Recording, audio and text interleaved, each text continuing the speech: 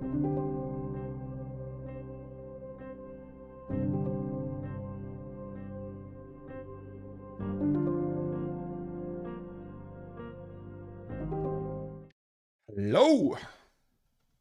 Good morning, guys. Hello, hello, hello. Sorry for the delay. I was just making coffee. Good morning, good morning. So, how have you been? Cheers, by the way.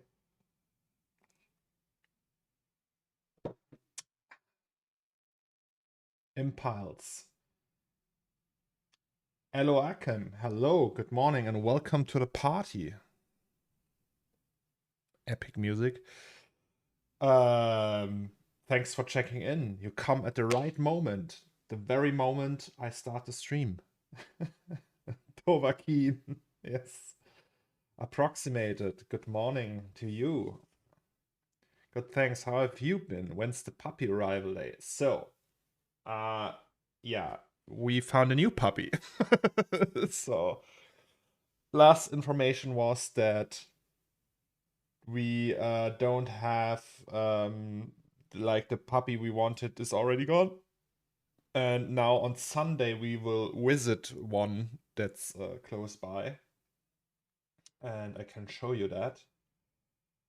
It's very cute. Just give me a second.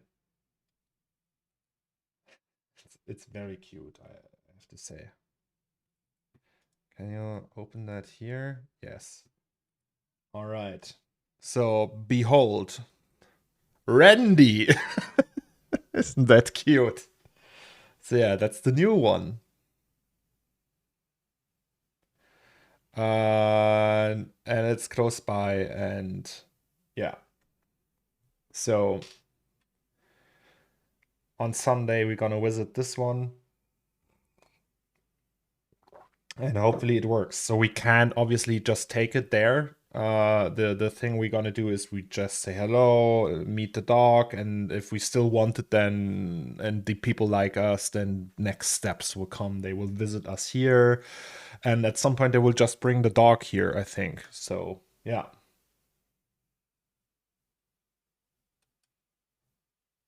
That's gonna be epic. Yes. Randy. We like the wife and I already say Randy, Randy every day, all day long. It started yesterday. But yeah, that would be cool. It's a little duck sound mix. You know, duck sounds, noodles, dog noodles. You can call him Lord. Yeah, I told that the wife that is the South Park character. And she was like, I never watched South Park, so.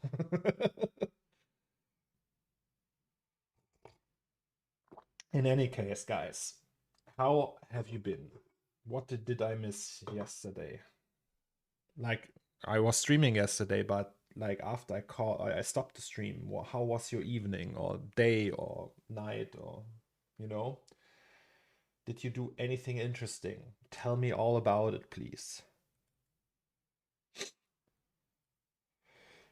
Oh,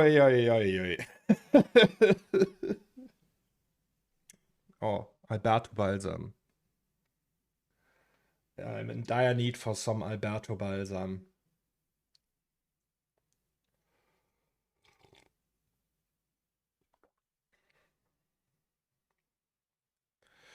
By the way, I uploaded something to Render Token yesterday.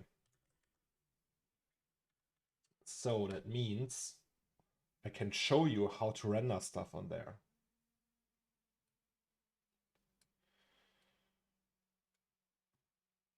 I had an Andor watch party. We watched the first 4 episodes. It was great. So you spent 4 hours on that. I still haven't watched it. There's so many things I need to watch still. Also want to watch Obi-Wan. Even though it's apparently not good, but still. Yes, too much. I watched a movie though. So I started watching the movie yesterday. and then I watched it again today. Like not completely, but the first half yesterday and the second half today. Like no, the day before and yesterday I watched the second half. That's what I mean. And so I just finished it, and I watch it like when I'm about to go to bed, like from the couch, and just watching it. And it's called Spotlight. I don't know if you know that movie, Spotlight. It's very good, but it's about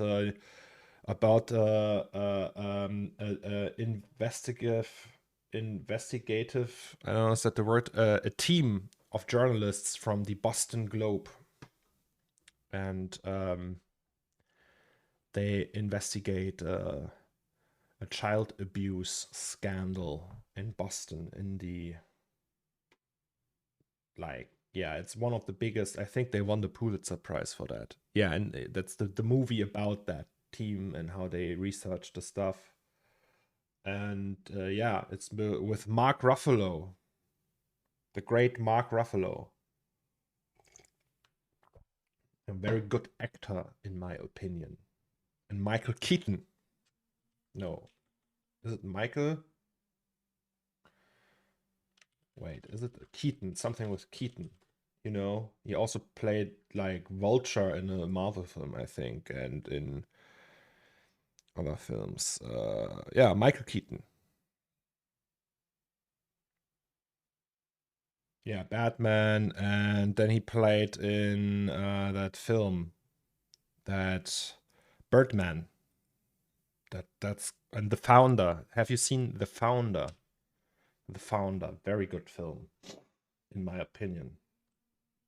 I love The Founder. It's about McDonald's and how McDonald's became the McDonald's we have today.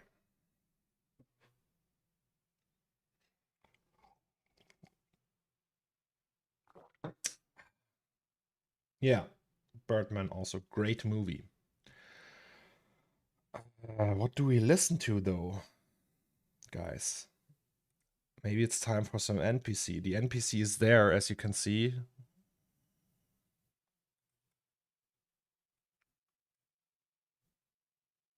That's so soothing. Yeah.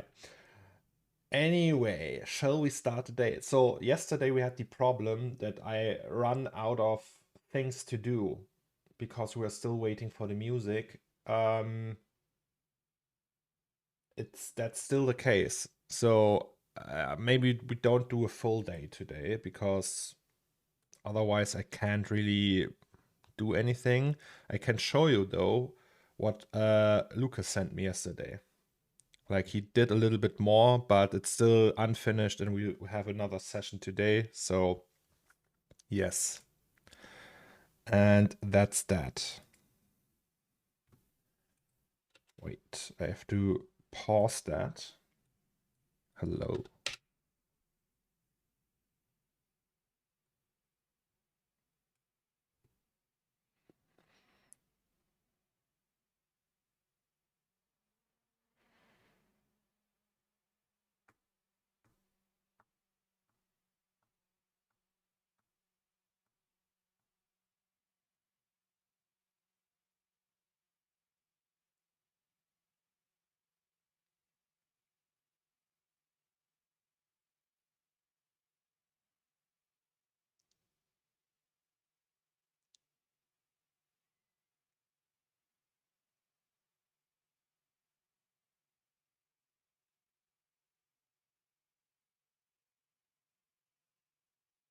Oh no, that's the old one actually.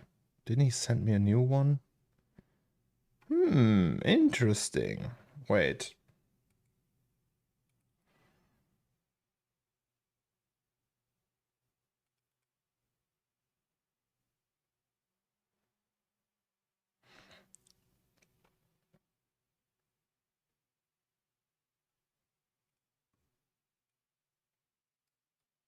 No, it's the same one, right?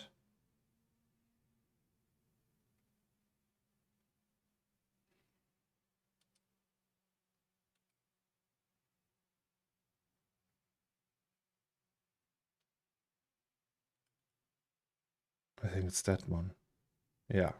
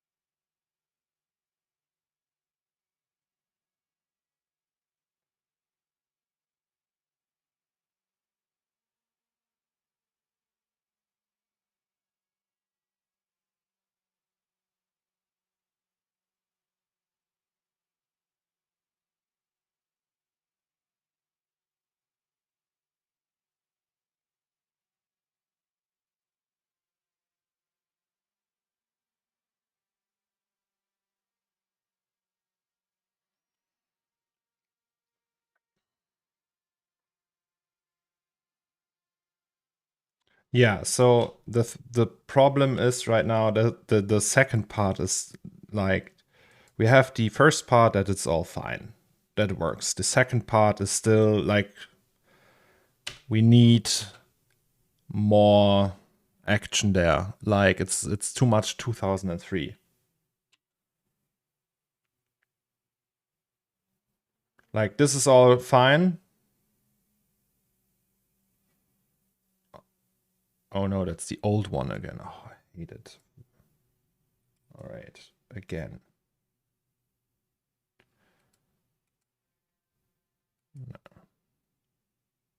This is nice. And then he tried to just make the music to my cuts, which isn't necessary. Like in the first part, maybe it is, but the second part is it's fine. Like I can shift things around still.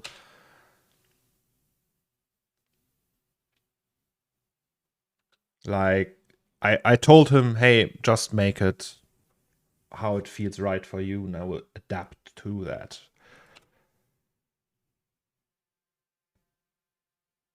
Yeah, and it sounds too much like 2003 at this point. So yeah, but as I said, it's a process. It will still change, and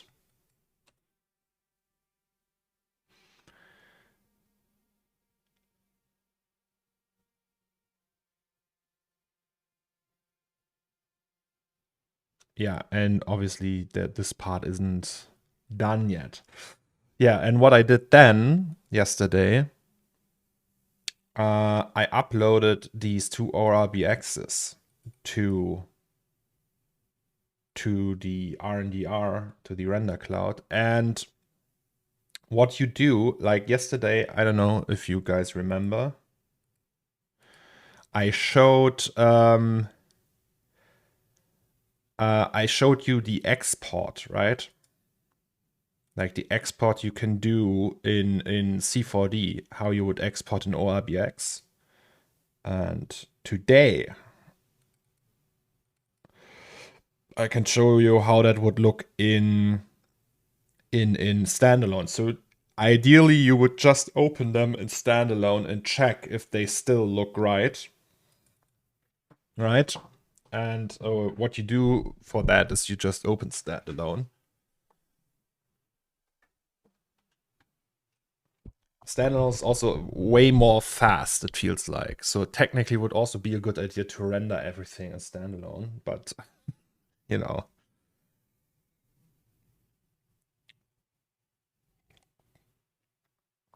And what you do here, you don't have to take care of any of that. You don't have to set things up. Just click on the render target and it will just start to render. There is no camera lock or anything. So it's just full size. And then you can like scroll around here or pan, but this is changing the camera. So you don't save that ORBX. You just check if everything looks all right. Which it does. Like you don't have any major defects here. And this means you can just upload your scene. Pretty much. Yes. So, and then you check the other one, and then you know, okay, they work. When they work in standalone, they usually also work in RNDR, and from there, so you just drag them in here, right? So you do this, and then it says uploading, and then it loads them, and then you have them in here, and then they process. Like there's like some back end stuff happening behind the scenes that they have to process these scenes, and what you can do from there is you just create a job. So if we want cam1, for example, press create a new job. Then you can change you select the render engine. Obviously right now it's just Octane. The engine version we want to use is, I think it's that one. Is it that one? Number of samples, render target. That's also fine. You want that resolution, all frames. And then you can say, yeah, that's the shutter time for the motion blur, and that's the passes we set up before. Then we have RTX on off. So pretty much all the presets are already set here. You can change them though. So you can just say, hey, instead of 7,000, I want 3,000, or I don't know. And then you go to the output selection, and then you define what kind of output you want. So you want 32-bit DWAB, Asus CG. Ideally, that's what we want. Then you have the scene name, render path name, frame number. I don't know, tone maps. I wouldn't say, I don't think that's necessary. I would just tell them that. And then you have to tell it how long it would render. Also, you can use your tier. Economy is cheaper, but slower. Priority is faster and more expensive, obviously. Also, like there's like several like specific scenes you can only render in priority. Wait, can we turn that down a little bit? Can we also listen to something else maybe? Sorry guys, it's just I know the music. All right, so if you have like a scene that's 12 gigs that uses 12 gigs of VRAM, you can only use priority for these, I think. Yeah, so you have to manually review the frames. That means it won't pre-approve frames, because when one frame fails and there's like an error in it, you can say no, not taking this one, and then you can re-render it. And yeah, then you can choose render credits or tokens. We choose the tokens. And yeah, required VRAM, that we have to check now. So I will just go into, which is cam1, right? And then we check how long it would render for one frame, because Octane needs that. They need that statistic. Like not Octane, Octane needs a statistic, so you have to say something in there, so put some value in there. What is this? New render? No, that's that scene, but on RNDR. So we don't render that locally because it's an animation.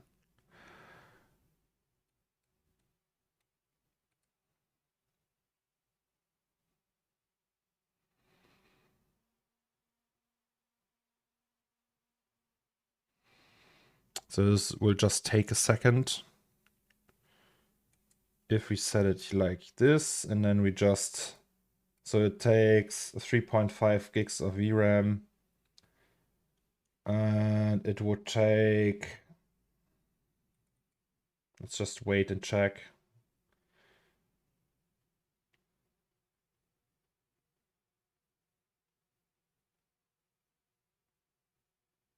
Doesn't he need the time to calculate the approximate cost of the render? Yes, that too. But it's just for you. Like, as long as you feed them enough tokens, it should be fine, right? So 11 minutes per frame, that would be. Let's say that, and it takes 3.5, so we just say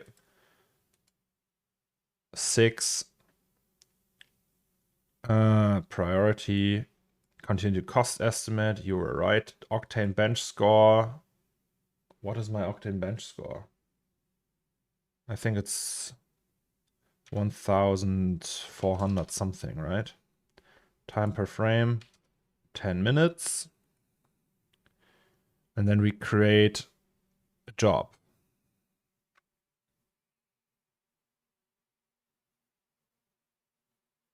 And then we'll just start rendering.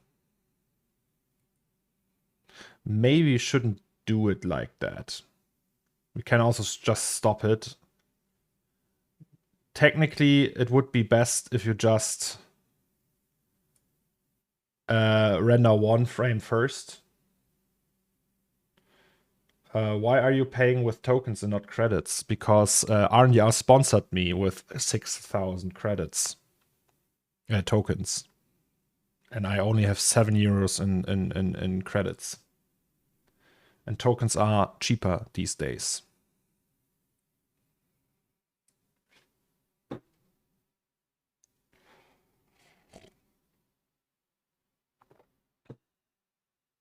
Yesterday I tested, like, the reason I'm hesitant and might stop that is because yesterday I was hesitant. I tried it with an older version of standalone. I had render errors, like not in here, but locally. And I think I chose the same version for that job now, but we will see. So once one frame is rendered, we will just check, and if there's like an error in there, we stop the job and resubmit the whole thing. Mohammed, hello, good morning to you. Also, Jax, hello from Germany. Greetings to Ukraine. Cheers. I hope you're safe and good. Okay, here you can see it already started to render. Right? Looks good. We have no render error here. And here you can pretty much see the progress. So all of these frames are already starting to render. All of them are loaded, so each of them have their node. And then we just wait until it's finished. This will probably like 10 minutes per frame for 100 frames. That would take all day here, or all night. More than 8 hours, I would say. And here it's blazingly fast, as you can see. So one frame already done.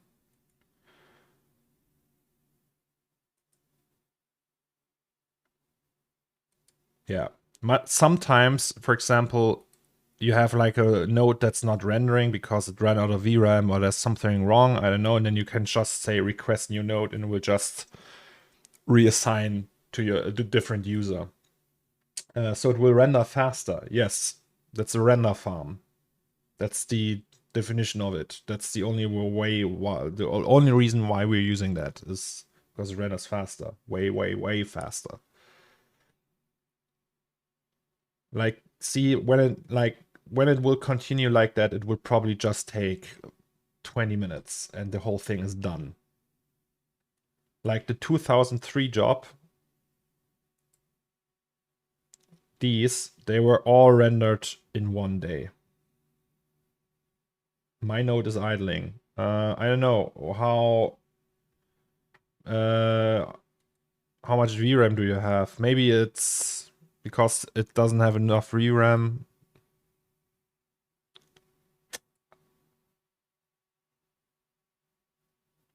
So you didn't get the job?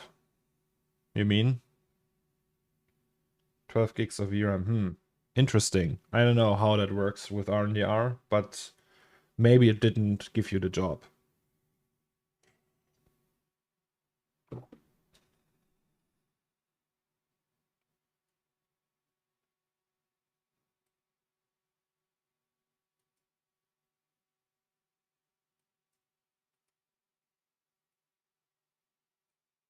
Oh, that's so cool though.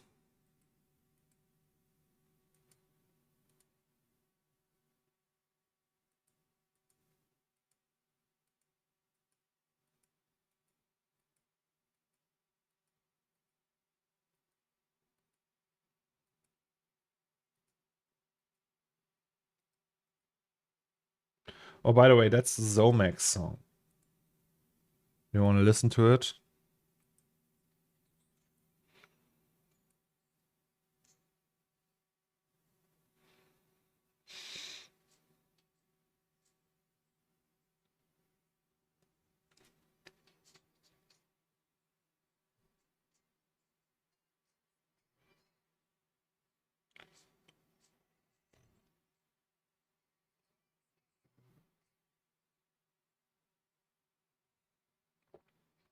Did you hear it? The kid talked about a special project called Zomax. Interesting, right?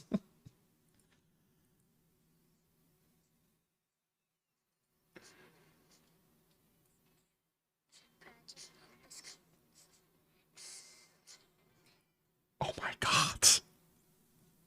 Ah! Yes. So, R&DR, blazingly fast. Look at that. Isn't that cool? So yeah, that would take all day on this PC. And I'm not rendering anything. So we can just start another job, for example. So we have this one too, create new job. And then we do the same thing here. Version checks out, render target, all checks out, show advanced options. Yes, yes, yes, RTX. Of course we want that. Then we add an EXR output, 32-bit, compression is DW8B. And we want Asus CG. And I think that's it, right? Continue network settings. Yes, sir. We want priority tokens, and I think it's the same amount of VRAM actually. So also we might need to. Oh, okay. It's rendering. So let's close this project and open the other one, just to be sure how long it actually renders per frame. I think it's even less this time. What's the conversion from tokens to dollar? I have no idea. But Omega Fox here in chat can tell you. All right, so it takes...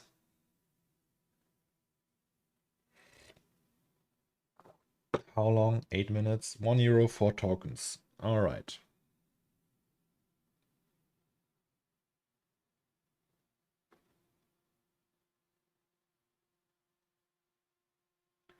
Four minutes per frame.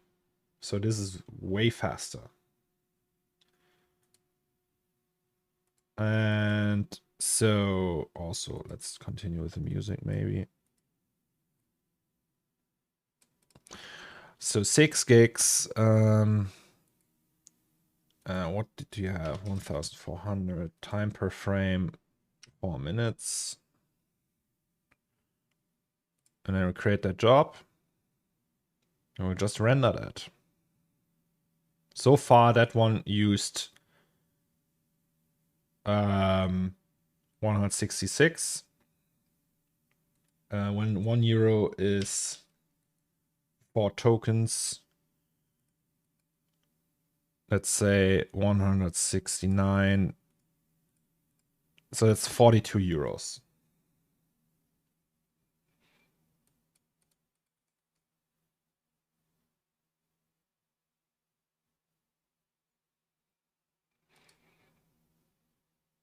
I mean, that's fairly cheap. And yeah, we are at 81%. So that whole thing took under 10 minutes to render. That's pretty competitive, I would say. See? Yeah. I save a lot. And yeah, when you render that, you guys, there's like people all over the world right now getting these frames. They automatically download them and render them, and they earn these tokens with that. Now I'm waiting to see if my R&DR node picks up your work. I mean, probably will, right? Mr. McDuffie.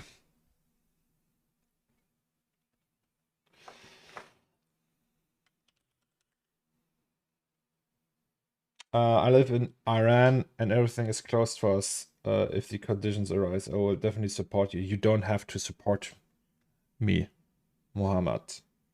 You being here is enough support. Hey, Cornelius, today is very beautiful for me. I left the job of Matrix as an employee. I want to see all your streams. This experience that you're sharing is very valuable. Thank you very much, Muhammad.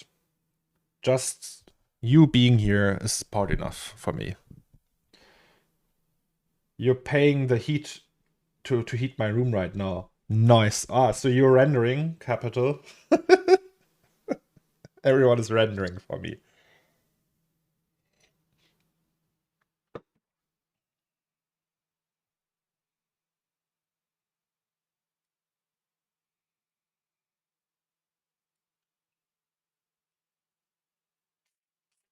Yeah. And the only thing, well, not the only thing, but the what is like a little bit of a struggle each time is downloading all of them, right? So you have like all these files, you need to download them, and you need like a download manager for that. And what actually helps, which is weird because it's not used for that generally, but you know the software called JDownloader, which is just it's basically a tool to download pre-packed one-click hoster files. So if you have like a movie and it's split in 50 parts, and you can just download that with that, and it will just unpack everything. And it's yeah, that's it's meant for piracy. Like that's why it's there. That was developed for that, but you can actually download YouTube videos with that too, and many more.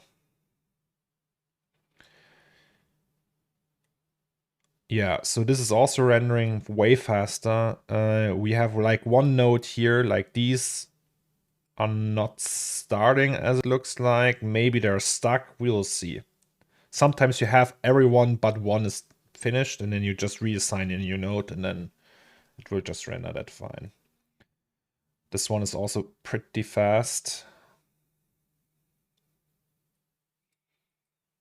I mean, look at it.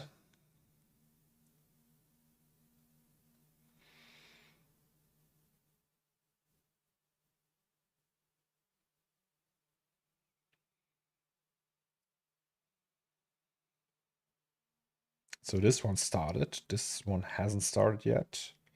So sometimes you have like super slow nodes in between.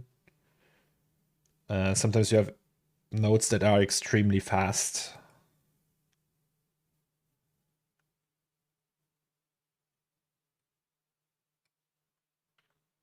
I use JDownloader as a YouTube video downloader. Works like a charm. Yeah, me too. I downloaded the archive of my VODs so far with JDownloader, because when you download from YouTube directly, even though it's my account, it just will download a lower res version of the actual video I uploaded, not the original version resolution. And if I use JDownloader, it actually downloads the actual resolution, which is weird.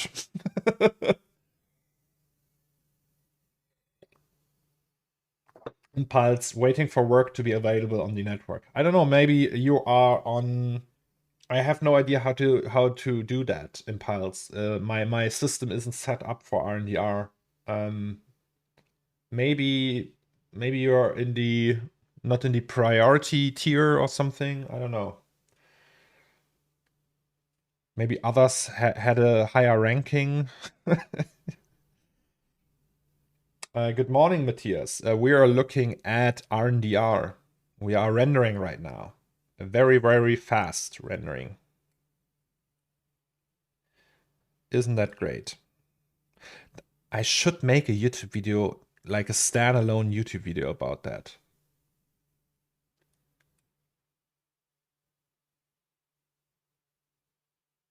like showing that whole process. So like, because it will pretty much go under in the stream.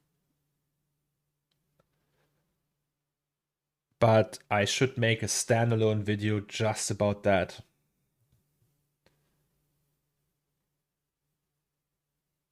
Tutorial on how to use RDR in chapters. Yeah, maybe that's that's a wise thing to do. Maybe I should do that.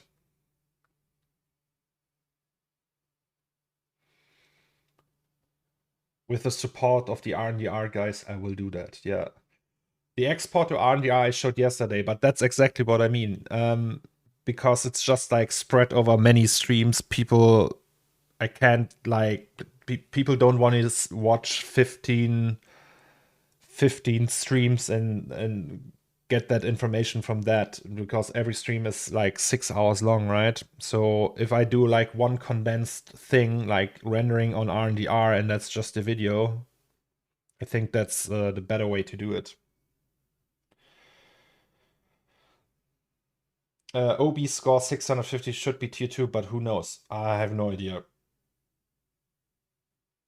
I was hoping RDR would support Redshift this year. Any update from them on that? So far as I talk to the people who work on RDR, it's in the works.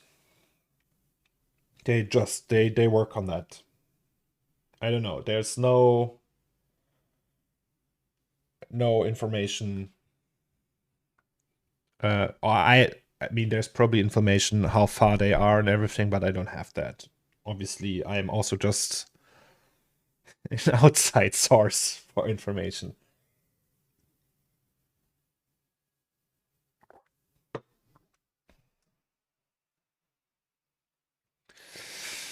Alrighty.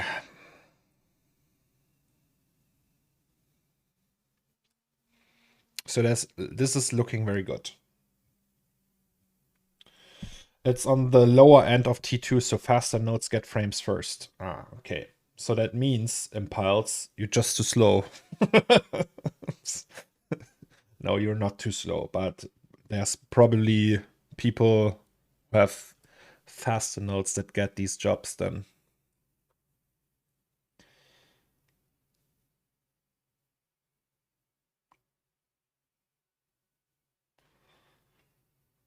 I think also these nodes, they are already assigned, like these frames are already assigned to a node. It's just like this one is processing. Maybe the person is working on that right now, like using the node to work on that, but I have no idea.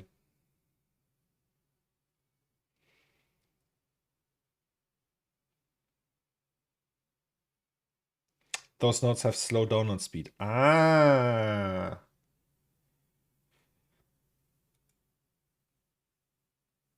Yeah, status downloading. I see.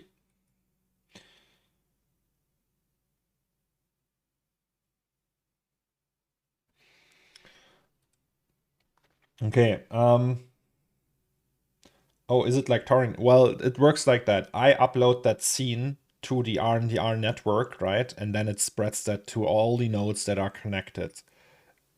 It's not really peer-to-peer, because that would mean that the nodes itself will upload them to the network themselves and spread them. So it's a network to peer, really, and not peer-to-peer. Those nodes are around 90% downloaded. All right. Sometimes my nodes show 400 plus Mbits download, and sometimes only 1 to 5 Mbits. No idea why.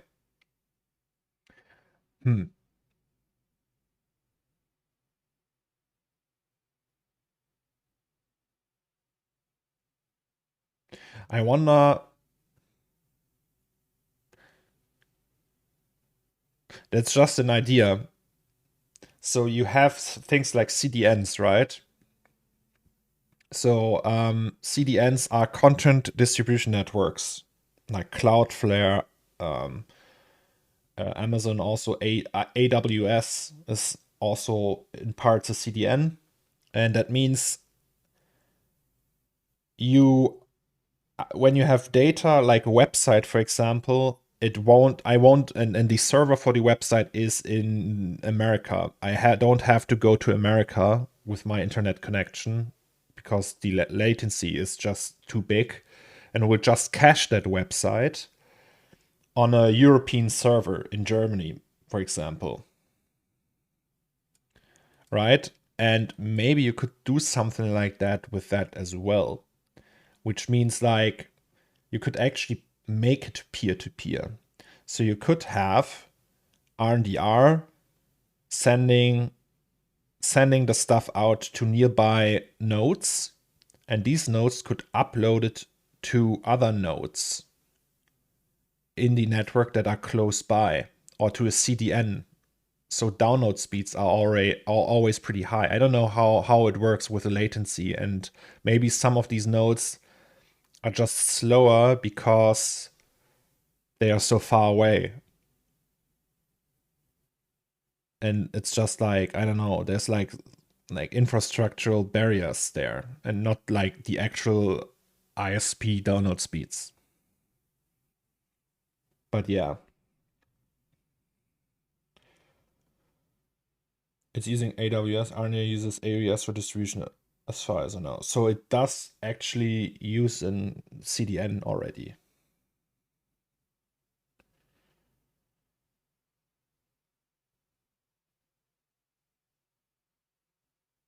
Yeah, I know that AWS is a CDN, but I wonder how they actually do it. If it's really like that, so you have like one node in Germany and will just send the data from one AWS location and cache it all over the globe, and then because they have like they're connected to the main hubs pretty much, right? So they're not using like the peasant internet connections, and so that means it's like when you Twitch sends video data to YouTube, it's just faster, right? Maybe they do it like that. Most data sent from AWS Virginia servers, as I can see. What's up, Suraj? Oh, the two nodes finally rendering. Yes, so I think we are done with this one. This one is almost done. So this is actually turned out faster.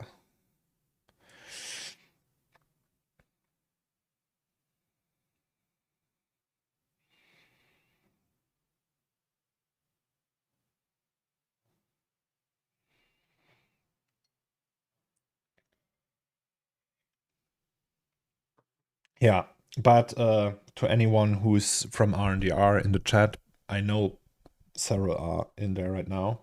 I will do that that standalone R&DR tutorial. I think that's a cool thing.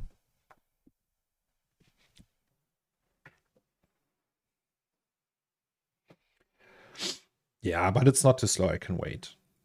Or is it? Shall I do that? Request new node. The poor person. They just want their piece from the cake. Shall I? They don't have the fastest PC, and I just take it away from them. Isn't that mean?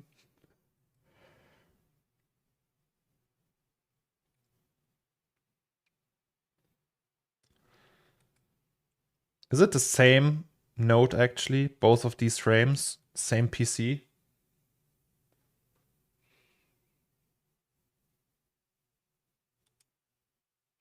Okay, let's do it.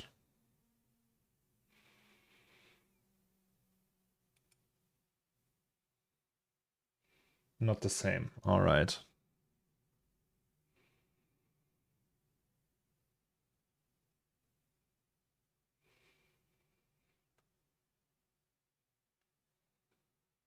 So this one is a new one.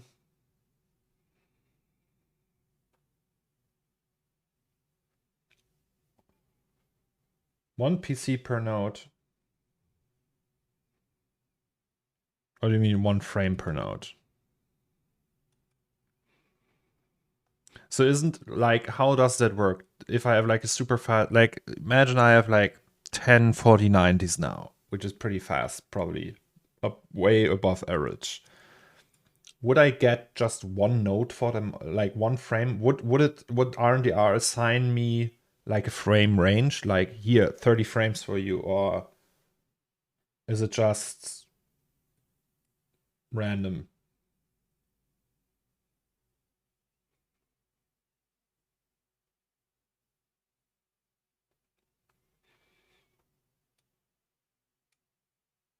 Oh, it already started. All right, this one is done.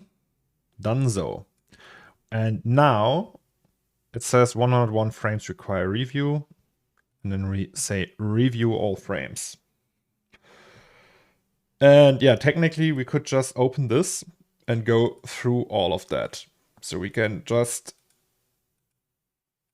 go through all the frames to see if there's something bad. Sometimes I'm lazy and don't do that and see, okay, the first 10 frames are working. I will just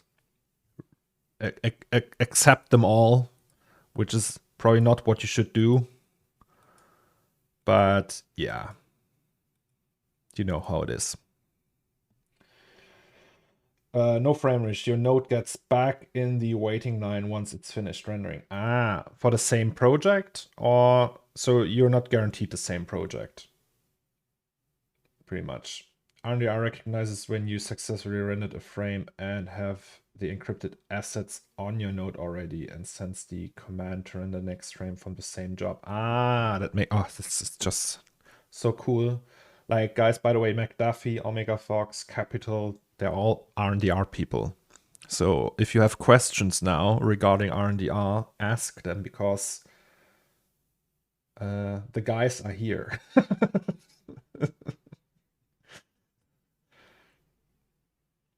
I don't know, is SIP are you also RNDR?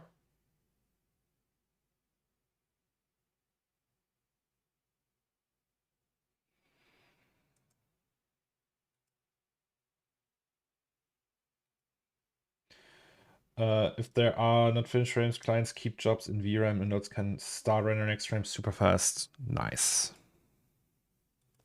Yeah, but as you can see, this one, let's just say, hey, select all frames, right?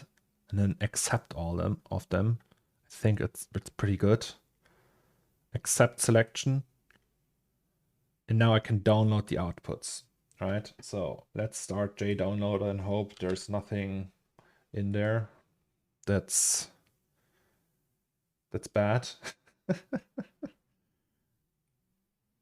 So my question to RNDR folks is, why am I not getting jobs 6 frames for the past 7 days? Okay. No idea. What's that? Planet Zomax.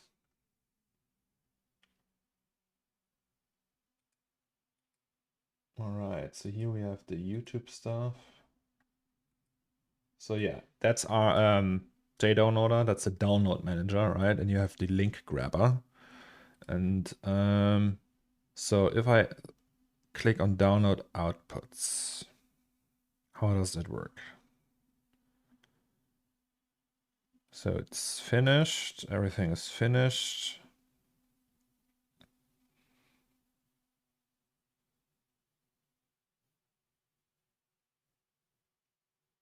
Download select configuration. Ah, copy links to clipboard. And then it has that link grabber. And I paste it here, and then we'll just search in the clipboard thing for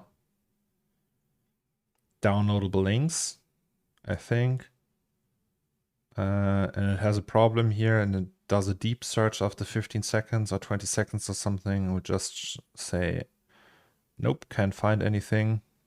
But then you say, hey, please look again. And then it will find something. I don't know what that is though. Hoster. Ah, yeah. Couldn't find any links. Would you like to perform a deep link analysis? Yes, and then it will find a lot of links.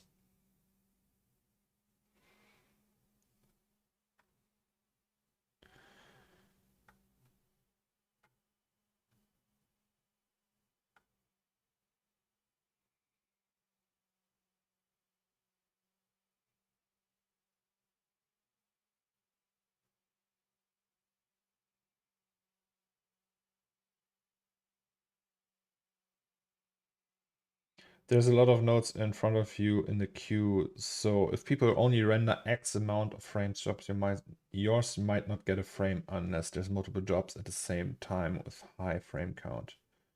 Good old JDownloader, yes. The good old days.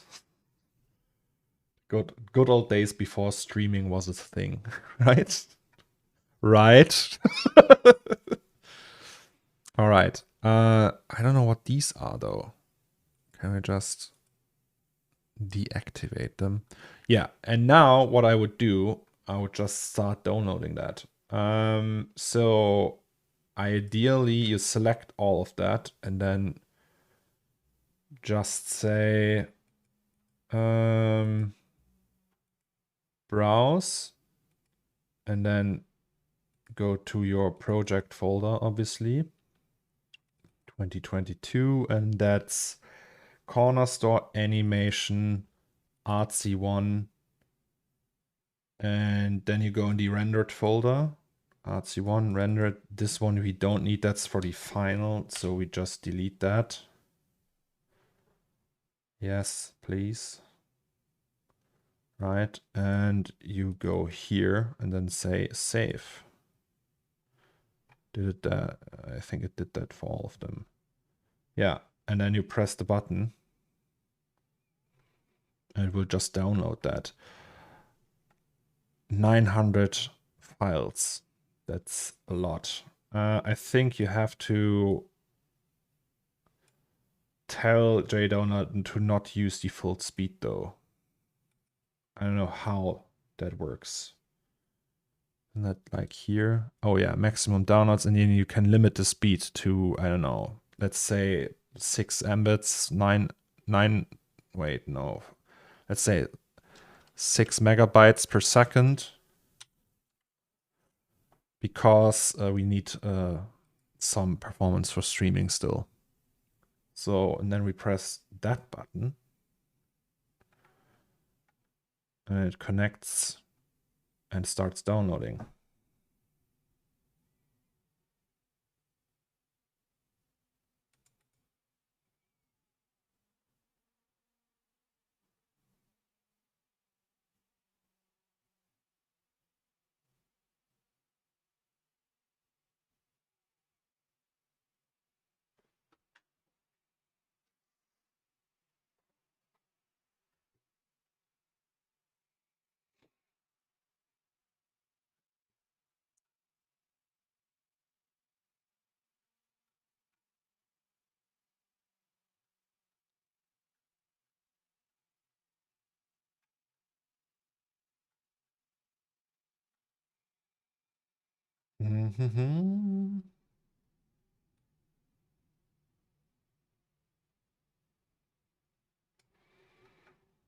Yes.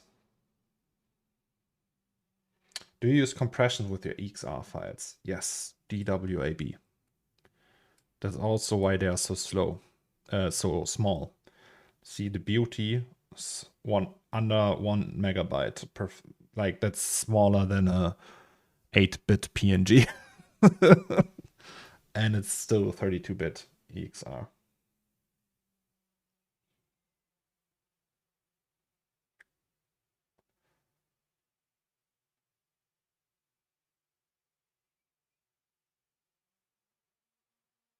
You mean for my private Sicherungskopie? Yes. Exactly.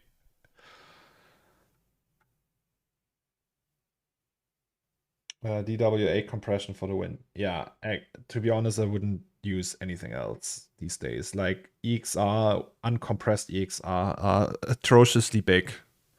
And it's, if you don't do any extremely crazy things with your with like if you render something and you realize, oh, I actually wanted 7 f-stops below what I actually did. Oopsie. Then you probably wouldn't need that. I think you can even do that with DWAB. So yeah.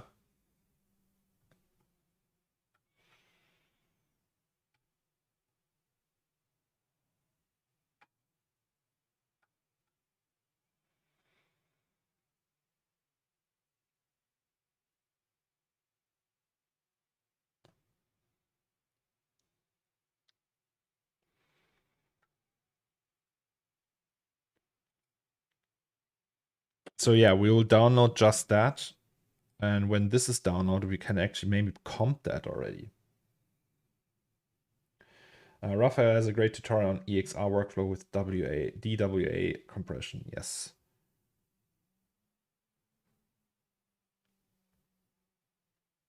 I also learned that from Raphael because before I used DWAB, Jesus, I used PITS-based wavelet, which is also cool, but it's way bigger. And remember when I told Ash about DWAB, and before that he used uncompressed EXRs, and he was like, it takes so much space. I have like 8 terabyte drive that's full with just rendered animations. Like, yeah, should maybe look into compressions.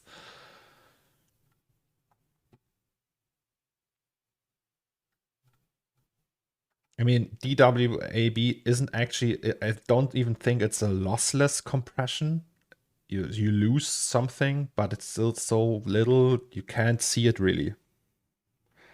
Never had the thing where I saw it and in the end you will upload it to YouTube anyway, right? Like the files I have on PC usually are like the output I have is a ProRes something or an MP4 just for YouTube.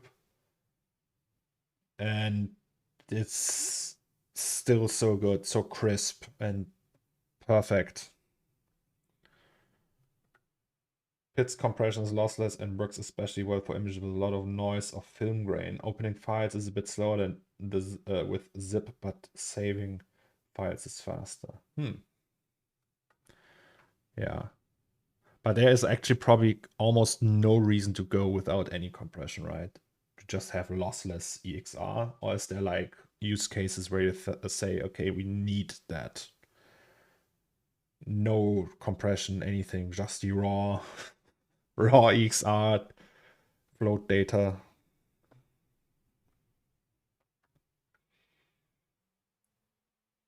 %70.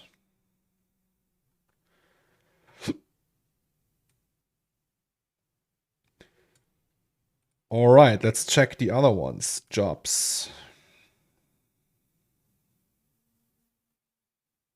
I made some comparisons, and for me, it's perceptually indistinguishable. Yeah, I thought so. Okay, so this one is also done.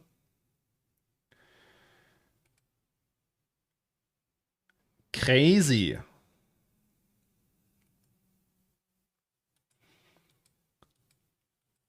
Look at that. So yeah, we have to review these.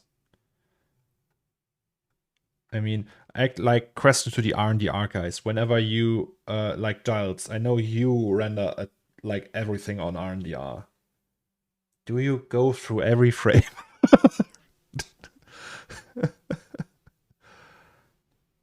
That's the frame I rendered. All right. You're welcome. On R&DR and compressions. Linear EXR workflows and recommended DWA compression. Ooh, yeah, guys. So please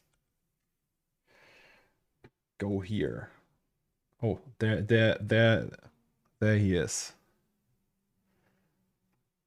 Mr. Raphael. I just pay for re-renders. Yeah. I mean, that wasn't too expensive, right? and we are doing it for the education right now. So let's just accept the selection. And then, okay. Oh, it's almost done. Donezo. Obviously, I did a mistake. Oh no, actually I didn't.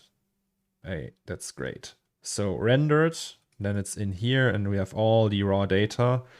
That doesn't matter though, because since it's a sequence, we actually have just the passes as a render sequence, and it Fusion or whatever we use will just see it like that. So once this is done, which is now, we can just say that's cam02, right? Cam02, yes. So we just rename this one. Oops. Rename cam02. And then we have the link grabber again. Download outputs. And we do the same thing again. Copy links to clipboard. Paste them here, and then it will just be like, I don't know what to do. And then we do the deep search and it works again.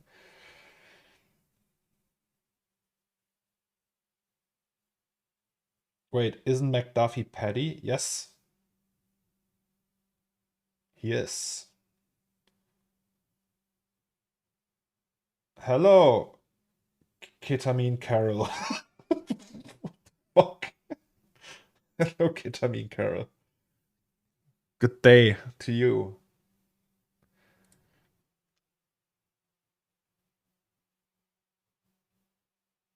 Oh, some FX twin for you guys.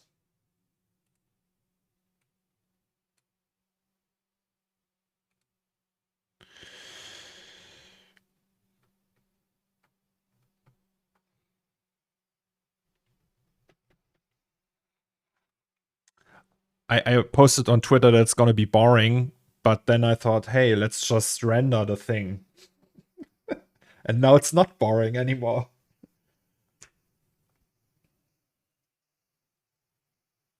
All right, I need to go to the toilet real quick. Be right back. And in the meantime, we can just wait for that.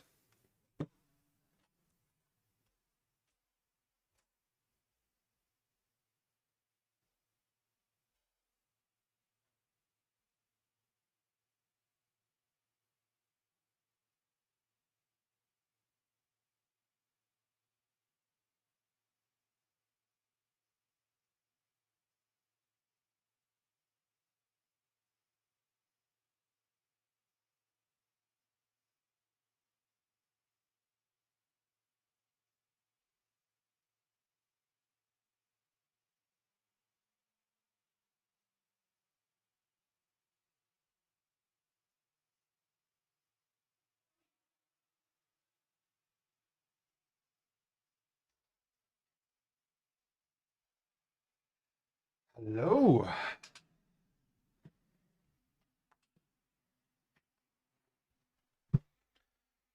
Oh, we are ready. So where do we save that actually? Various files rendered. Perfect. So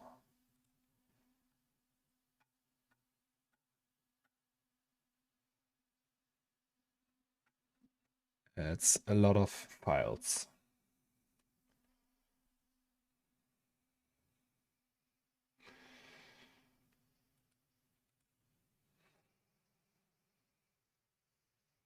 Oh, thank you so much for your 4 months, Ivan. Appreciate it. Much love. Best part of the song.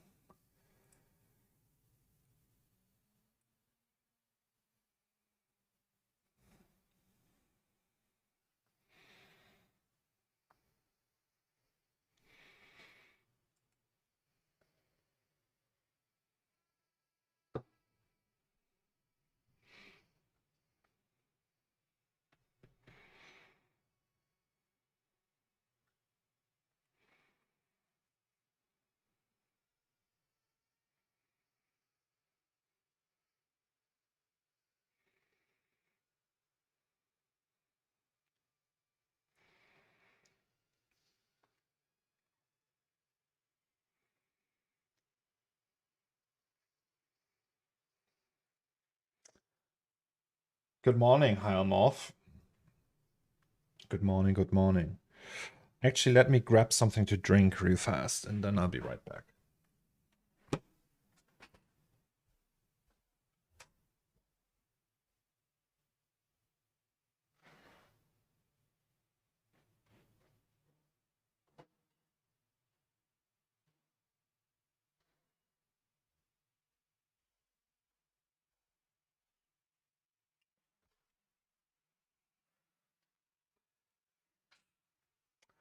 By the way, highly recommend the tool bulk rename utility if you frequently need to rename tons of files. I haven't, well, I haven't been in the need for that, but I will keep that in mind. That's actually good to know.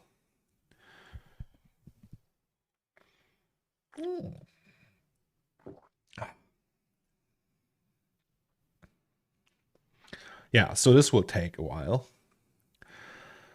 but not too long. For bulk renaming, I always use Total Commander, best little helper tool out there. Doesn't Twitch care about music and copyright claims? Yeah, it does, but the sound, like the soundtrack, isn't for the VOD. So all what you hear right now, except my voice, won't be available in the VOD. So it's just the live thing. Oh, lawn. Let's get some lawn going.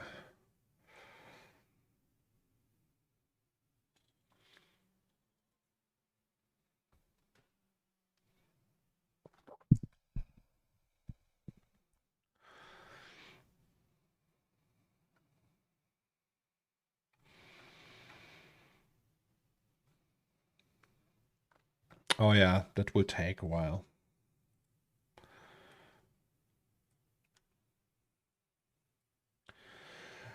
So, any one of you guys want to share something while we wait for the download? Shall we try to comp all of that then? I mean, we can, right? We could also, like, there's some other things I actually need to do. I also had in mind for today. Like, so in the beginning tracks,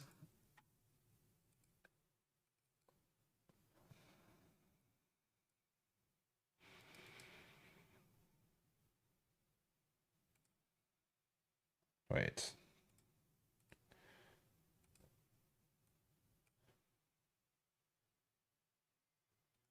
Can you guys hear any sound? I hope. Should be.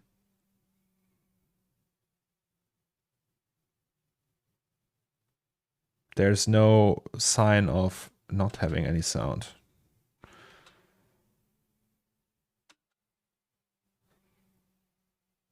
So in these tracks, it would be cool to have the camera shake a little bit. Right? So we have like a little bit like, you know. So I might just try that. Hey Zomers, did you watch this? Let's see. What's that? No, I haven't watched it yet. What is that?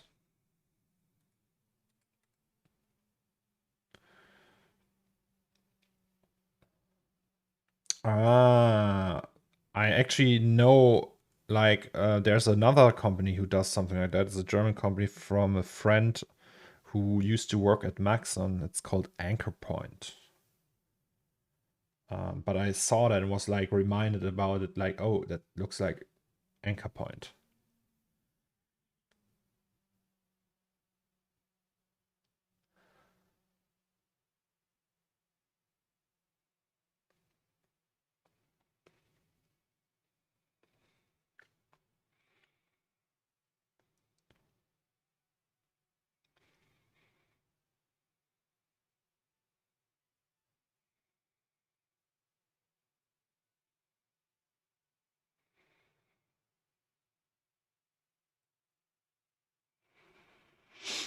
Yeah.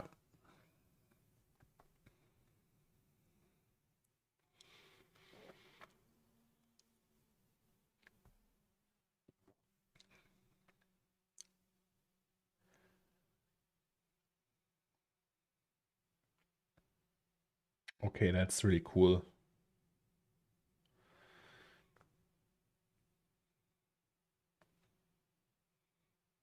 Can it do Asus?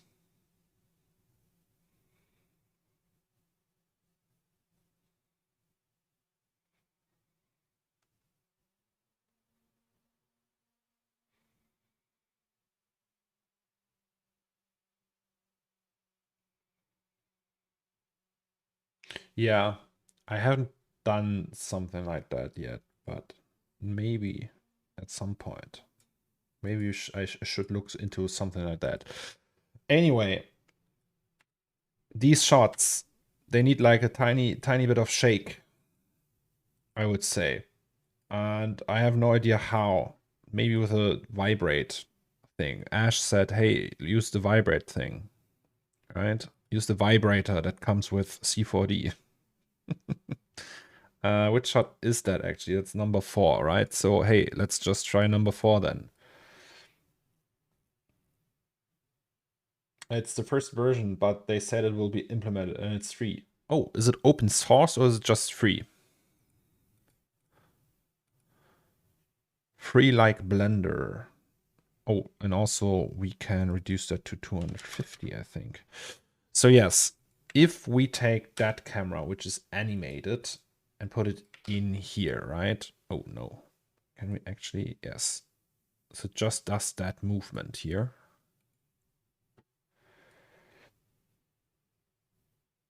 I wonder, can you just put a vibrate tag on there, or is that like not good? Like, what is it? What parameters are actually like the position and rotation? Okay, so everything the vibrate tag would do is essentially animate. Enable position. Okay, let's say we want, I don't know, camera shake 1 centimeter. I can't really see that. You can use a motion camera. Yes. Motion camera. Oh, all right. It already. Wait, what?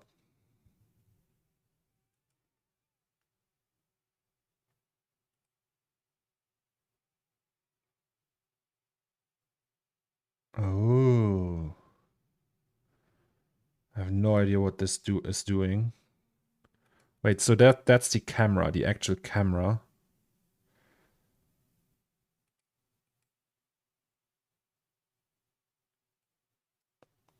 Can we copy all of that? Like the whole, all the tracks?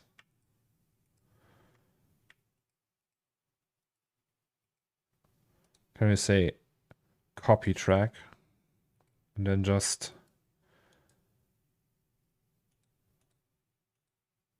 paste track? Yes, we can.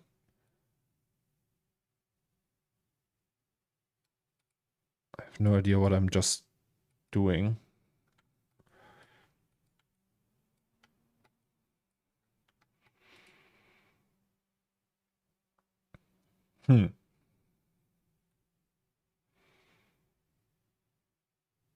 That doesn't seem right.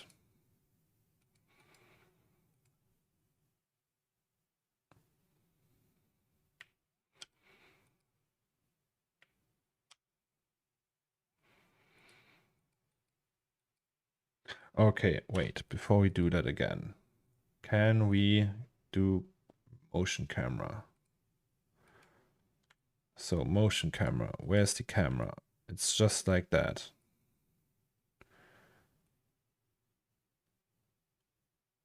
Also this one can fuck off. I don't get it.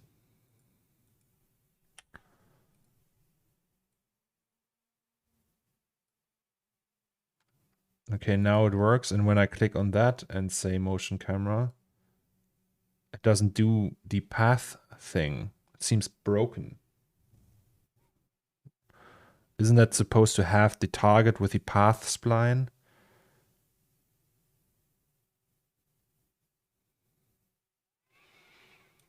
Also, what's that?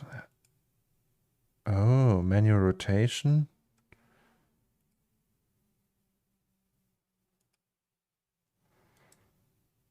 Splines, targets, motion.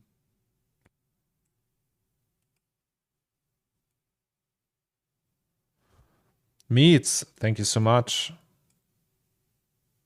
Oh, look at that. Good morning. Okay, so it does not need that part. We can just say, is there like a reference camera? Yeah. Oh, Jesus, that's so cool though. So it would just say, we call that base, right? And then we just use, like that's the animated camera that just linked to that. And that's the motion camera.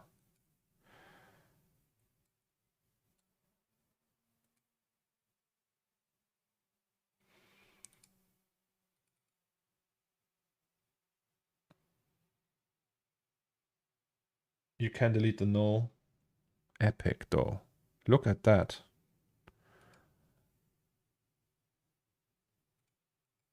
So this one, we can reduce that, and we can just say motion, footsteps, head rotation, camera position.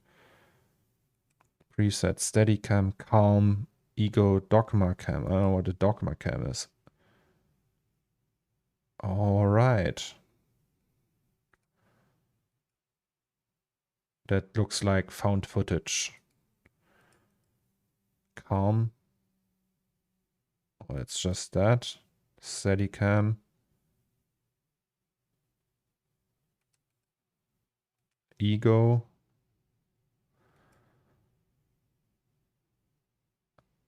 Custom. Okay. I mean, technically,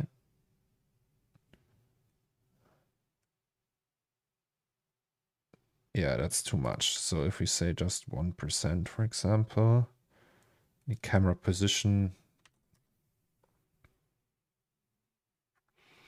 Yeah, okay.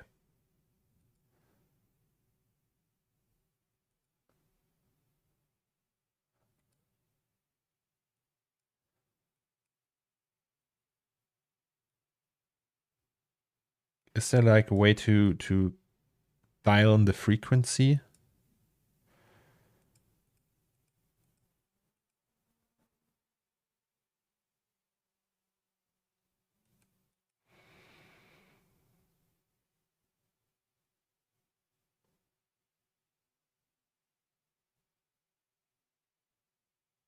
Hmm.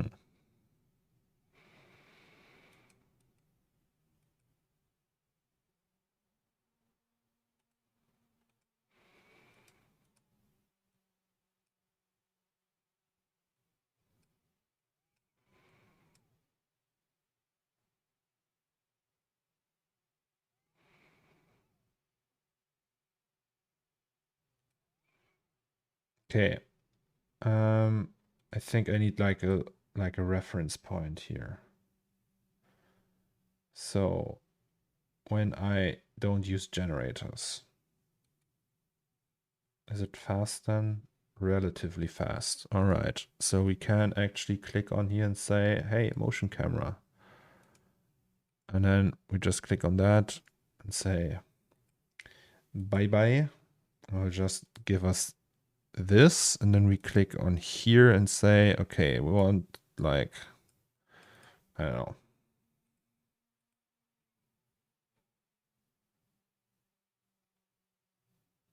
Funny. Okay. Too strong though.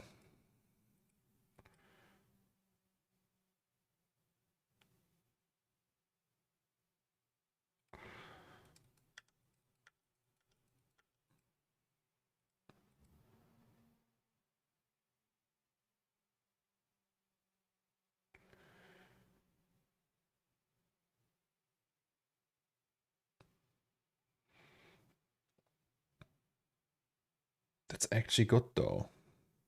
I don't know if I can see it or not. Is it still downloading? Yes, it is. Earthquake in Delphi.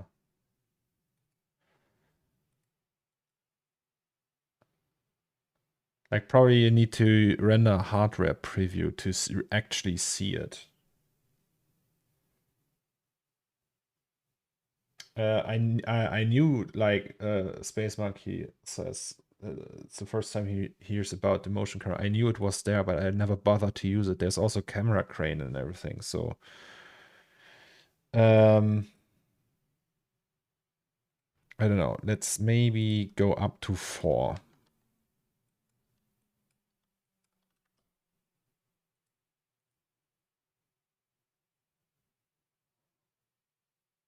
Maybe it's actually looking super cool.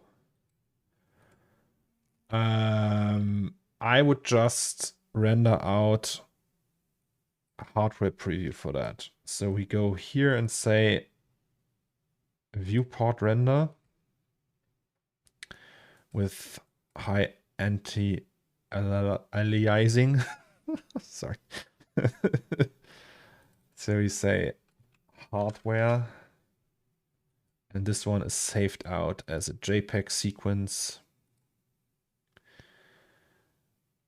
And then we go camera 4, right? And then that's the renderings, hardware renderings, 6088 AD, camera 4, 002. What was the first one? That's that one.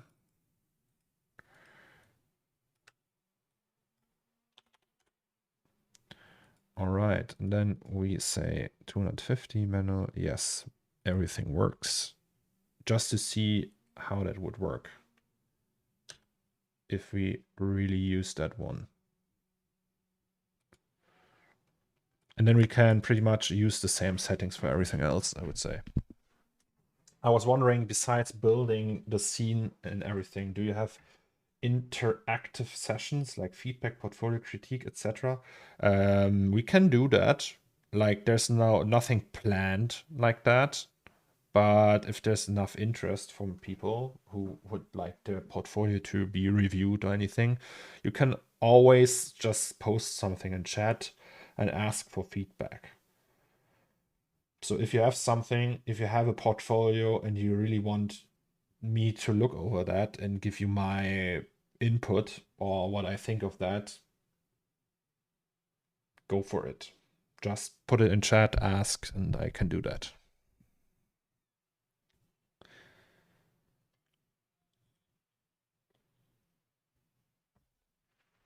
You just need 100,000 channel points. Nah.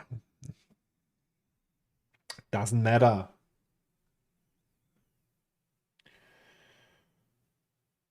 Actually, I see they are floating in the air.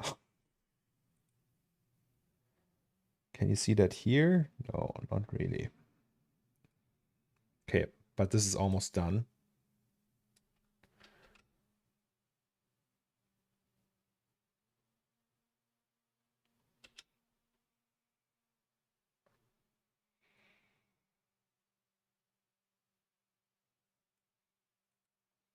I'm still like, you remember this one, right? The Warren Edges plugin. You can do that these days with booleans and remesh and stuff like that, but like a Warren Edges plugin that worked like that still isn't there. It's sad. Somebody should do that. I would love to, but really don't want to distract, derail, or like advertise my Insta art session. You like, I still have, I can decide that for myself. If I don't have like, if I don't feel like doing that right now, I wouldn't do it. So if you have anything, just send it over. Don't you worry. Also, it's snowing. I have to write the wife. Also, wait, is there something going on in the RDR group?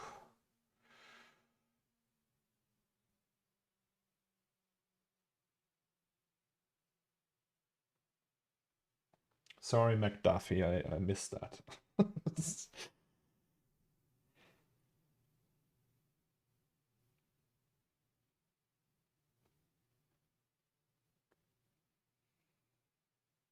Oops.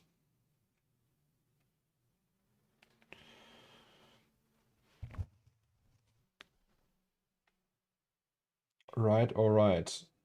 What? All right, so now we have the shot with shaky hands. And I think if we go to Resolve, DaVinci Resolve, we can just... where can I find this plugin? This Worn Edge plugin? Nowhere. That's the thing. It's not there anymore. It's too old. It was made when C49 was a thing. It really bums me out.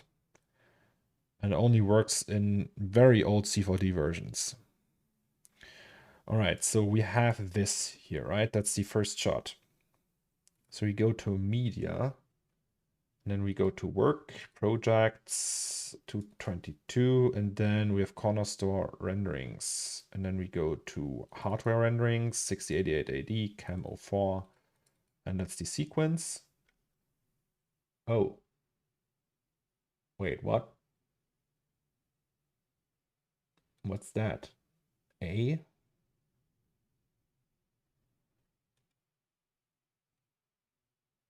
I see. Okay, you can see the shaky cam. Do you actually see it?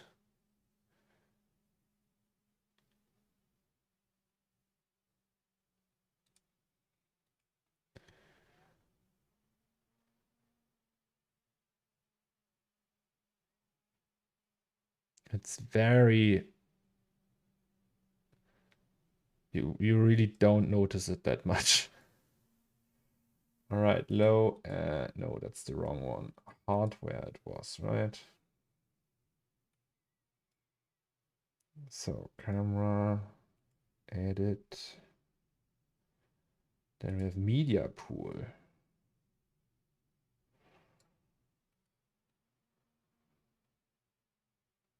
Right, so media pool.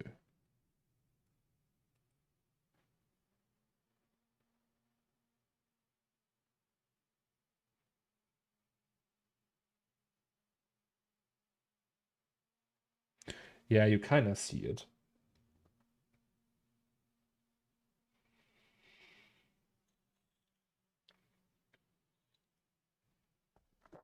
Heilmorph. Okay, Heilmorph sends over his ArtStation and Instagram. I'm saying it again. Gorilla Cam from Grayscale is decent. I haven't tried that. So, Heilmorph, I hope I pronounced it right, from London. Well, you have a big body of work. That's more pieces I have. So, which that's already a good sign, I guess. Yeah, so what do you want me to check out or talk about? What do you need from me? Do you just want feedback? Just share it so we can have a look. Please be gentle, please. I'm always gentle. I know 3D is a lot of work and there are people who are not in there for decades and also don't want to work crazy hours, and that's fine. So I won't be mean or anything. Unless you ask me to be mean. So I like that, for example. I like me some good old train. That's a train, right? Yellow submarine. Yeah, okay, but it looks like a train. Just like what you think, what you don't like, what you do, etc. So yeah, I like that. I think the chromatic aberration is too strong. Way too strong. Yeah. Many artists tend to overdo it with the chromatic aberration. It's cool if it's there, but it's too strong. The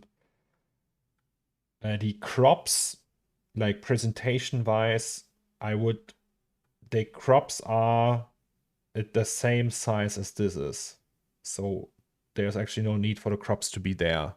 right? So you have, that's the full piece, and then you have these, and they are exactly the same resolution, so you can't zoom in when you use these, which is sad because that would be actually cool to go closer and see all these details and everything. And it's just like a cut version of that piece. Yeah. Oh, that's a different one. Yeah, so I wouldn't do it like that. So I would only use these if I'm able to zoom in and see more, right? Otherwise, it's cool. I like it. I like is that a volume? Did you render a real volume, or is it a post, like the smoke and the haze in the air? This almost looks like there's like some compression artifacts, but it's fine. It's probably also ArtStation doing that, right? Yes. Wait, let's check the overall profile and pick a few that we can like look at. Wait. Maybe this one, like some Caspar David Friedrich vibes. This one maybe, and this one. Oh, this one. What else? So yeah, okay, so this has like these Ready Player One vibes, a little bit like township kind of architecture, right? So you have like the containers that make like a whole thing. I like the pipes, obviously, because pipes are the best. The water material is also cool.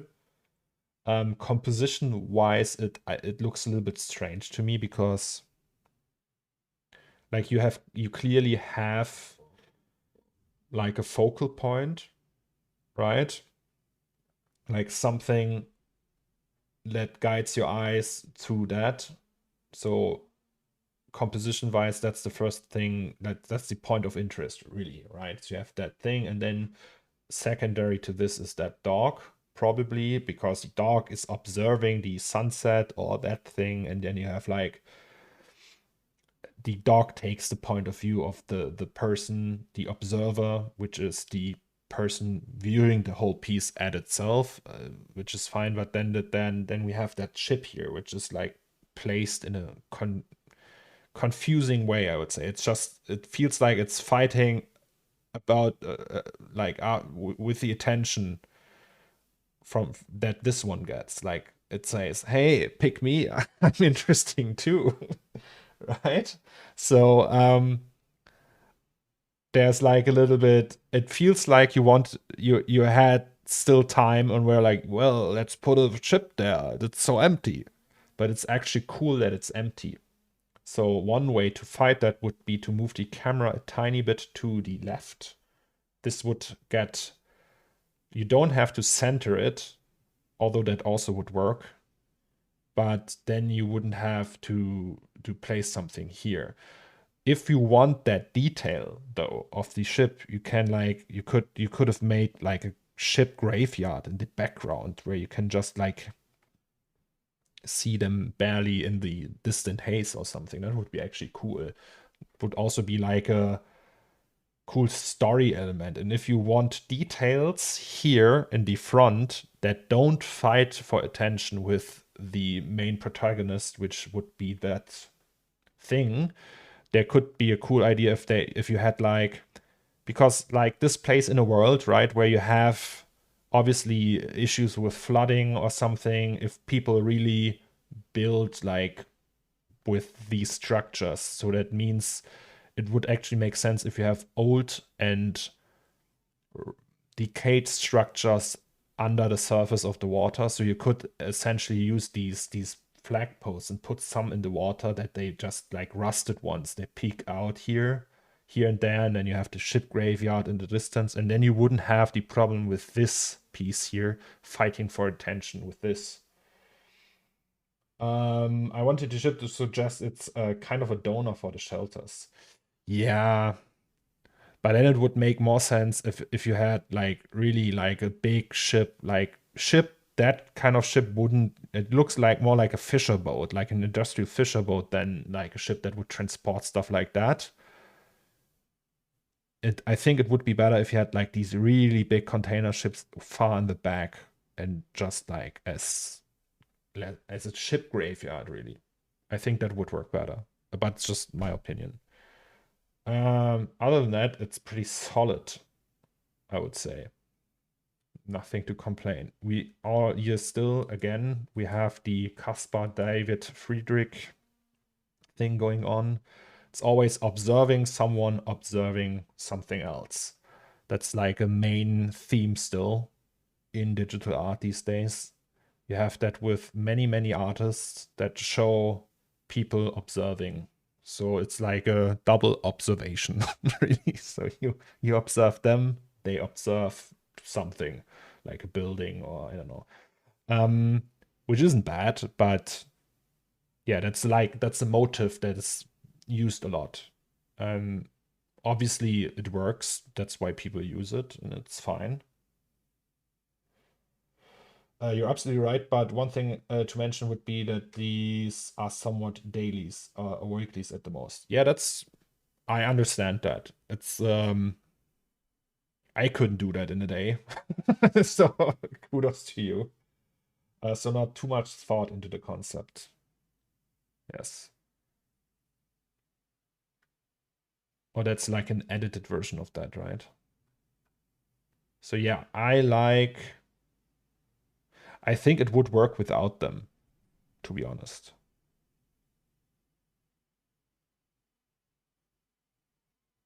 But no idea.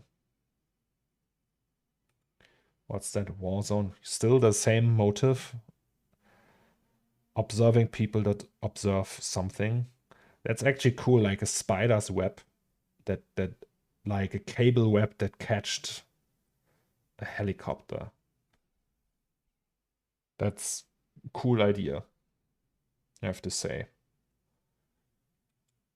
This is a dam that reminds me a little bit of the Marek Denko piece. Like he had Return to Prime Even or something like that. Marek Denko. He had that piece that I don't even know if it works with Return to Prime Even. Yeah. Oh man, I have a great brain, right? It's not like they don't have a dam here or anything, but they have that. Wait, where was it? They have these hills on the side, right? And in the middle you have, I don't know, something. And it's like loosely right? Loosely there.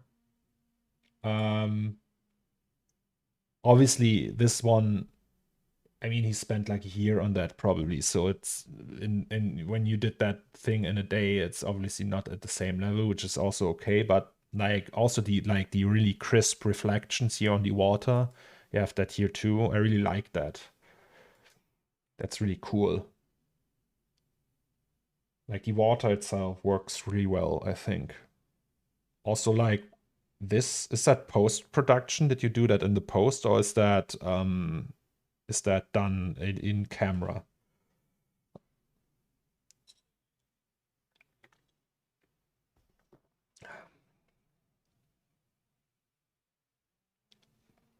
Also like these guy with the birds. I think you use these birds here too, right? These work really well. I really like them.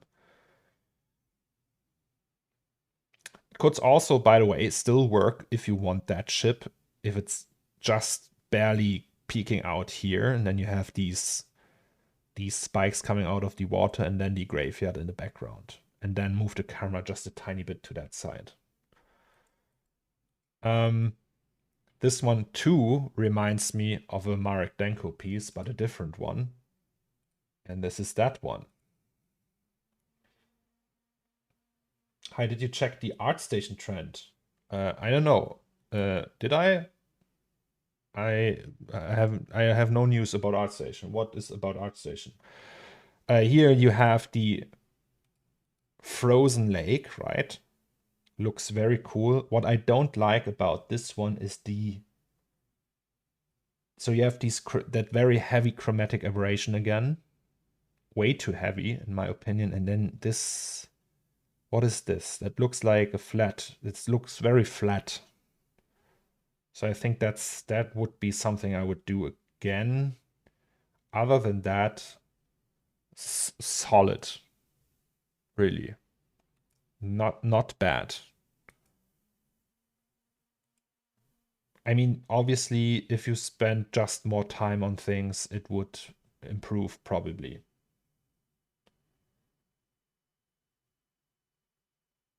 Sorry, the window got fucked. All good. Yeah, so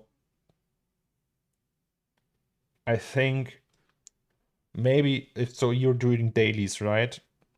There's nothing bad with dailies. I would just try to mix it up every once in a while. So if you're doing dailies and weeklies, maybe do one monthly sometime at some point, or try to.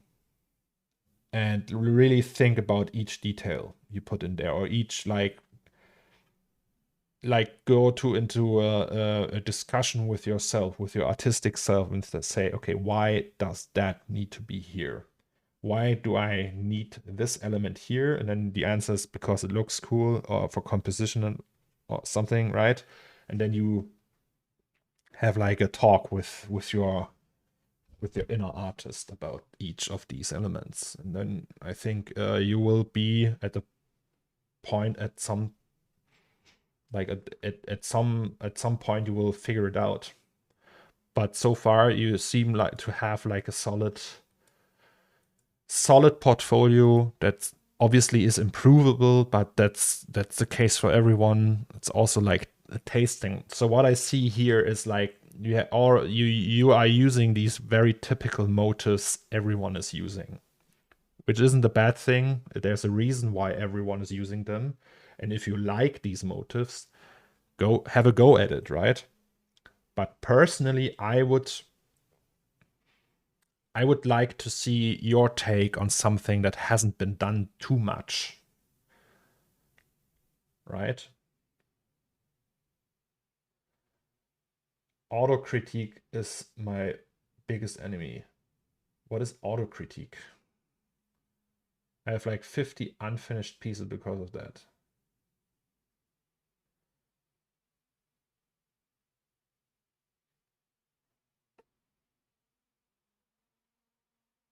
It's too cliche, I get it. No, it's not cliche, really. It's just concepts that have been, that obviously work. I mean, there's a reason why everyone is using these figures, right? So you have fuck render, you have beeple, you have like beeple started it, I think, then you have fuck render, then even Stutzor, you know? Even he's using that on a very high level though. Like, and you have the same motive all over and over again. Like you have an abandoned car in the forest. You have these shipyard kind of houses. You have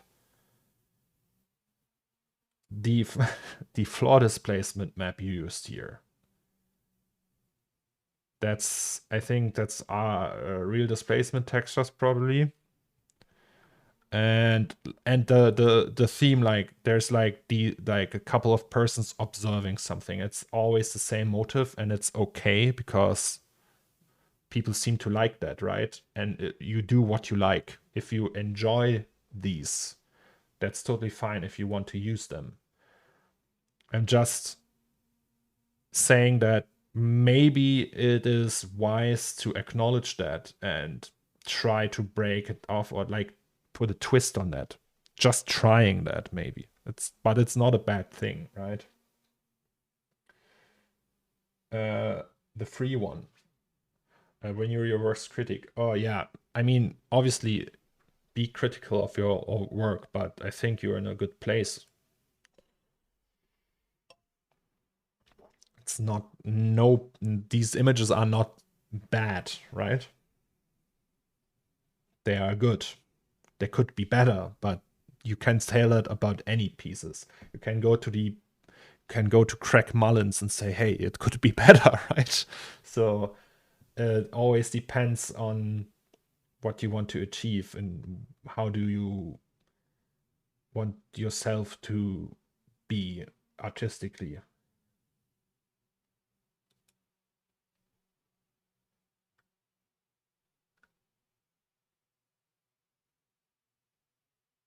But yeah, I like it. Forest cabin. What is that? Well, that's cool. That's a cabin, all right. That's a floating thing. Who the fuck is Craig Mullins? What? Really? Is that what is that? Is that the irony I don't get? Craig Mullins is pretty much God. He's one of the most famous digital painters out there. He's also like, I think he's like an industry legend.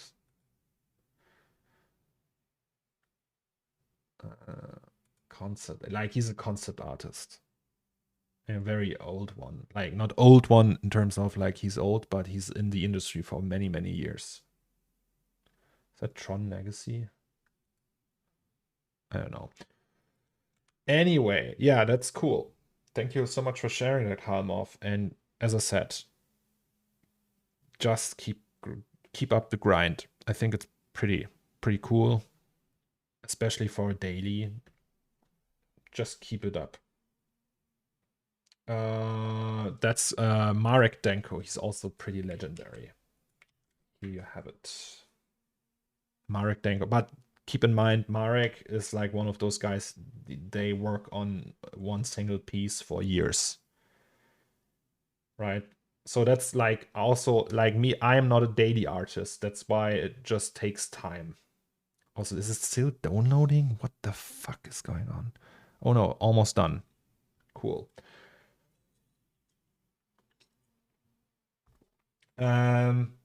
Also, wait. So what is an ArtStation? People like Usaris, you told me about ArtStation. There was something with ArtStation, trending topic with ArtStation. There's no ArtStation here. ArtStation. ArtStation AI.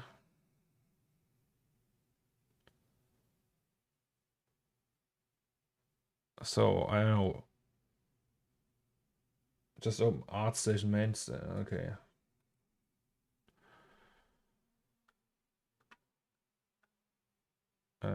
Close. I also have to sign in. Oh. Wait.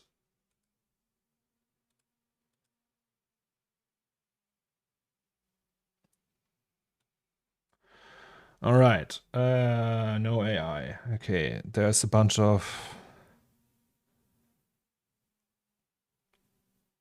Oh, I know him actually. I have some prints of him. I met him. Leon. By the way, I'm a big fan of yours, hence the visit while you're doing the streams. Thank you so much for the support, man. I really appreciate it. It could have nude in the main page. Really? Titties? Anime titties? Community trending, maybe. Oh, oh shit. We have titties, we have Alex, and we have AI. By the way, really good guy. Alexander Mandralyev is. So what's that about? Is that another extremely I'm upset about AI trend?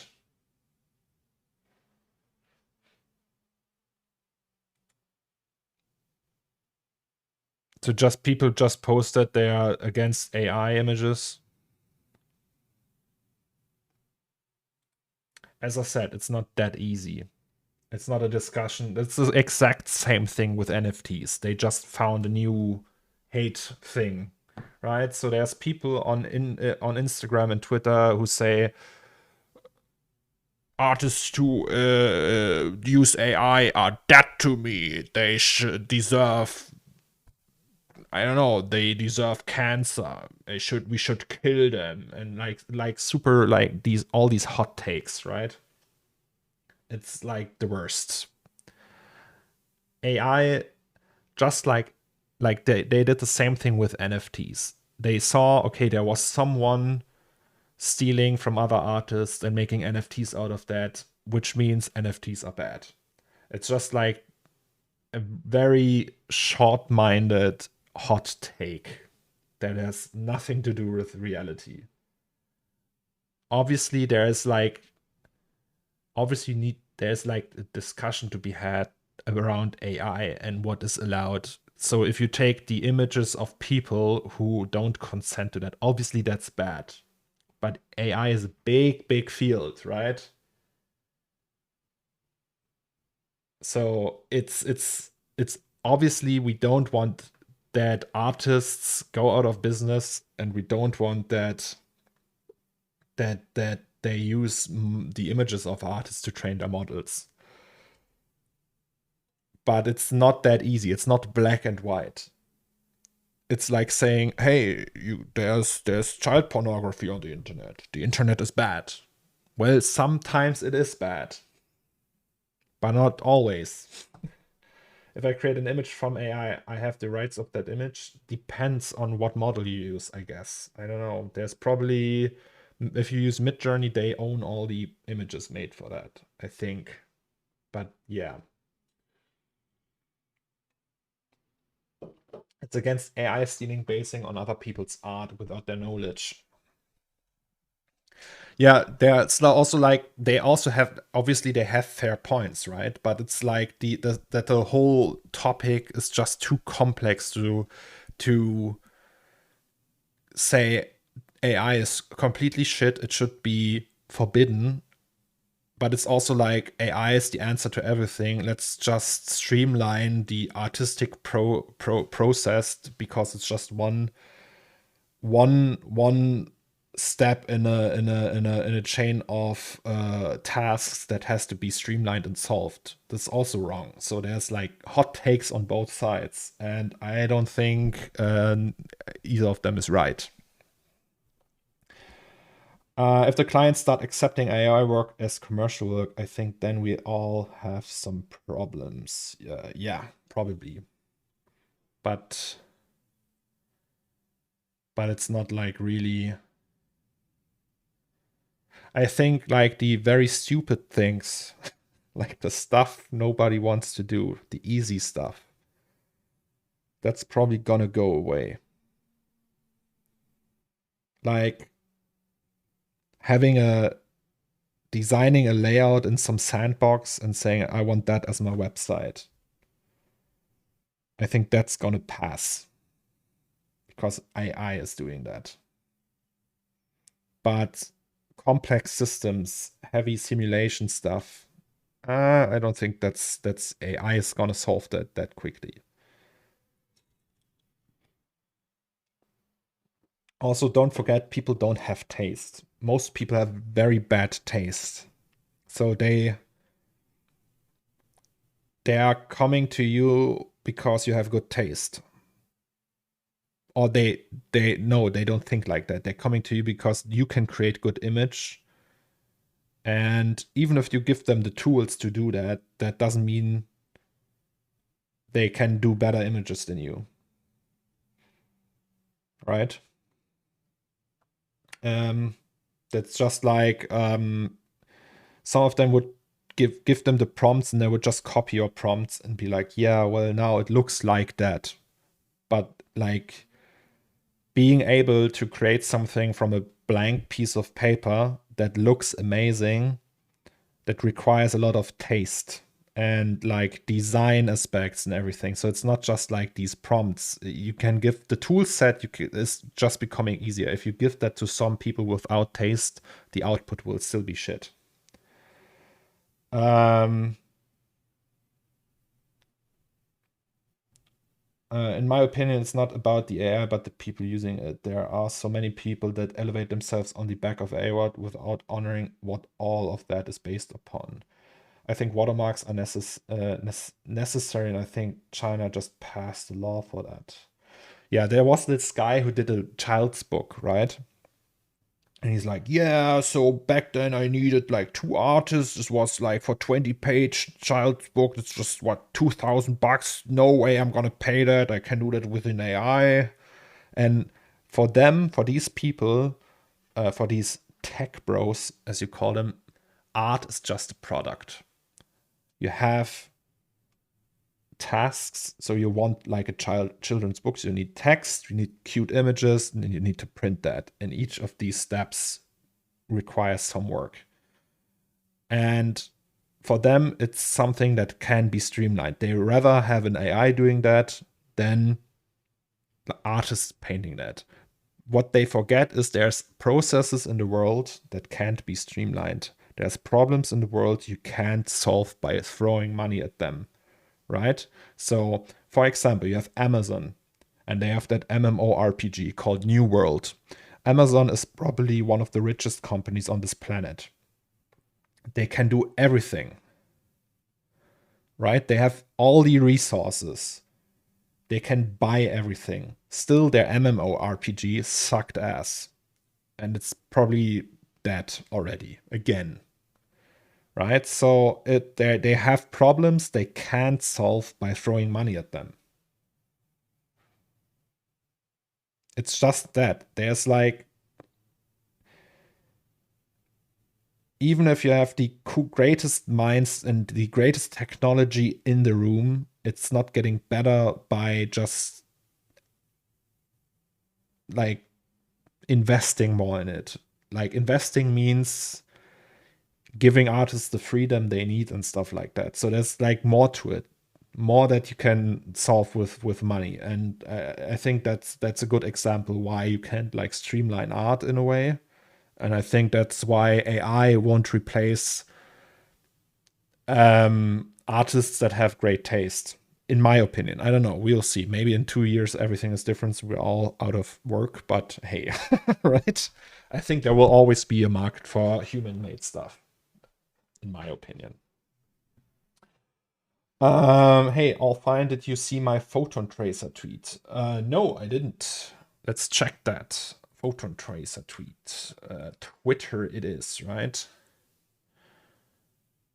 So where do I see that?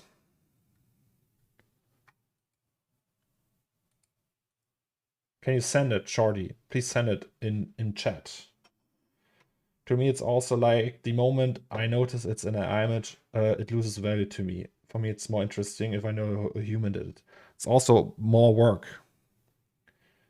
Like, sorry, I don't have artistic respect for someone typing in prompts. That's like low effort. I know it's not about the effort. It should be about the outcome. But it kind of also is about the effort. A little bit it is about the effort. Ash had a nice talk yesterday about this. He calls it progress porn, and that this isn't just a thing anymore, right? People on our session are mad, others uploading AI images to their portfolio, which is reasonable. No, yeah, I think it's reasonable. It should be flagged, maybe. Maybe, hey, this is AI. Took him 16 seconds to do that, and he just typed in some words. Didn't pick up a brush. What's the point of adding generated images to your portfolio? It's people who say, hey, I did that myself. I'm a big artist now. It's shortcut. People always trying to do shortcuts. That's why many 3D artists think there's magic tricks to great imagery. There's not. It just takes a shit ton of time and effort. All right, so we downloaded everything. Style dystopian world with cool robot and cat, big anime booba, 4K rendering, training on our station. What? Oh, Shorty posted something. All right. Oh boy. Well, look at that. These are real caustics, guys.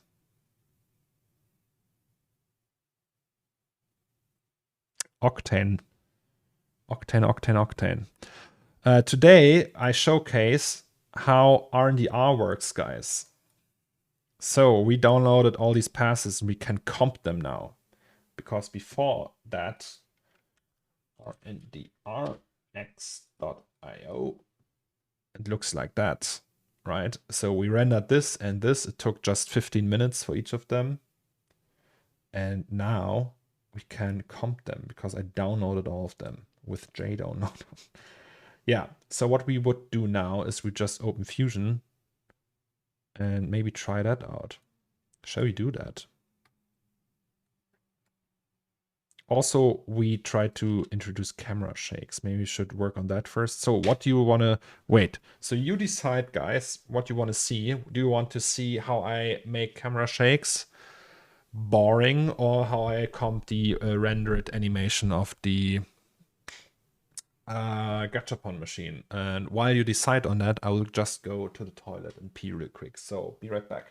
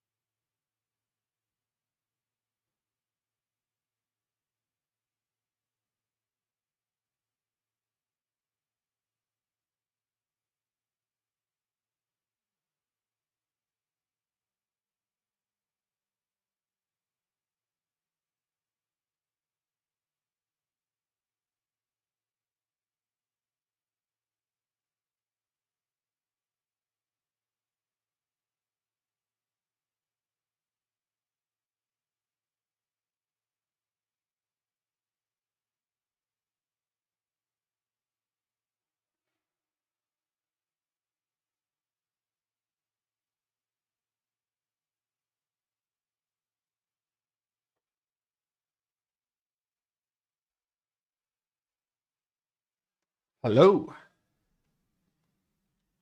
So, was there a decision? Or shall I decide? All right, I decide. Fusion it is. I don't know. Let's just try Fusion. Can we close this one? There. Do you have a preference to using RDR tier 2 or tier 3? I use the more expensive one because it's faster. The priority one, is it that one? I think it's that one, right? Also, welcome, Eiffel. I fell. That Eiffel 65, the song I'm blue, da da dee da da. Okie dokie. So we need, technically, we could just use the what is that? Alpha Platt. Oh, is that's a language, right? A dialect. A German dialect. Shorty. Shorty, what are you doing over Christmas, by the way? Cornerstone animation was Artsy01 output. Oh, wait, before we do that. Can we go here? Render it. Yeah, so that's cam 1.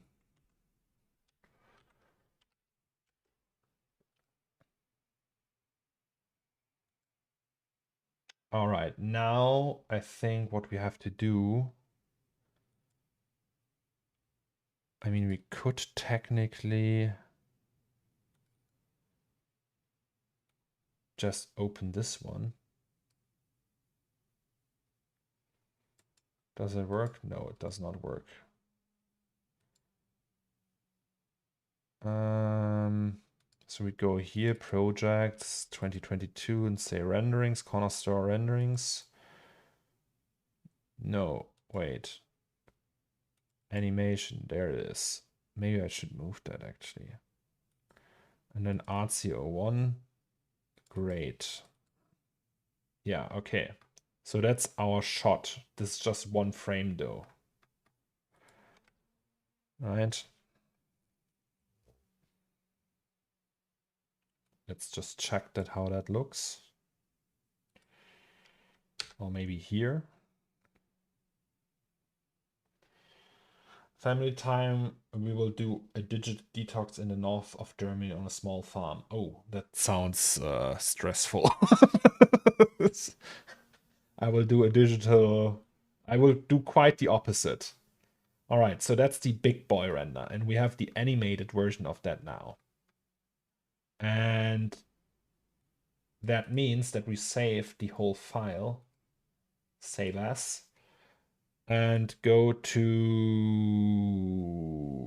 here, output. Actually, we can probably take it as it is. Let's just take it as it is. So that means, do we replace these?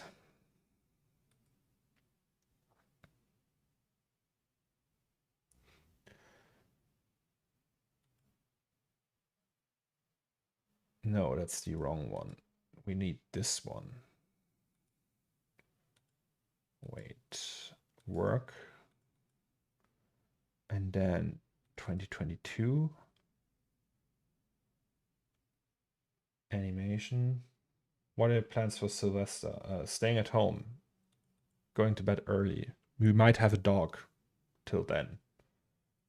So we're adopting a tiny doggo shortly. And then we will just be there for the tiny doggo.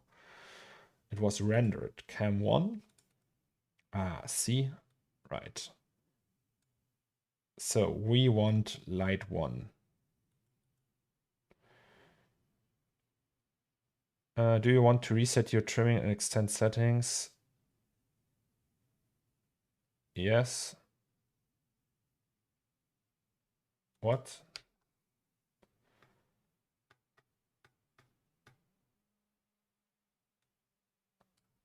I'm confused.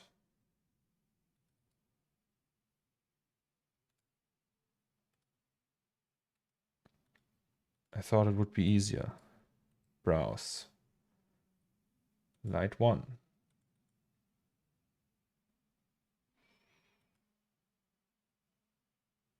Wait. Can I just say 100?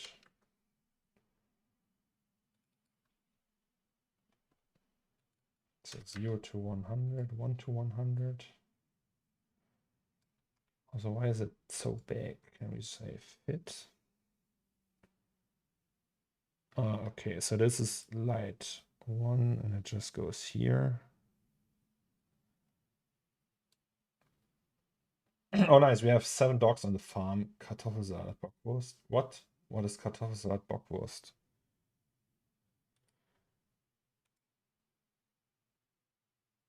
Oh, all right. So we have to go to the same location all the time. Oh, God. Cam 1. Oh, here it is. So that's this one. And then we do the same here. Cam 1. Light 2. Yes. And that's light 4, right? Yes. That's SSS.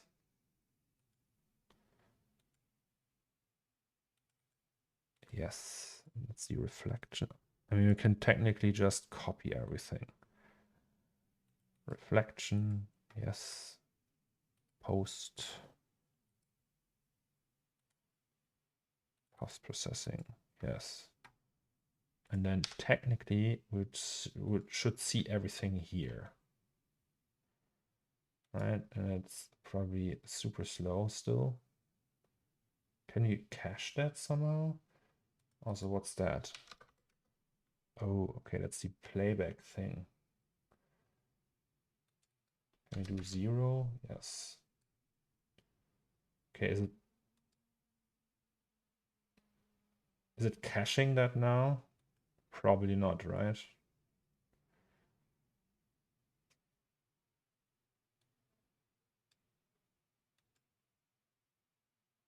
But look at that, it's animated.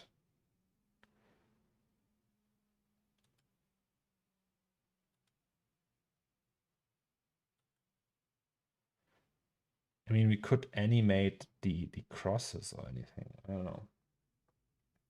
Sylvester dinner. Oh, I have no idea actually. Maybe schnitzel.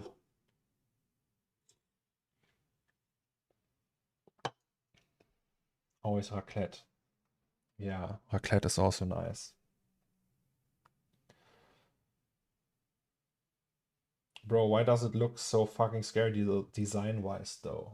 Wait, what are you sending me there, Tom?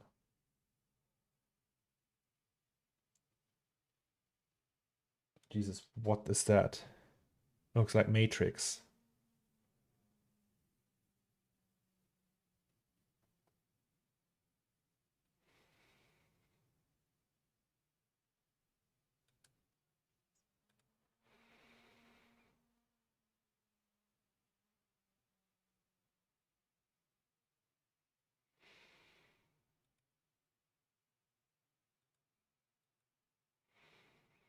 Well, no need to get pregnant anymore.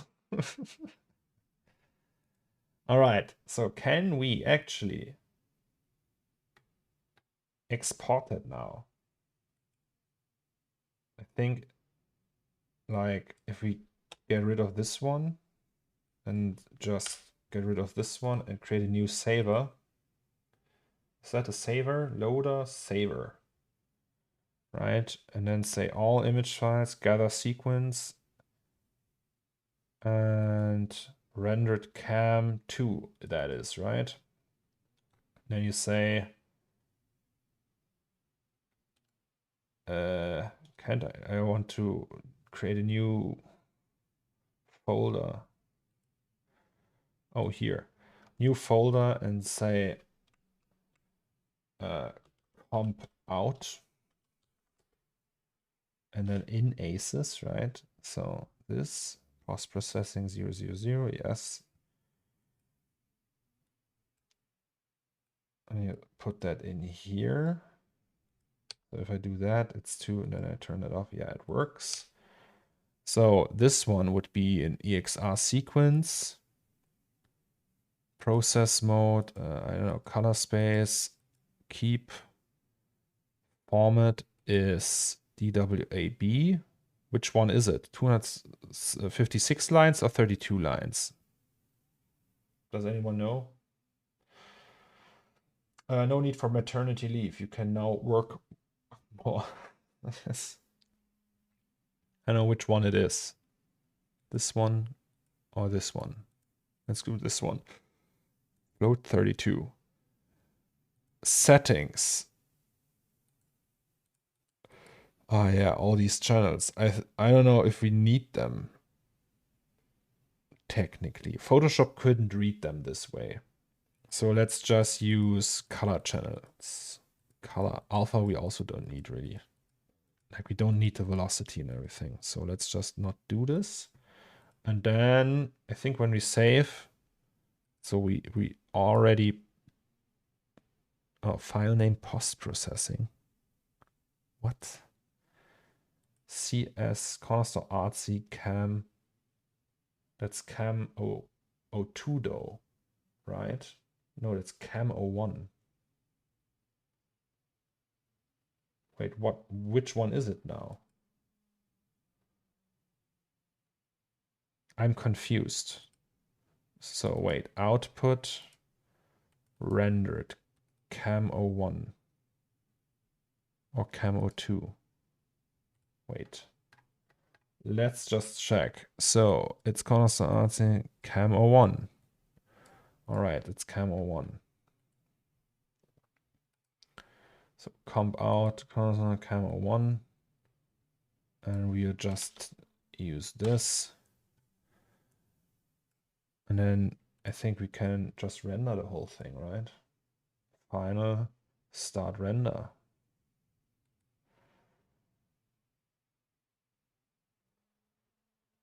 Wait, what?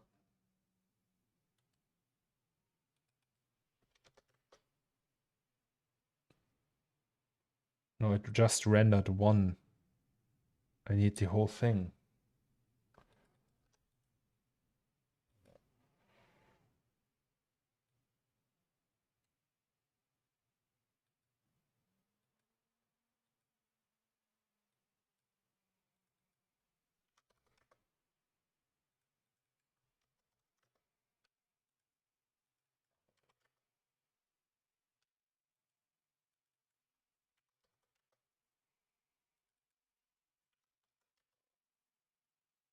I don't get that. How does that work?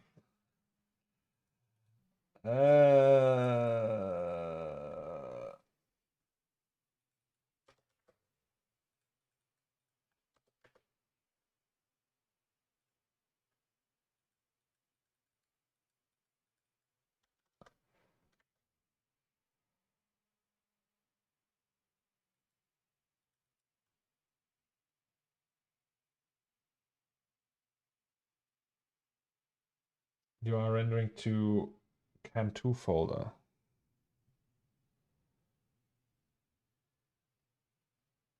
Am I?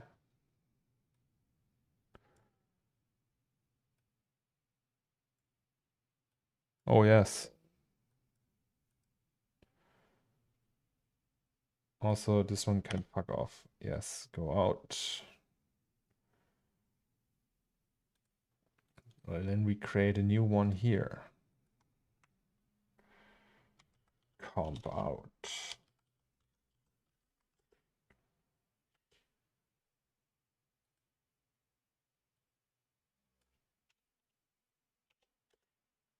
So the question is, though, how do I set the frame range?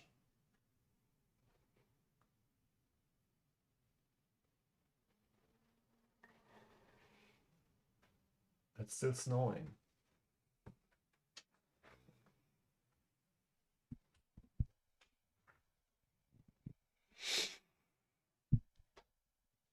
Hmm.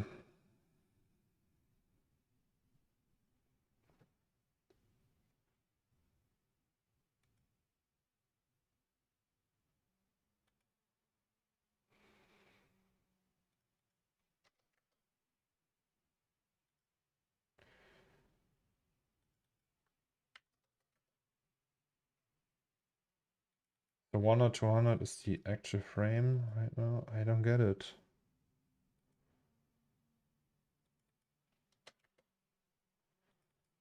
What is that? And then I can set that. Ah.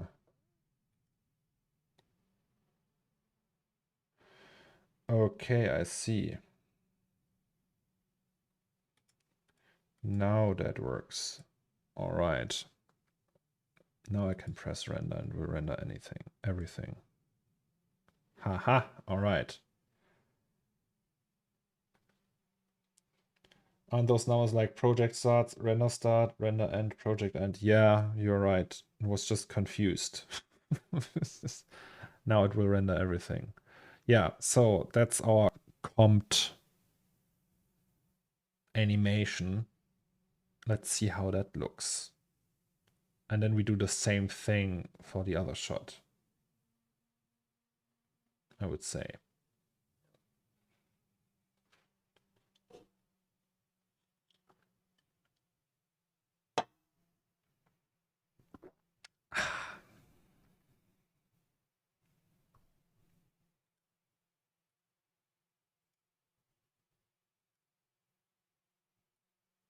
Nice. So who wants to see the doggo again that me and the wife are getting?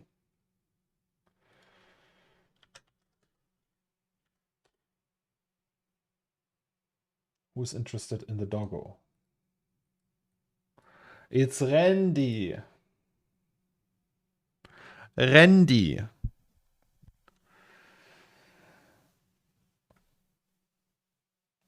It's the puts playlist, yes.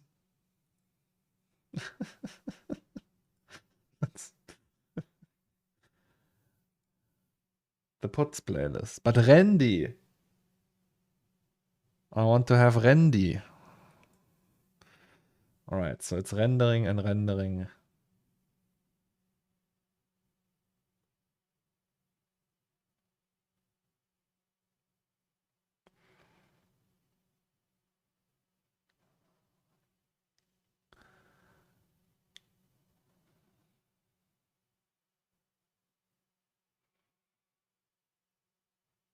All right. And now we should be able to open Resolve and just play that back, right? Let's try. That's one of my favorite songs. Have you thought about animating a laser texture? Yeah, we could also do that, right? We could do that. All right, so media pool. All right, so I think we need to.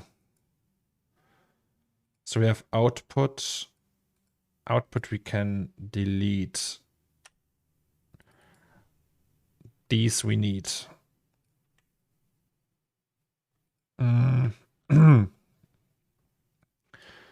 Cornerstore animation.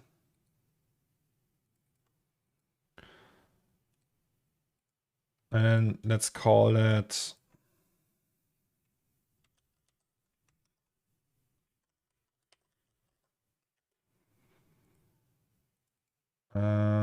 intro. Here we have Cornerstore and all right.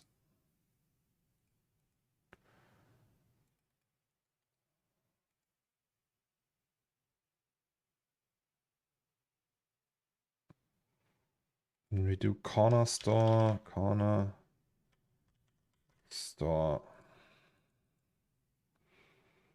And then we have them separated like that, right? Oh, it was fast. Okay, we comp out.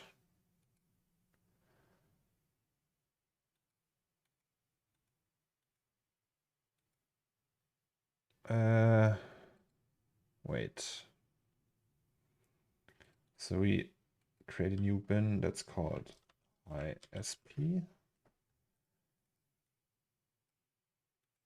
That's here. And then we go here and say projects 2022 Cornerstore renderings ISP Cornerstore Cam 1. And that's that one, which has wrong colors. Interesting. Why is that? That's not right. The colors are wrong.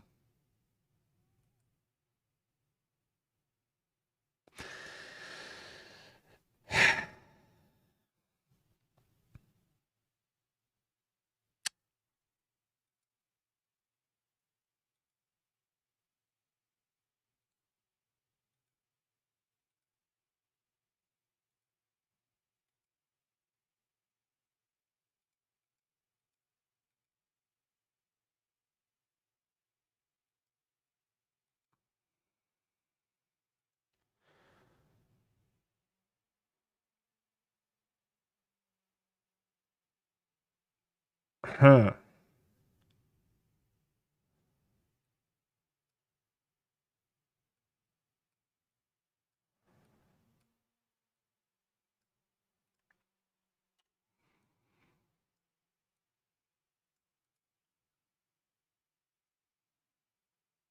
Okay, that looks cool, but the colors are still wrong. What's that now?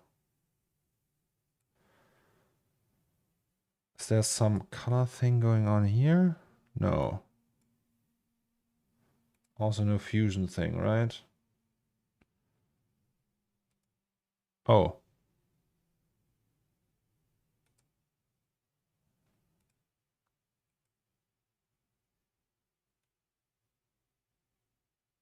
Oh, does that mean there's like some weird LUT here? What's that?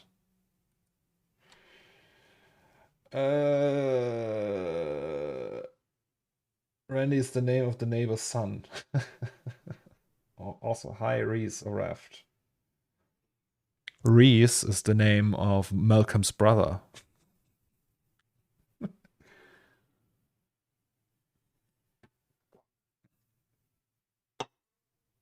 Okay, so we have a color profile problem.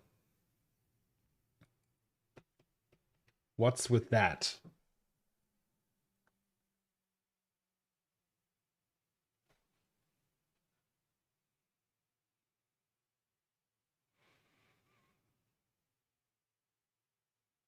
Color profile problem.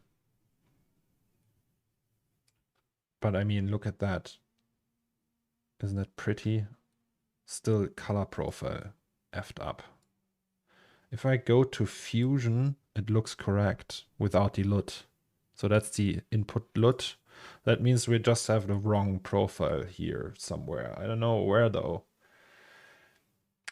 Control S. Oh yeah, good idea. So how do we do that? I mean, we can quickly check OCI color space ACCG output sRGB. That's correct. If we go here, project settings, color management, color science, CCT, what is the difference?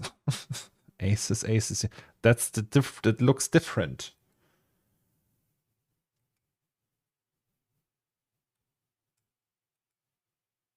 Is it the Asus version maybe?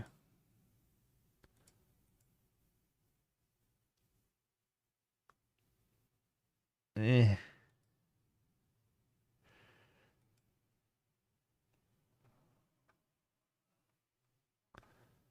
ADX, Asus, CG looks okay.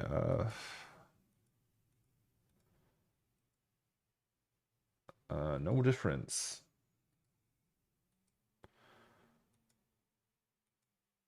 And you can also do that, then it's completely effed up. Oh no, what? Wait, what?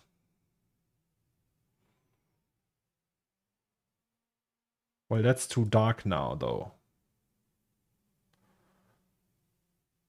What's going on?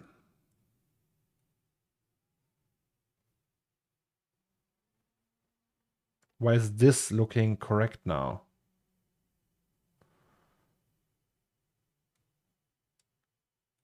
So these are coming directly out of Octane.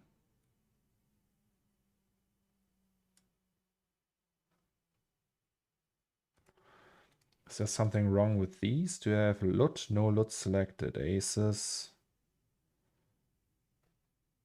Film looks.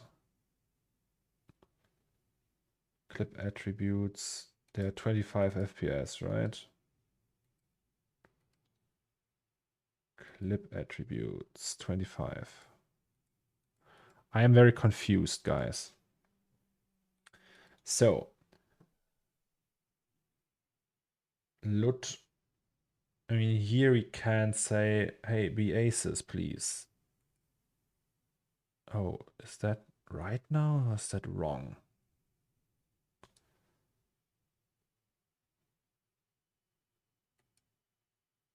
Well, that's the question, right?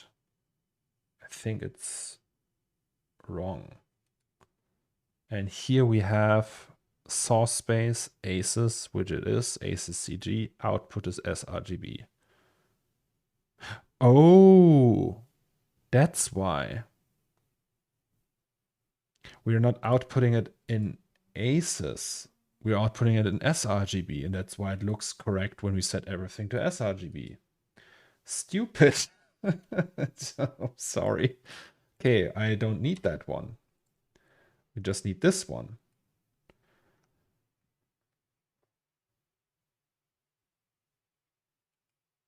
Yeah, that was the, we had that still from the still because I wanted the still to be in sRGB to process that in Photoshop. Because Photoshop and Asus sucks and we don't like we pretty much just need a 16-bit tone mapped version of that anyway, so yeah. When I render that again now, can I do that? Can I just overwrite that? Probably, right? Render. Start rendering. Okay.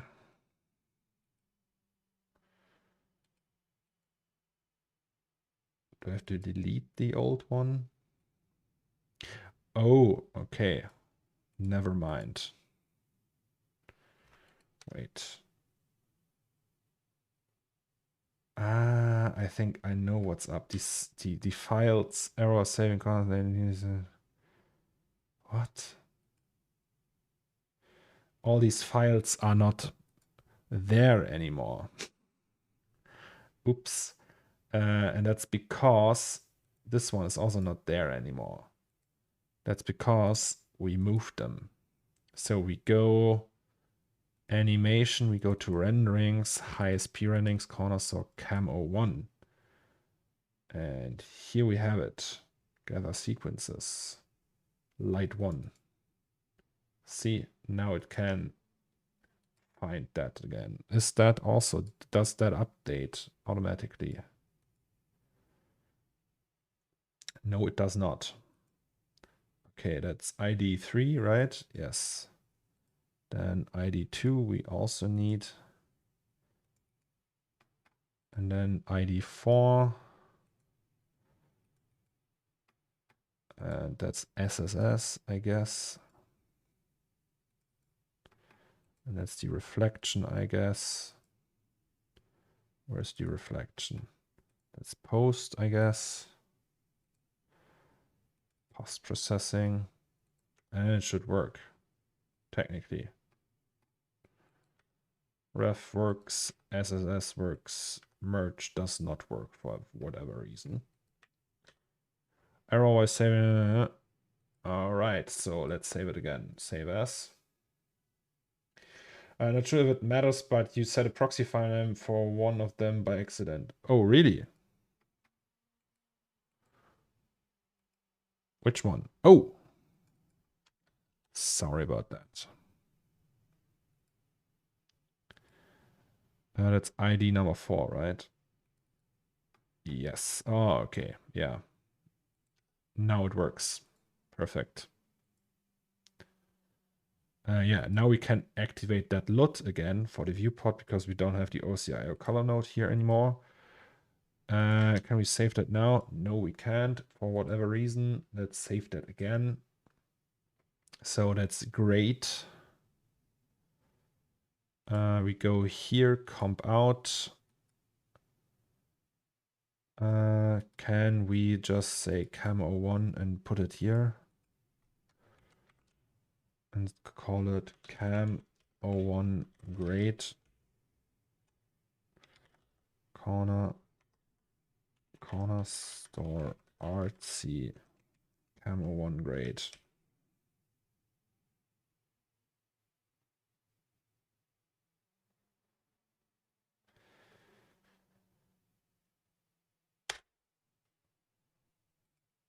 I think yes, and then we save that, but we save it to a different location. We save it here.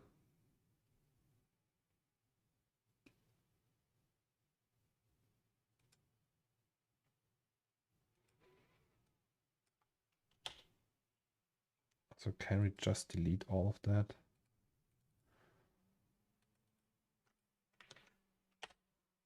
Bye.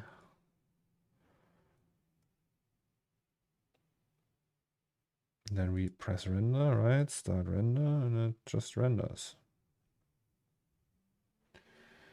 Atmospheric music for a really intense task of naming the files. Yes.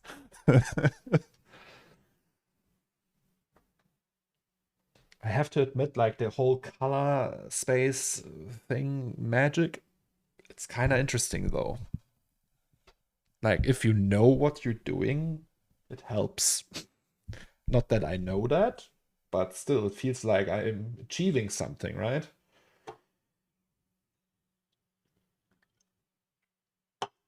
Technically, we could do the comping here in Resolve. I don't know, but it just feels more streamlined if I have two apps for that.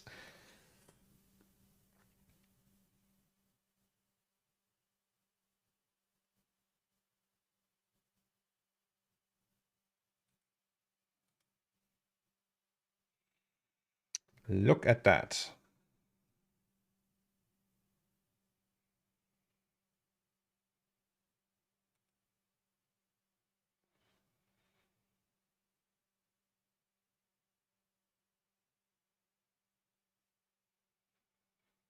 Almost done.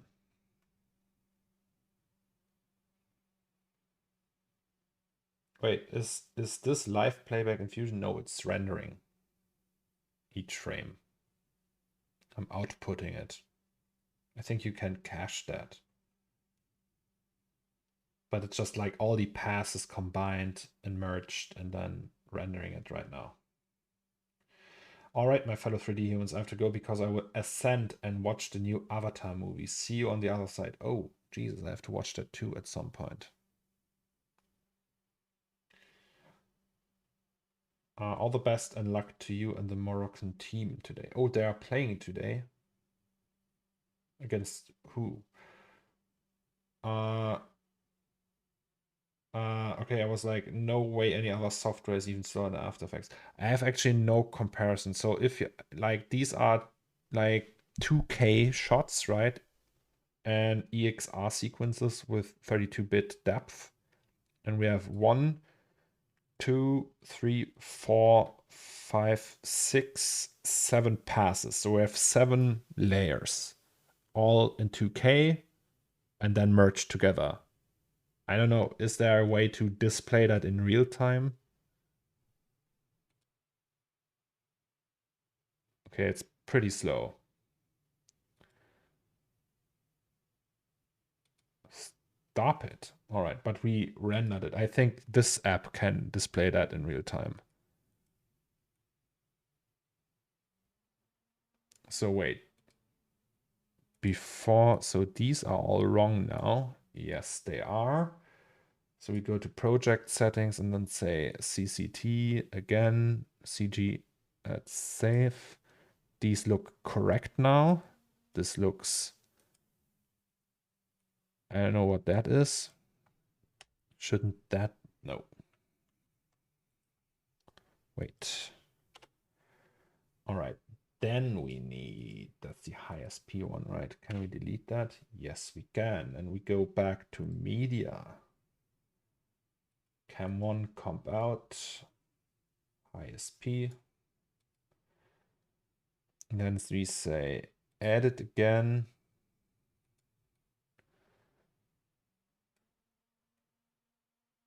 And that looks right. Oh, Jesus, look at that.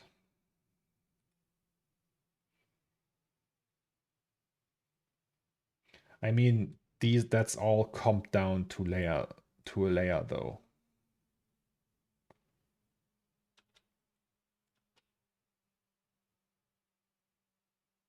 Okay, and the second one, this one we also have already.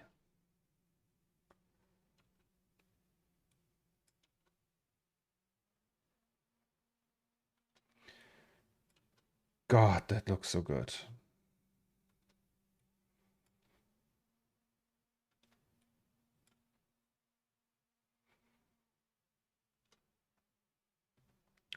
All right, so we do the second one, I would say. Right, so this one, save that. Cam 1, and then we just save the same thing. Cam 1 grade, same name, just for Cam 2. And then we just replace all these shots. Browse, Cam 1, that's Cam 2. Cam 2 light 1. How does that look now? Yeah, it looks like that. And then we do the same here. Cam 2 it is, right? Yeah, Cam 2, that's light 3. Cam 2, light 2. And that's Cam2 Light 4. Then we have SSS going on. Cam2 subsurface scattering. How does that look? Oh yeah, perfect. Reflection, but for Cam2 reflection. Then we have the post-processing, also for Cam2, which is here. All right, so this should now look like that. Perfection. All right, and then we just change the name. Comp out, Cam1.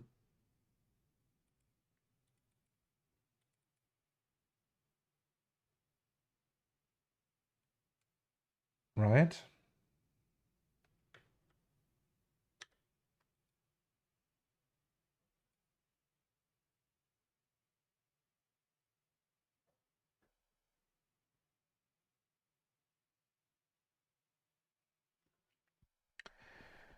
La la la. Yeah, so this is how to get from RNDR to a final shot. They are both pretty long, so we can make this even longer. We just use half of it pretty much. Which means we have more room to play around with cuts and everything. This one, though.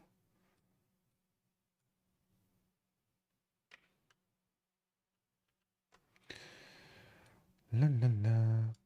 Let's see how that looks. It's still snowing. Epic.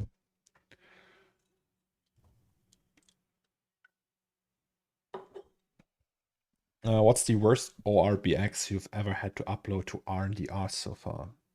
In terms of size. That would be 2003, the main shot.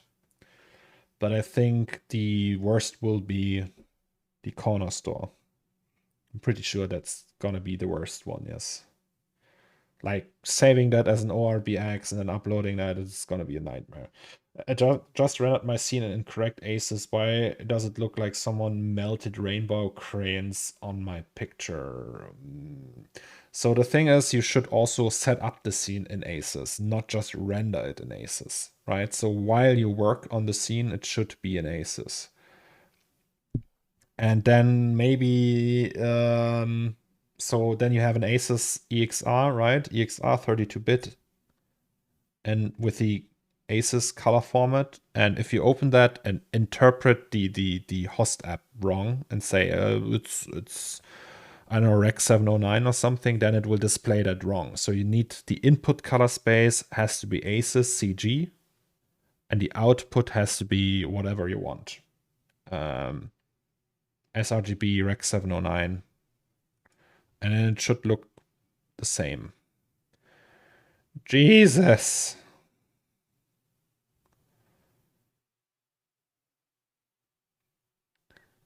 Look at that. If you render out an image for view use, then you can't render into ACCG straight because your monitor won't view it properly. Yeah, that's what I meant. You have to like this one here, or your monitor can't really, or Windows itself is sRGB, right?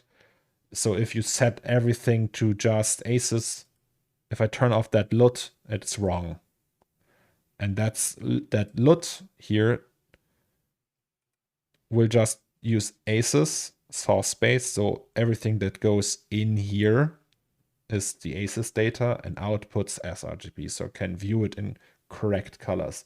What it will do is just tone map that down and reduce everything so I can view it in sRGB, but it's still Asus. I also realized ORBX does not save texture info for animated alembic objects in an octane scatter. It took me like 7 hours of trial and error to get some from the team to tell me it needs to be fixed in octane standalone. Wait, what? Animate alembic object in octane scatter. I don't know. Possible.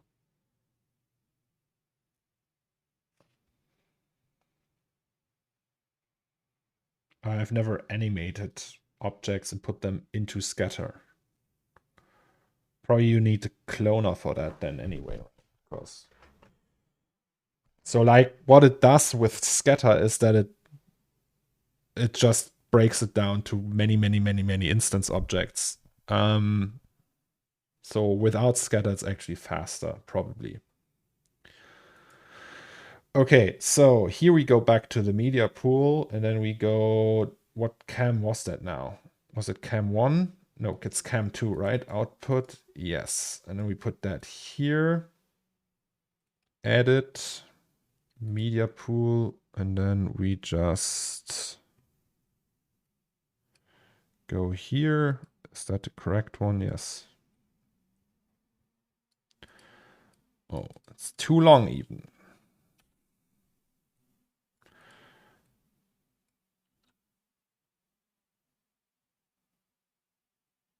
You can even see the bubbles rising.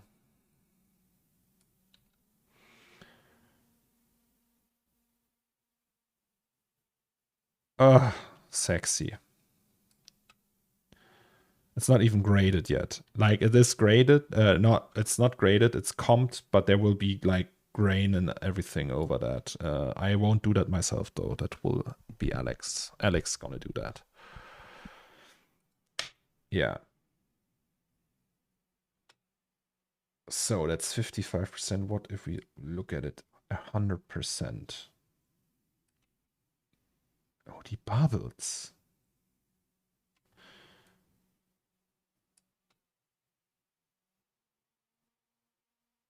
Wait, was there an error? Oh yes, there was like a tiny error.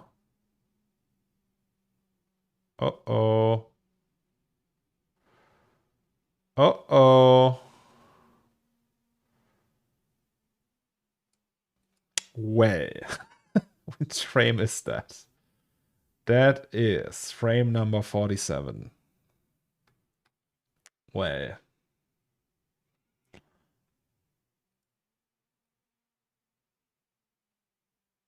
Frame 47. 47. 48. 49. 50. 3 frames. 47, 48, 49.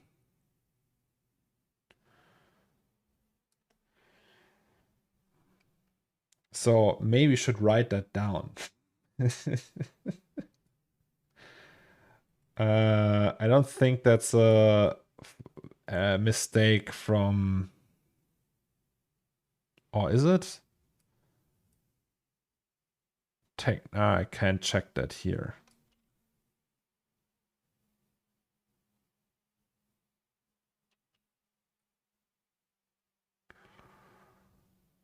I can check that in the standalone though. Hello, IAJ.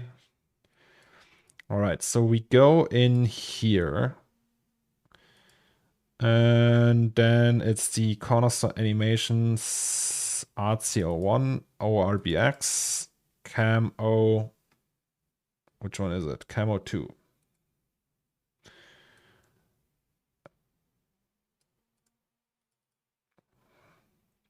Party time. I have like so many softwares open right now. All right. Hello, Sepia Brain.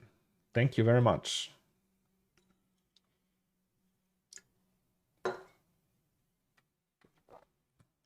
God bless powerful computers, right?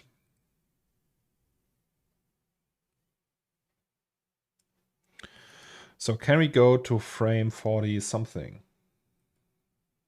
Frame 47 it was, right?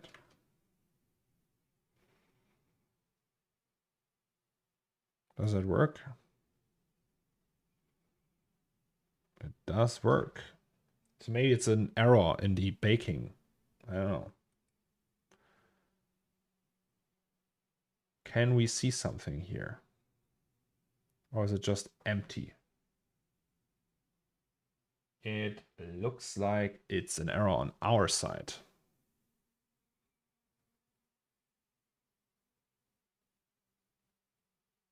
What if we go to frame 46? There we should see something, right?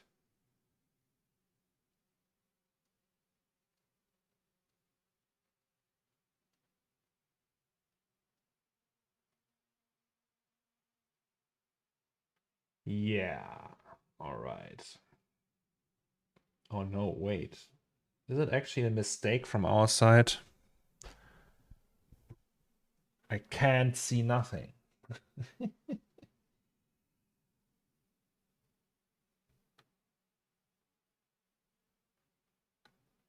All right, so 47. Once again.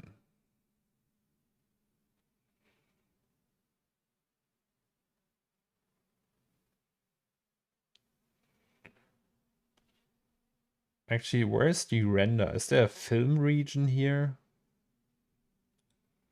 No. I don't know, there's probably is one, right? What's that? Huh. I have no idea. So 47, 48, and 49. Maybe you can just re-render them on RNDR and see if that is something. So,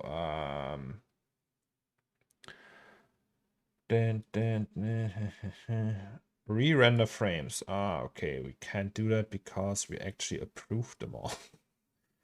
That means we need to create a new job. Okay, let's not do that now. I mean, it's looking fine, almost perfect. We just have that.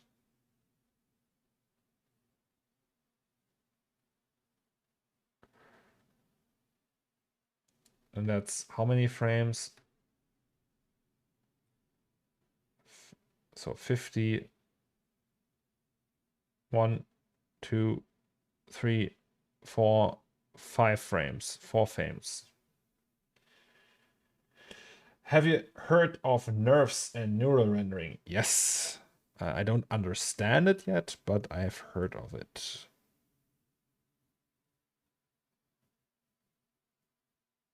So I wonder.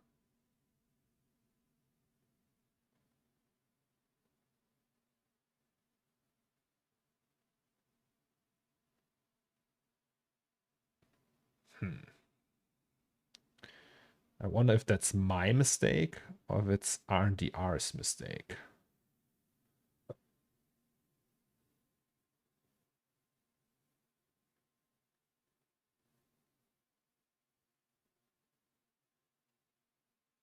Well, we can fix that though.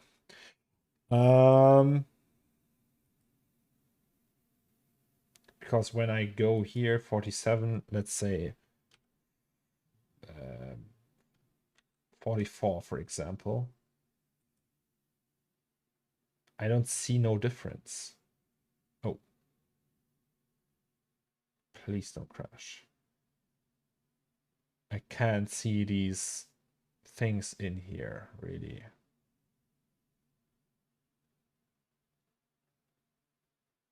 So maybe it's an RNDR mistake.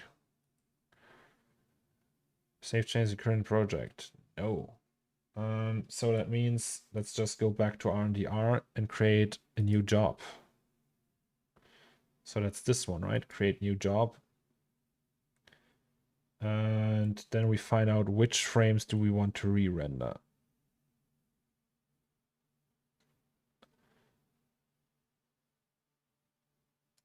So that's 47 to 47 to 50.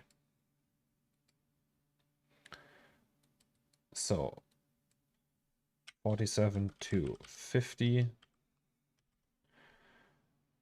Custom works 25. Yes, we want all of that.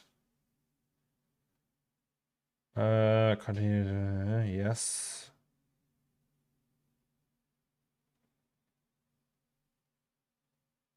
I guess.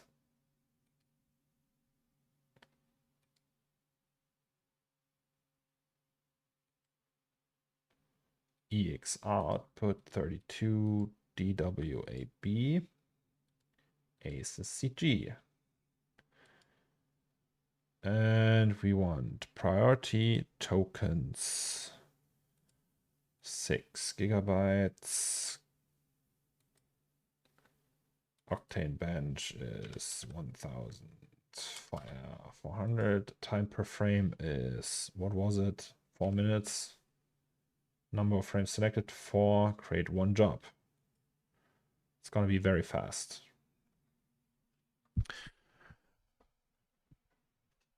It's just pretty much checking if the mistake is on our side, but it's possible. I know it's a cloner and everything, so maybe we have to re-upload this one. But still, fast.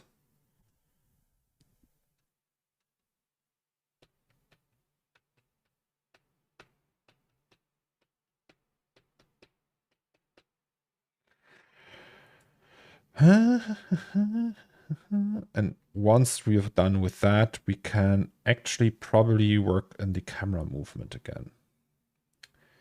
Is that 225 bucks for cam one shot?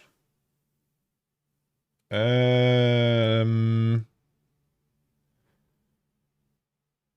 not bucks, tokens used. 1 token is for €1 is 4 tokens. So that would be 56 bucks.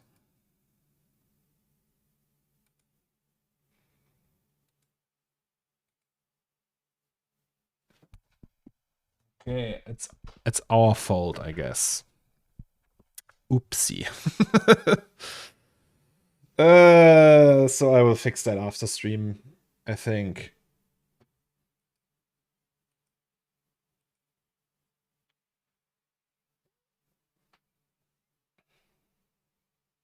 Hello, Tap Tap. Any plans today? Yeah, we are using RNDR. Any reasoning for EXR compression? Never really dived into such topic. Yeah, it's faster and slower for playback. So EXR compression is really powerful. DWAB, for example, makes one 32-bit float EXR just as like that would be in 2K half a megabyte, so that's tinier than an 8-bit PNG. And you really, it's a lossy compression, but you really don't notice it.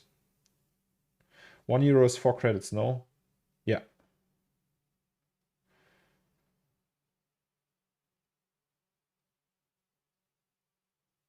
I think.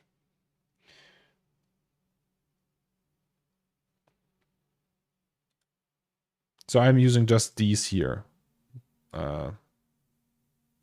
Tokens. All right, so yeah, we are. It's our end, our problem. Let me think. How can we do that? Oh, 3D Joda, thank you so much for tier 1 subs and 2 months now. Appreciate it, my friend. So how do we fix that actually? That means we need to go in the CORNERSTORE Artsy01 and wait, what cam was that? I always forget. That's cam 02. Right. So there has to be something wrong with these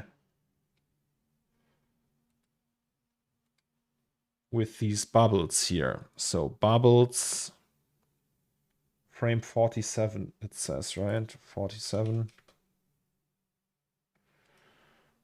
Why though?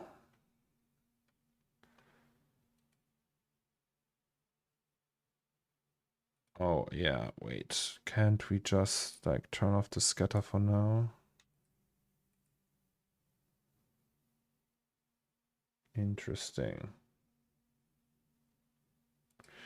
Technically I could just do a can I just bake that? Is that bakeable? Did I have a script for that?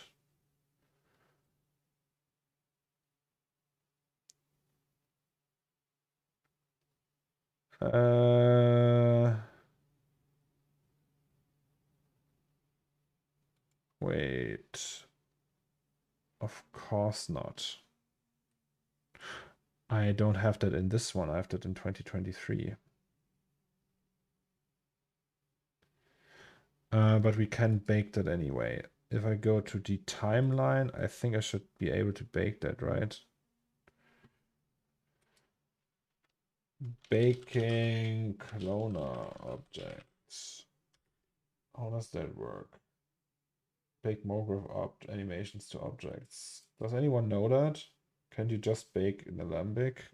Yeah, possible, right? That would mean I would just do bake as Alembic.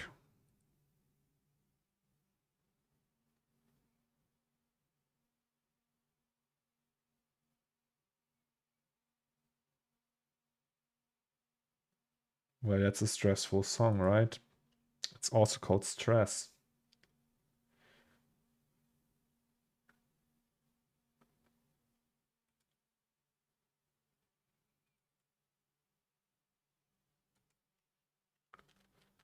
All right, so did it do that now? Apparently.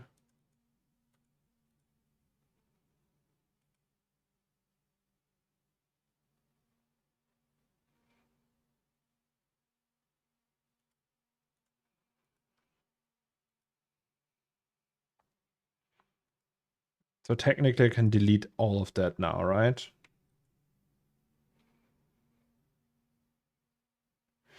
Hey Zombie, you ever been to Berkheim? No. I'm afraid I'm not. I'm sorry to disappoint you.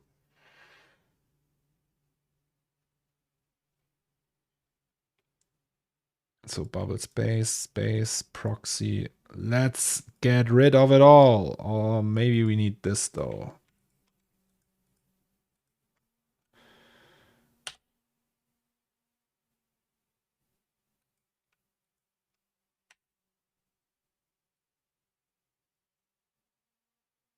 I mean, should work, right?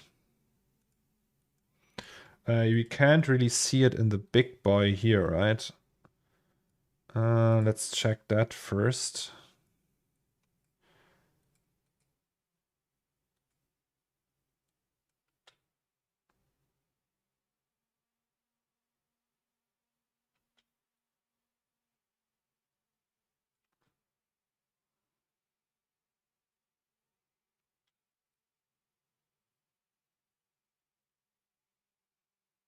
No, this one is working. It stopped right at the end. I don't think so. Yes, it did. Well, we're not using, then let's just not use that. We are not using that anyway.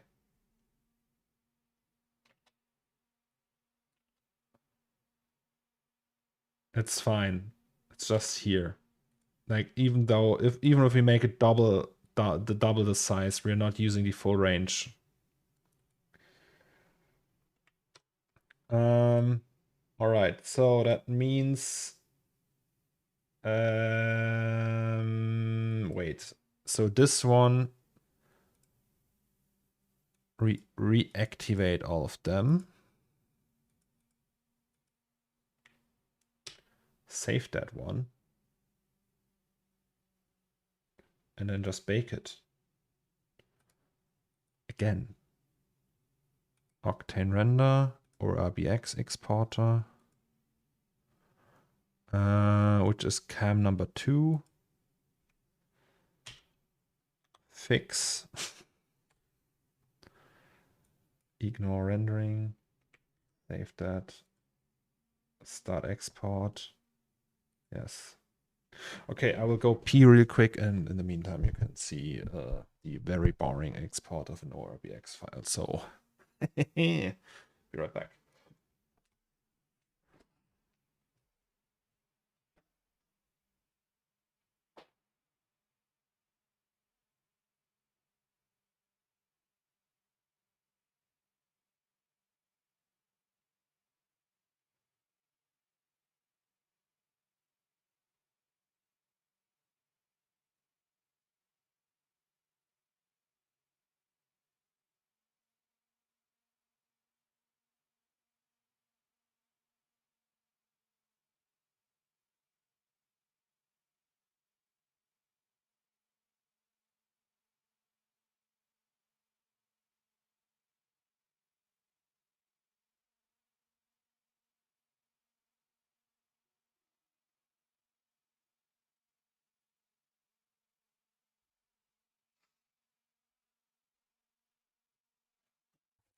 Hello.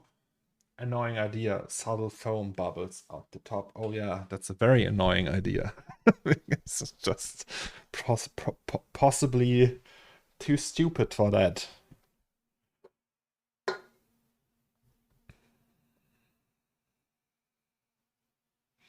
Is it still snowing? Yes.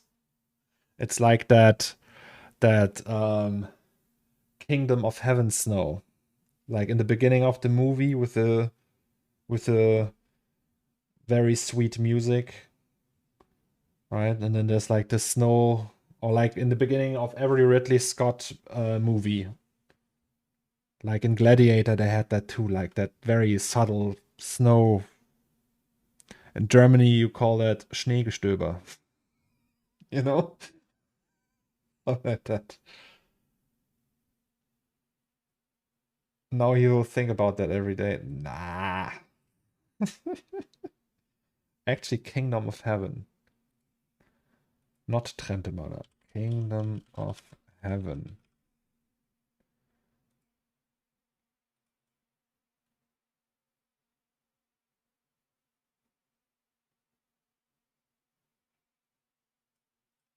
Beautiful. All right. I mean, this will take a while now. And then we won't upload it until later. So I think after this we will work on the cameras, and I will do the rest of the ORBX saving probably later, because like I think it's actually slower when we're streaming.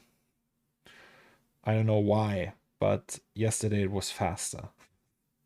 I did it off stream yesterday evening and it was just double as fast for some reason. I don't know. Maybe it's the capturing process.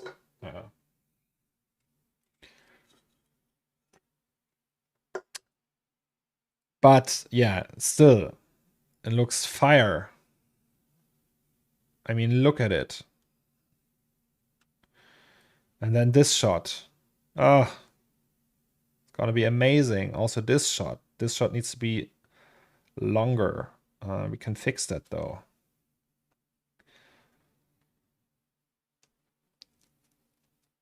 Well, this shot will be the money shot though.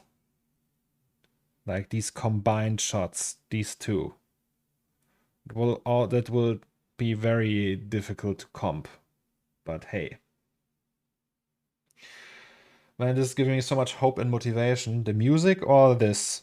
I'm glad I can motivate a generation of 3D artists to do their work. But yeah. This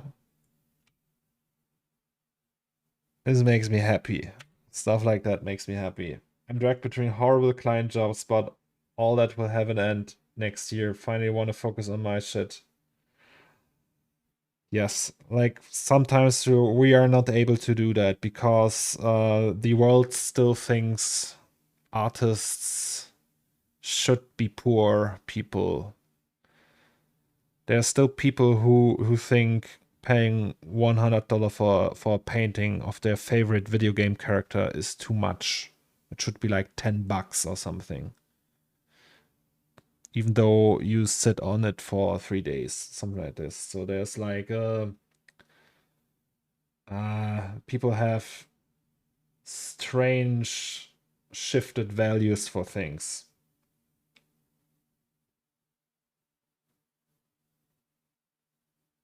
Hey, sorry, but I can't get it on Fiverr for cheaper.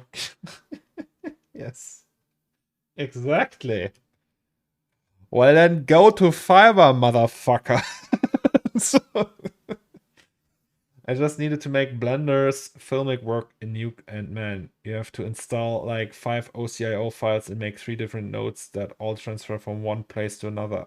Well, welcome to the world of color science, right? Stable Diffusion does it in less than €1. The thing is, they still ask, right? They have that argument like, I could get it here cheaper. Well, then why you waste my time then? It's the same thing with Craigslist in Germany. We have eBay Kleinanzeigen, right? They write to you and be like, "Yeah, I flipped that last week for half the price." Well, good for you. Now it's double the price. Take it or fuck off, you stupid asshole. I just have no patience with these people. Was letzte Preis? Oh, there was actually, we had like so my wife and I, my old monitors. So I have in this room are now like 3 monitors for this PC, then 2 for the other one, and before that I had like 2 full HD like 1080p monitors with 60 hertz, like nothing special, really old. Jesus, what's that now? And right, they're super old. And one was already broken, so we had like a little display error in the bottom, like a dead pixel or something. And like there was like one guy writing, "Was letzte Preis?" and my wife sold them on eBay, and we're like, "Yeah, I don't know, you 50 euros or something, 40 euros." It was like broken monitors like from that era were like going off for like 40 euros, and we were like, "Yeah, okay, 40 euros." And then they came by and it was just like 2 teenagers, like maybe 16 years old, like really nerdy ones. And we thought they were like so nice, and like he put out his like laptop, plugged it in, was like, okay. And then my wife was like, "Yeah, here you can see the display error. Do you still want it?" And he was like thinking, "Oh, I don't know," like really. But he was like super cute because it was just like, you can obviously see that it was just like some nerdy teenage gamer. And I don't know, it was just very, I felt like back into my like I traveled back to my old self. And then we were like, yeah, okay, whatever, we just wanted like someone to take it, and you obviously want it, but you're not sure about the price and everything, so here, you can have it just for free. Get out of my way, right? And he was like, "Really?" And his friend was like smiling and grinning like crazy. And then we just gave it for free, and he took it away, which is fine. And then he wrote like a really cute message. Like his first message was like, "Was letzte Preis?" which is what's the last price, but like in a, it's really hard to explain that in English. That's just like a meme, or right? That usually when people write that, it's like a meme that's just like people who flip things on Craigslist and stuff like that. It's just like in Germany, it's a meme. And like that one sentence. And the next message was like in very good German, like really they were like really thankful that we gave that for them for free. And we're like, "Oh, that's so nice. You're such nice people." And so they're really happy that they got that monitor for free, these 2 teenagers. I think they were brothers, maybe. And also, it was written in very good German. So it was very well written. So I thought my idea was that maybe their mom wrote that, or their mom was like, "Well, you have to thank them now because they gave you that for free." And yeah, but it made me really happy for some reason. I don't know. It was very wholesome to see these teenagers having like that monitor they really wanted, and they were like super happy. And yeah, I don't know, it felt really good to me. I felt so good about myself. All right, so how much is there still left? 40 frames. Cool.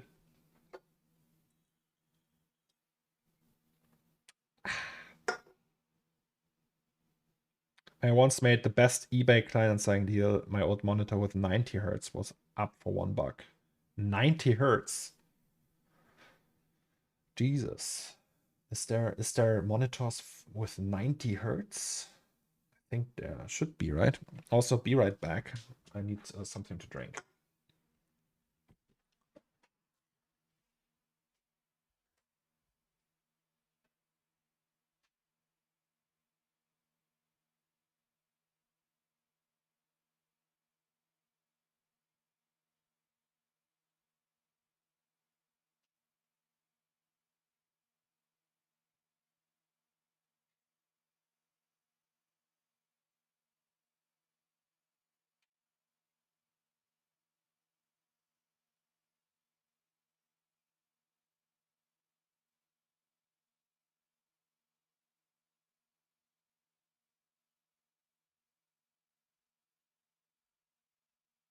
Hello. Pee right back. No, not peeing. Not this time. I have my drinking bottle that looks like a ketchup bottle.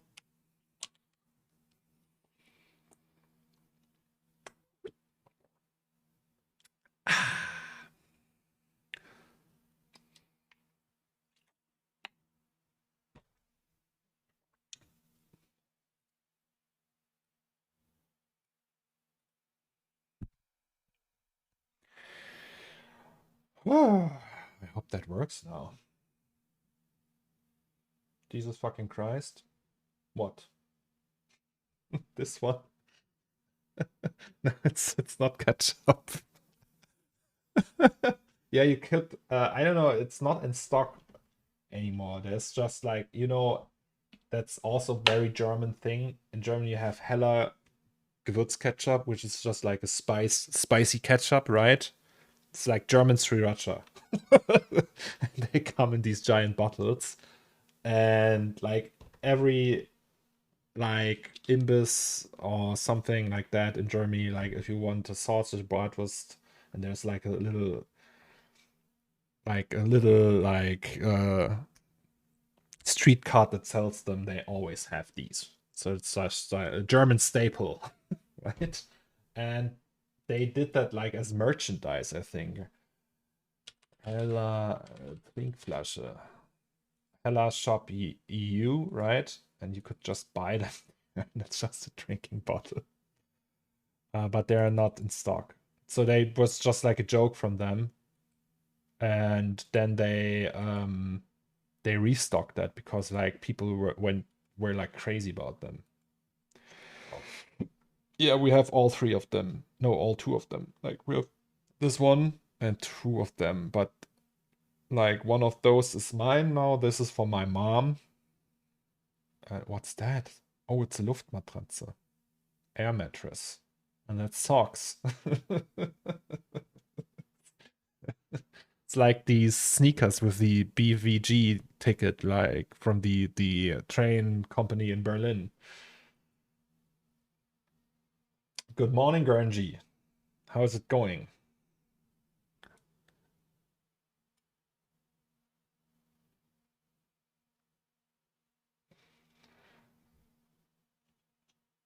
How are we doing? We are exporting in ORBX, and I showed how to render stuff on RNDR, which I just did. But then I spotted a mistake, and now we are doing it again. Yes. Here, you can see these bubbles. There are some missing bubbles. Bubble, bubble, bubble. Technically, I could just upload the whole thing just for these missing frames, right? Yeah, but no, let's not do that. So that was just a test to show what RNDR can do. Still no grading or anything. And yeah.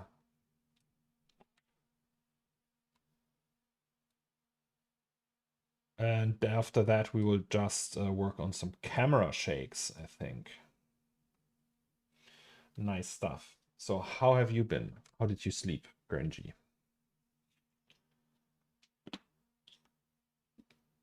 Also, did I show you the new dog?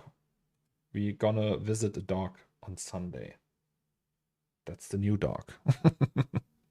Isn't it? Isn't it? Isn't she cute? I'm still confused as why that scene is taking so long to export as an ORBX even with the stream enabled. Is it not like the scene is immensely heavy? Well, we have all the scatter stuff. I think that's it.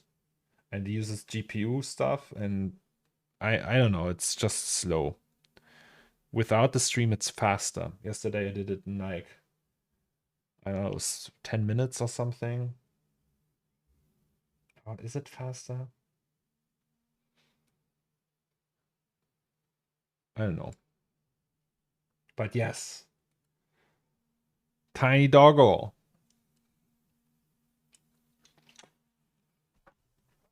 tiny sausage.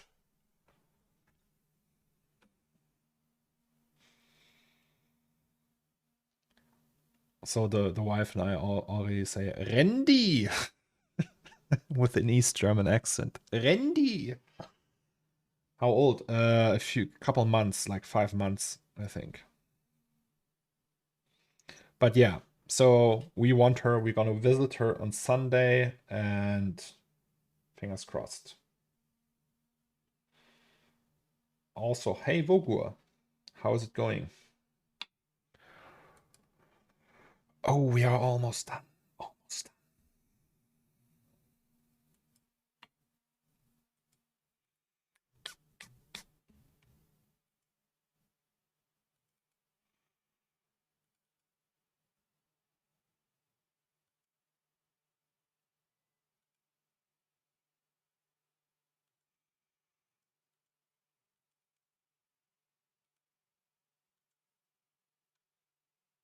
Technically, you can delete all of that.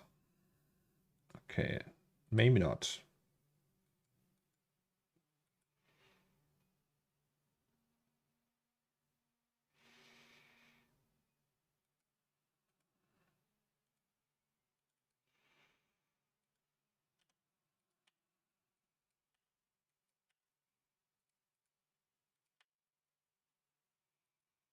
Also, what's that? Rendered, we also don't need that.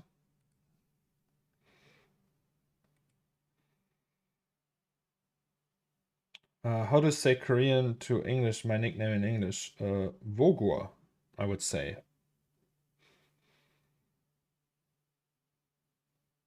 Your name. Vogur5281, it says here. Laon, do you think AI art will affect 3D artists negatively? If you're a shitty 3D artist, maybe. I don't know. Like if your only existence in the space is to do really basic things that people can't do because they're lazy. Like, for example, I don't know, very basic things maybe, but I don't think, I think it will make things faster. So there will be a point where you have like a prompt field and say, give me 30 shares, all different textures, UV, low poly or high poly even. And then it will put out 30 shares for you, and then you can choose. And then there will be a point where you say, okay, I have this asset now, I built that asset. Can you so do like an AI remesher that does actual working SDS that works like a human would do, like perfectly to the last edge without any issues. And then you say, okay, also auto unwrap that, and it will be perfect. Like something like the best mesh you could think of, like a Raphael kind of mesh, but like just retopo automatically. That will be like in the next 10 years, I think. I think it's a very complicated thing to do, but I think AI would just figure that out. And then auto texturing, maybe. Yeah. I think volume will be valued more. Now, one detailed house is maybe enough for a great portfolio post. With better tools, increasing speed, you might be forced to create entire worlds, planets, or even realities. I don't know.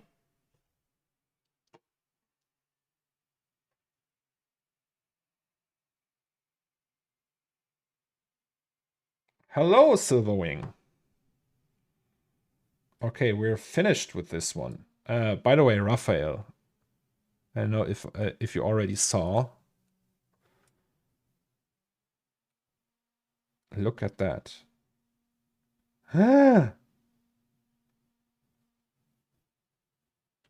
There's just one error. So we need to re-render one again. So I showed the people today how R&DR works. And there's like this one, I don't know if you can see that. Did you render that locally? No, R&DR. Just took like 15 minutes. So you have this, right? And here the bubbles just vanish, but that's a problem on my end. I don't know, we just rendered everything again. And before that, the cloner inside was still a cloner, so we converted that into a different object, alembic, I mean. And now we could check that actually. So that's this one, right? So frame 47. Glapic, good morning. Silverwing is my #1 Twitter liker. Is he? Yeah, but I think AI will also do good to 3D artists, and it's not like the biggest noob, like some crypto bro that has no clue about any technology and it's just like the first time in his life having something to do with digital art. It's not like he can just take a tool and be like, yeah, create me an epic 3D image. And it's just putting out exactly what he wants. And it's good and better than what I could do. That's not gonna happen. I still have more experience and I will always have more experience. And I always, like, everything I touch will automatically be better than everything he touches in terms of digital art. This won't change through AI. For that to change, he would need to get actual taste, skill, and talent in his brain through AI somehow. And I don't see that happening. So I think we're pretty safe still. Some people will have problems, but well, adapt or die, right? I think. Well, not adapt or die, but you know what I mean. Oh, geez, what's that now? Is that correct? That looks different. That looks like we have a problem, actually. Maybe I should have rendered that before I... Wait, 47 it is, right? Ah, Alembic is missing the texture. Well, great. Yes. But it looks like the bubbles are still there, which is a good sign. So we have to do that again? Shit. All right. All right, so save that again and then go into the Alembic. Bubbles inside. Yeah, it does. Shit.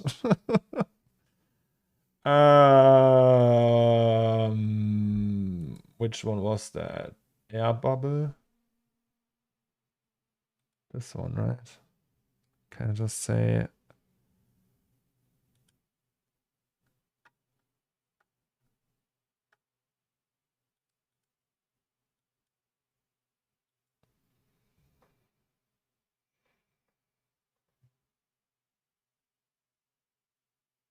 was the texture on the clone and not on the sphere? Yes. It's okay. I will bake that later when I cook or something, so I don't want to do that right now. All right, so save that, and then we do that, then we close that. So this one, we tried the camera, right? The camera movement. I don't know if it's too much or too little. Maybe too little, actually.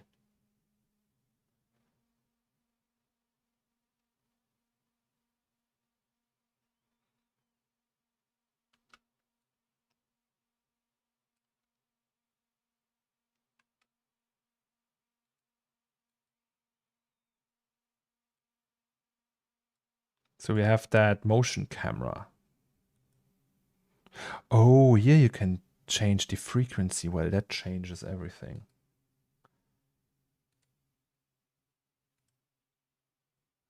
Footsteps, frequency.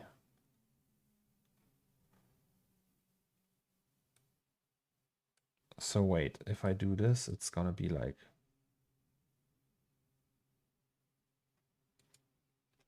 Why not use Premiere Pro? Because it sucks compared to DaVinci Resolve. DaVinci Resolve is just better in almost every aspect, I'm afraid. Like, the color grading tools in Resolve are way, way, way better.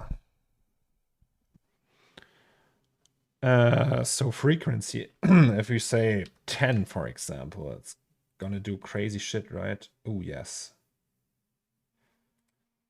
Then we can do scale.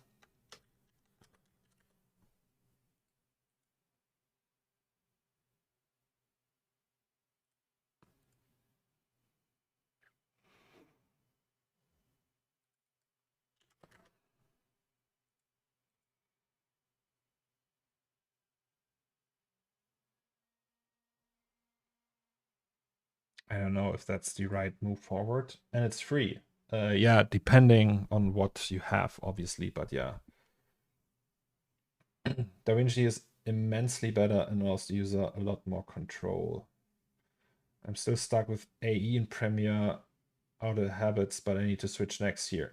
Yeah, so like there was like one point I wanted to I used Premiere I wanted to use Premiere for the 2003 breakdown, but I couldn't because my Windows is English but with a German keyboard layout. And Premiere just can't do that. And I was like, okay, I was Googling solutions, and the solution for Adobe was, well, you have to use an English keyboard when you have the language set to English. Otherwise, it won't work. We are not offering any fix. We won't fix that. It's just you have to set up your Windows differently.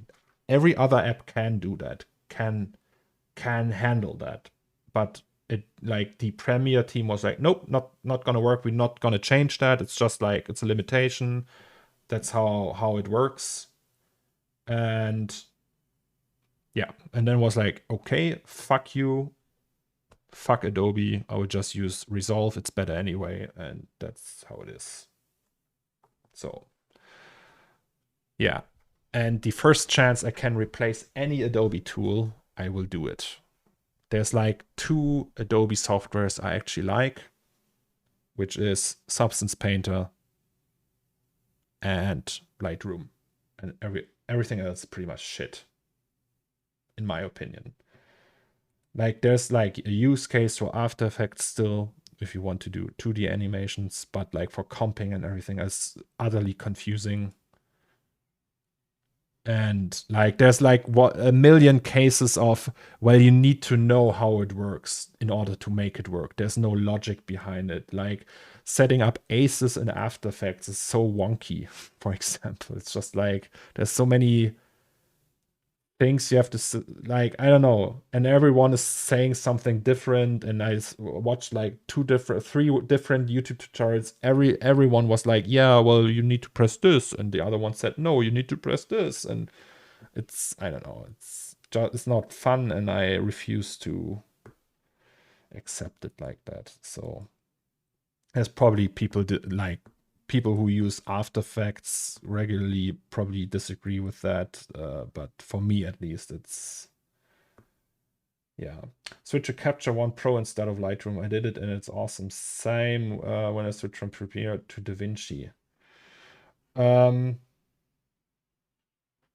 Yeah, the thing is, I don't miss anything with Lightroom, and I like the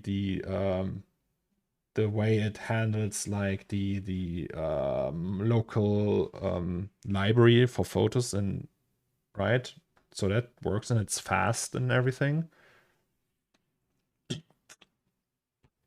So I like that, but Yeah, I hope it's not getting shittier.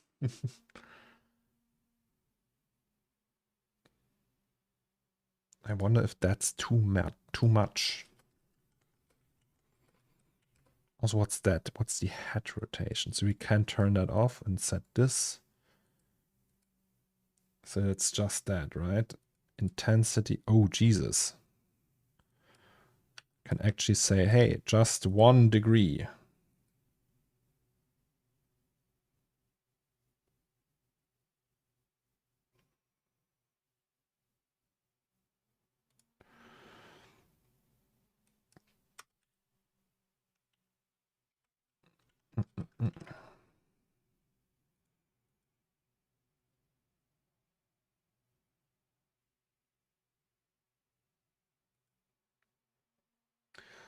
PS, I'm one of the long-time users of AA, so I'm used to it, but it's just routine for me. You're right, it's not logical and confusing to newcomers. Well, but Asus did not make stuff easier in general. Yeah, I have to agree on that. Like, even in 3D software, setting Asus up is like a little bit confusing. Like, I mean, that will be streamlined and probably work flawlessly at some point, but there's still like, oh, then you have that input and like installing Asus and Octane is also not like the easiest. It's also confusing.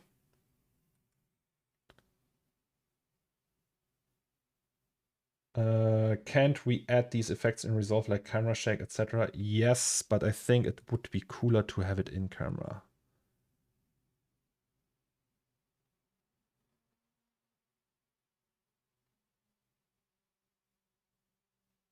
So, frequency. Offset.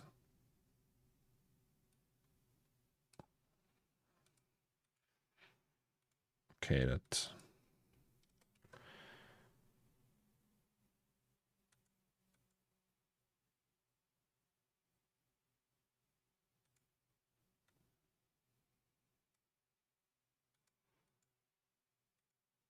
Okay, so let's do...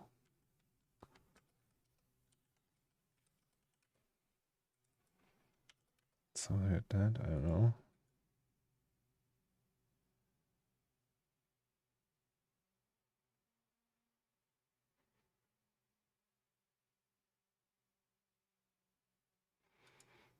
What's that?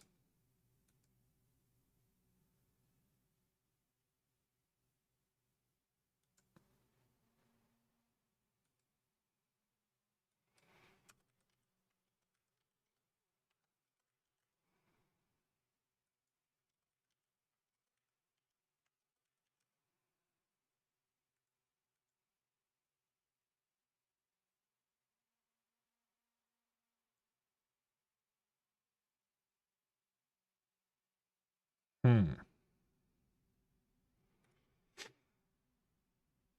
Um...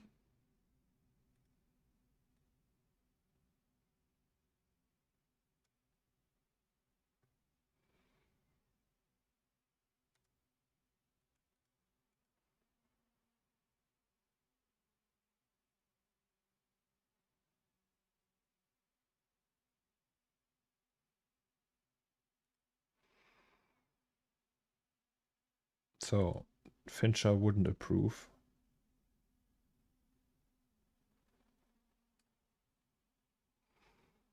Can we say 50 maybe?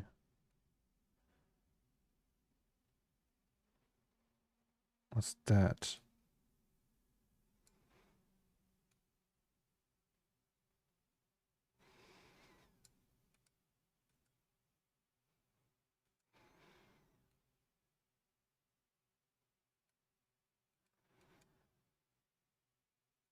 All right. I think let's just save that out once more.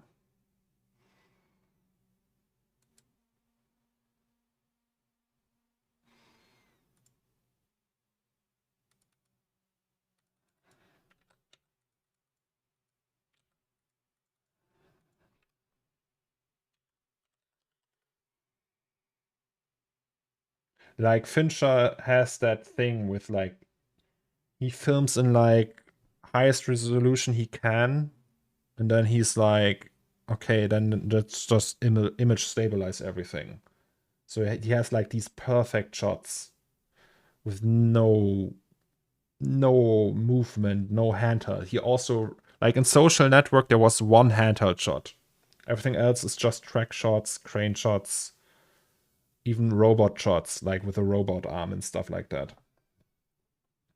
And a lot of like he also doesn't shy away from heavy but not noticeable CGI. And yeah, he doesn't like that handheld stuff. So some like adding these fuck ups later, he wouldn't be like, hey, why? You have the perfect camera. All right, so I will just override the existing one. So save that. Yes. No. Okay, it's doing dumb things. That's a hardware render, right? Yeah, we don't want the alpha.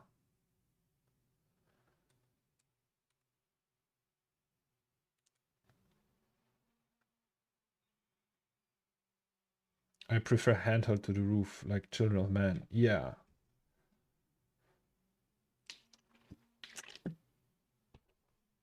I think I prefer that too.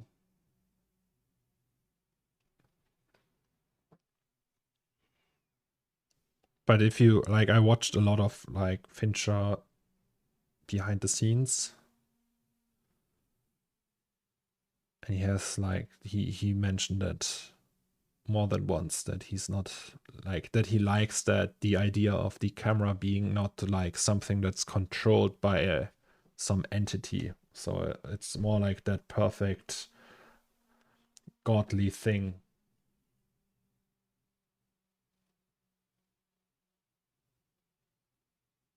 Love big sweeping shots with a bit of organic feel to it, like Lord of the Rings. Yeah, it's a cool thing,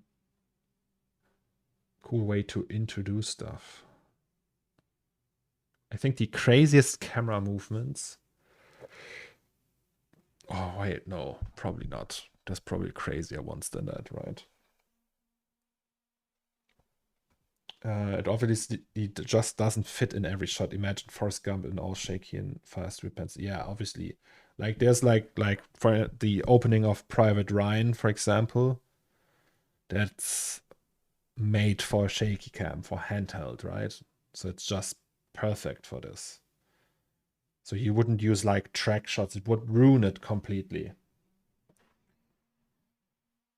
But then these perfect cameras, like I don't know, the when they break into that house in Panic Room, there it works very well. I don't know why.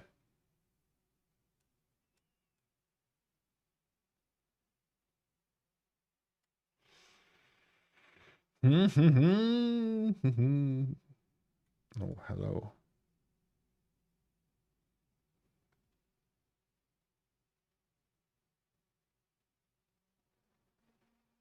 Yeah, and obviously we can't use the same settings for all of them, so we need to fine tune all of that now.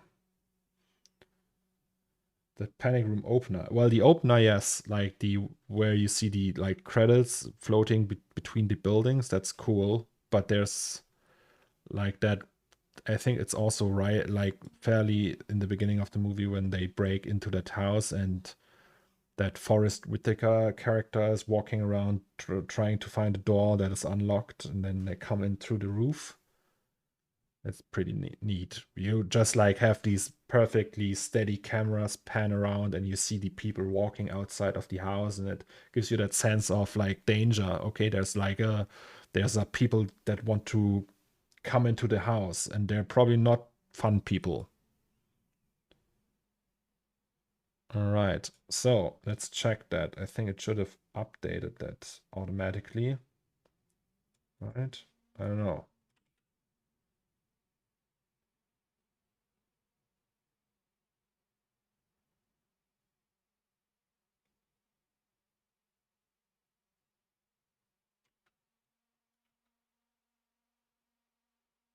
Is that correct? All right, so let's go. It's hardware renderings. 6088 Cam 402. Hardware. 6088 Cam 402. Let's delete this one. 6088 Cam 4.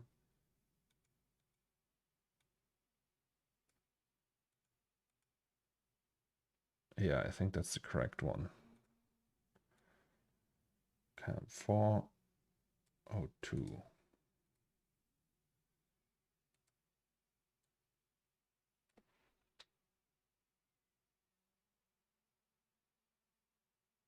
Oh, I think it's cool. Like it's a little bit, it feels like handheld.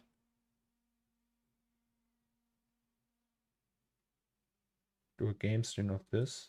What? What is that? Okay.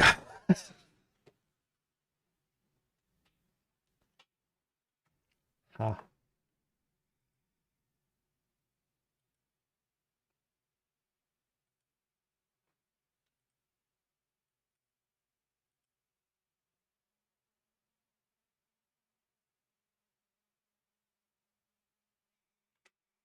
Can I do fit?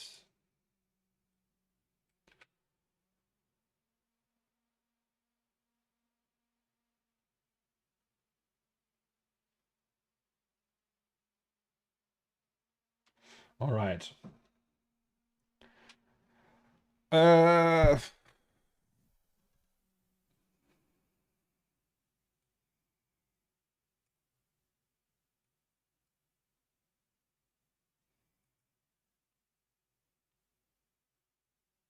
mm, all right, then let's just continue with that, I would say. That's camo 3. I think that's cool. It looks okay. Open project. And that's not the Cornerstore. We need 6088 AD, right? 6088 AD animation. Cam 03.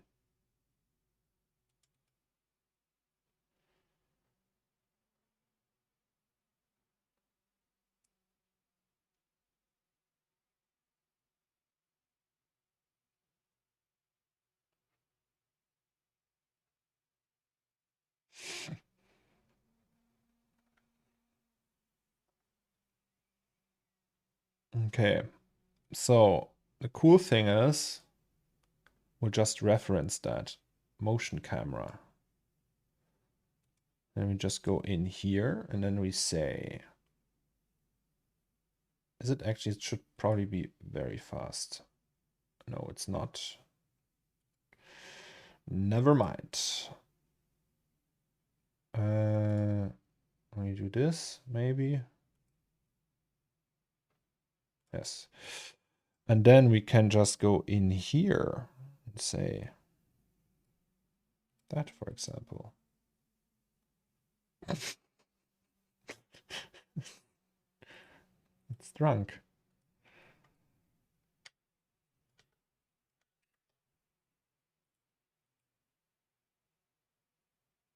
That's too much.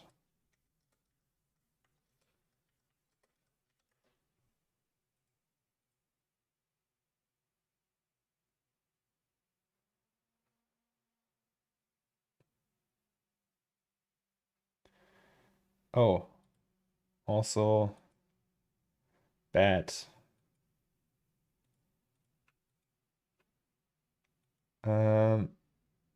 Functions continue.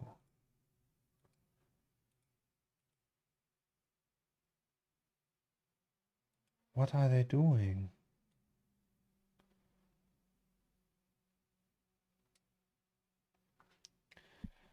Will this tag work with RNDR or do you need to bake this shaking? Well, that's a good question.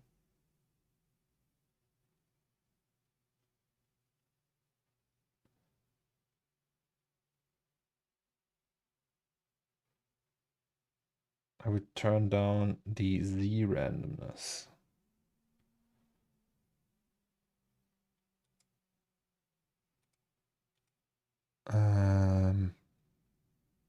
You mean this one?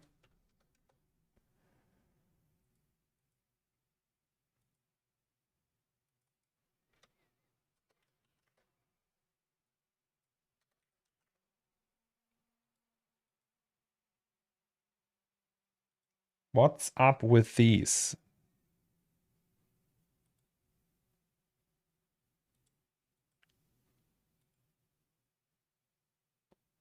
That's looking whack.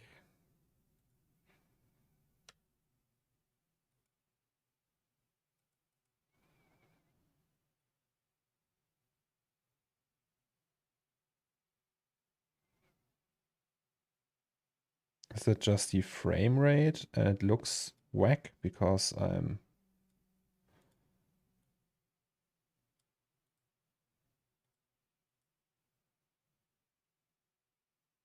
Ah, okay.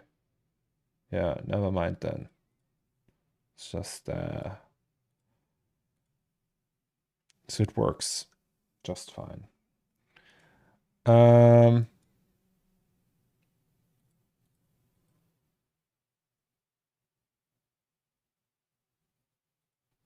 So also I don't want to overdo it, obviously.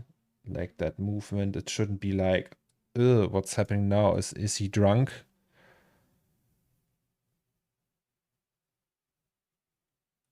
Oh, maybe you can use that. All right. So what do you mean by Z axis? Like X and Z? So that's pretty stable sidewise. It's just more like upwise. There's like a difference in the smoothness of the pan up. So there's a little bit shakiness, but not to the sides. Do you mean that? So if we say that's 0 and that's 0, and let's turn that up really high, so it would be more like that, right? Okay, obviously that's too much. So what if we do 0.05, for example? So just very little. And then frequency like 20. Oh yeah, that's shaky hand. Okay.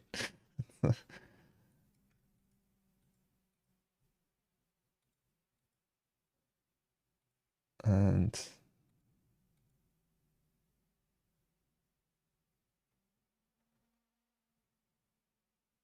no. That's horrible.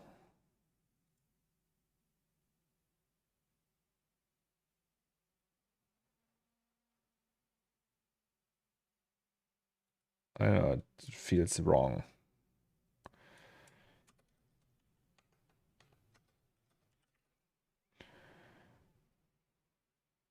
Maybe this again.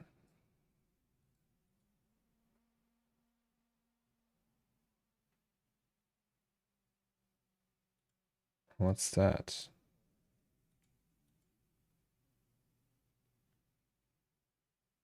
I mean, there are no footsteps because it's not moving.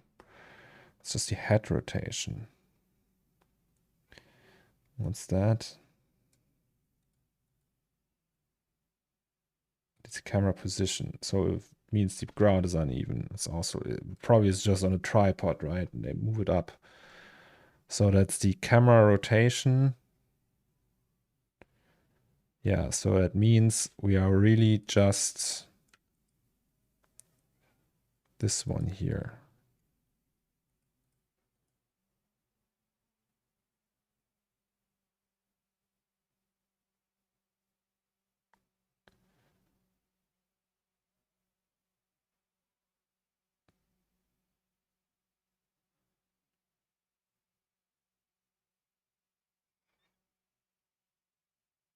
I don't know.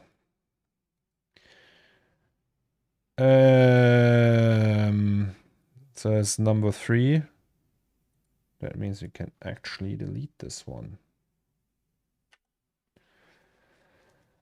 Uh-huh.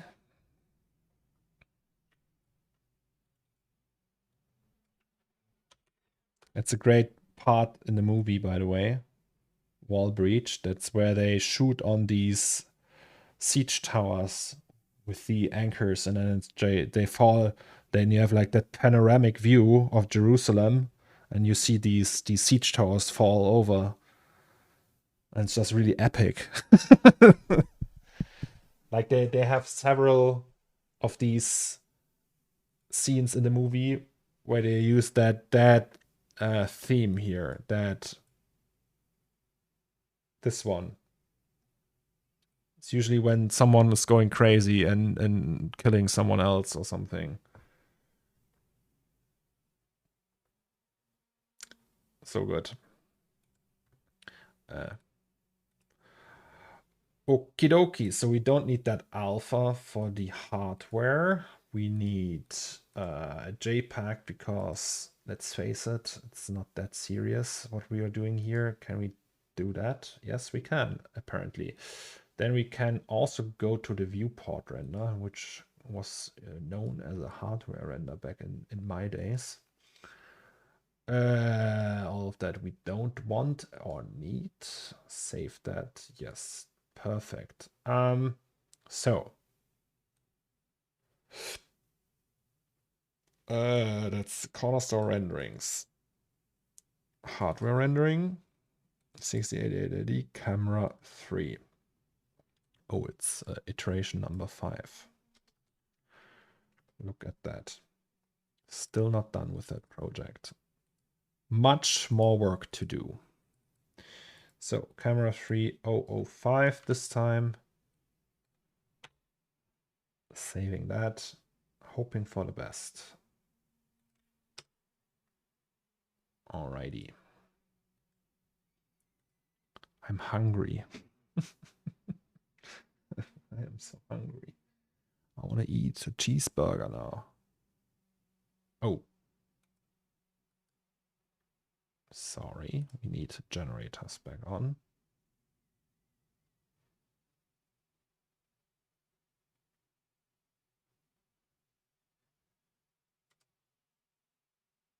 Yes, sir.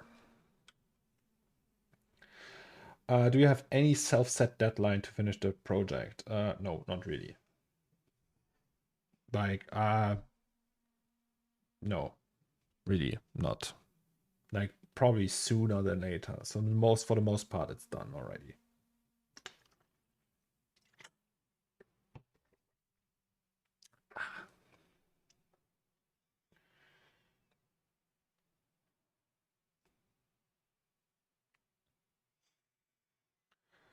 La la la.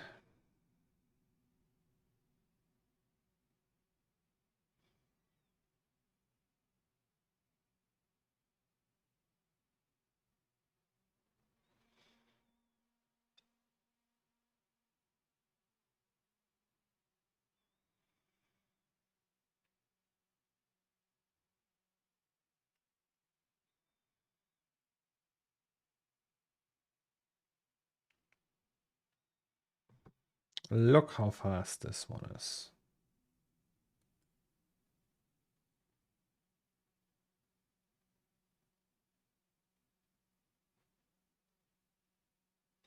But yeah, I'm wondering if I have to bake the camera in order to make it work on RNDR.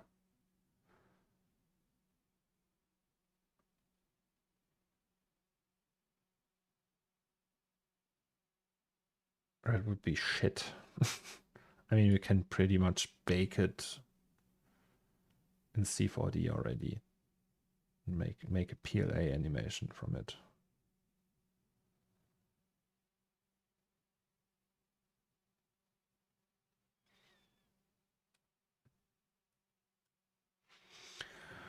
Okay, so could be that this is looking like nothing.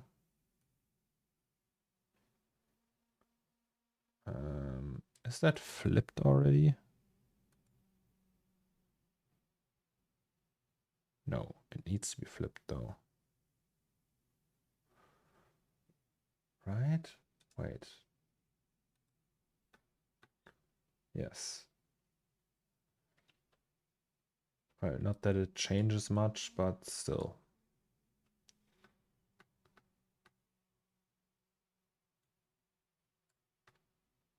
Mm-hmm. Oh, here's the theme again. I think in this scene they attack like some pilgrims. It's very very cruel. Okay, number 3 it was. Number 5 here.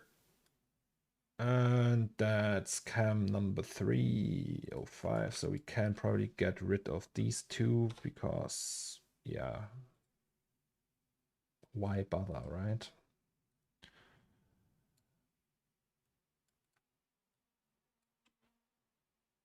Alrighty, so fit.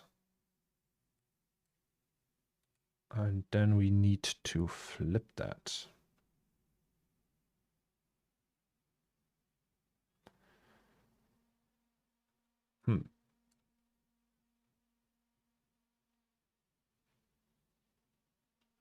I mean, if you know it's there, you can feel it a tiny bit. But maybe that's enough already. Technically, you have a fluid head, right? Like a fluid tripod head. Put the camera on there and then move it up. So there's not much room for error there, I would say, right?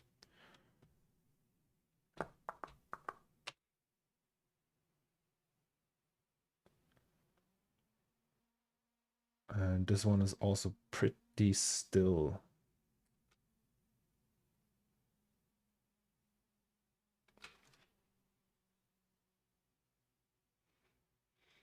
My wife bought dog accessories for over 100 euros. She just wrote me.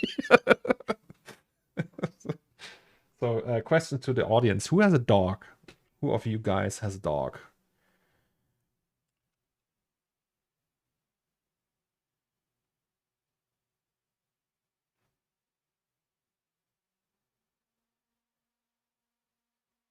It could be actually be cool. Like that looks like it's shot with a long lens. And with a long lens, you see more shakes, right? So you have this one that pan up with like a 35mm cam or 50mm, I don't know, something like that. Right, so that's the lens you use for that, and it's just like you have that upward stutterness. Like sometimes it's not like that fluid motion, maybe, as Jermsy said. It actually makes total sense. It's just barely noticeable, but hey, it's there. I know it's there. And here you have that long lens. It's more like a, like a had a Frenchie. Oh, nice. I have two. Fabio, which kind of dog you have? Also, I'm very hungry. I might make myself a sandwich real quick. So be right back. Give me, I don't know, 2 minutes.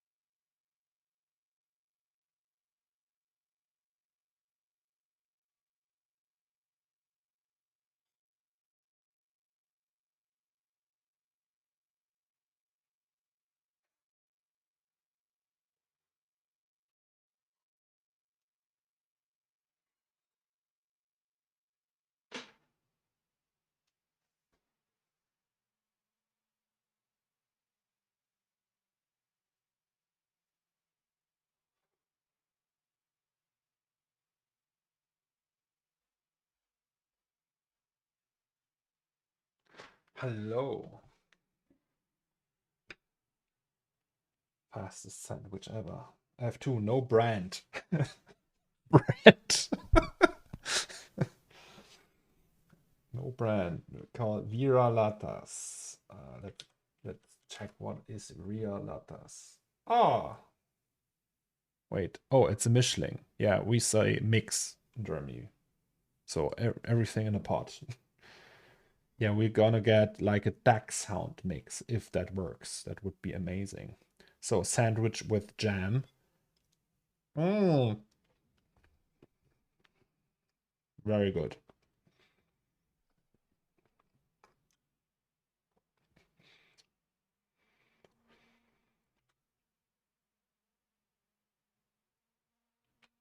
Maybe you should do that a little bit stronger.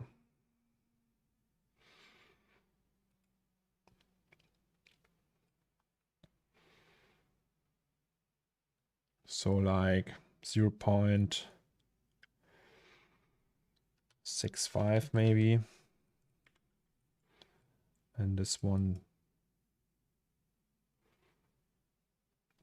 5. I don't know. Try that again.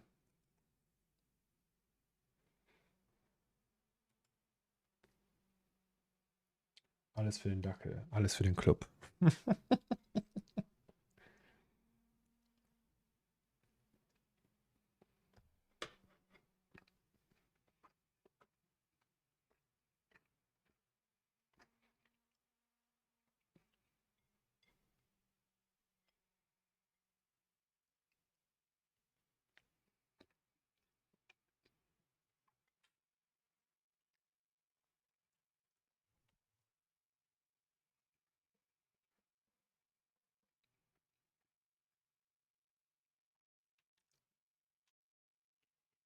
I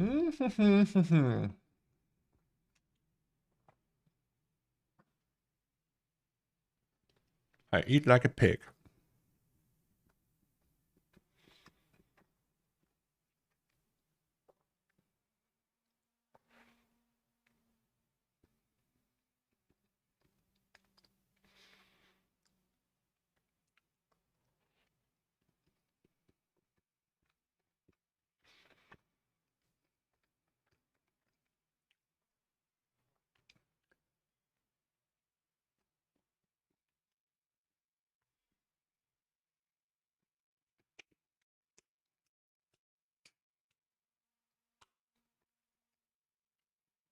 I devoured that, guys.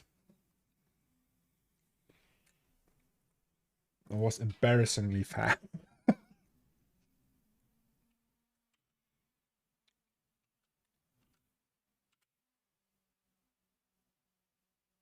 Okay, I can see that here. Maybe we can see that here. All right, so here we have to check. Yeah, I'm really hungry. I could devour a cow.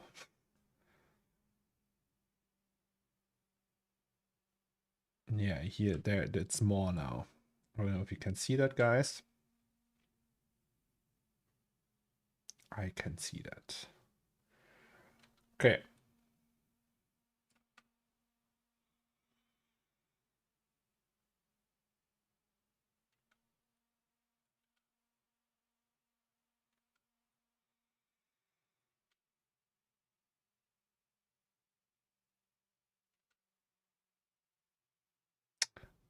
Oh, is that the old one? Wait, did I fuck up? No, never mind. It's the correct one.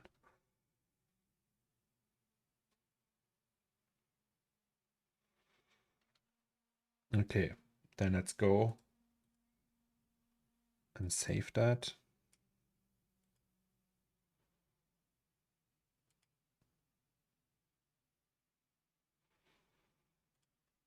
It's gonna be all right. Yeah, the question remains though, will that work with the camera?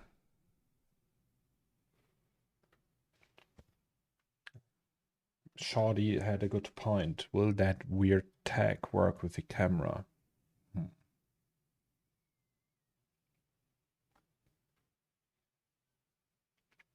Technically it should.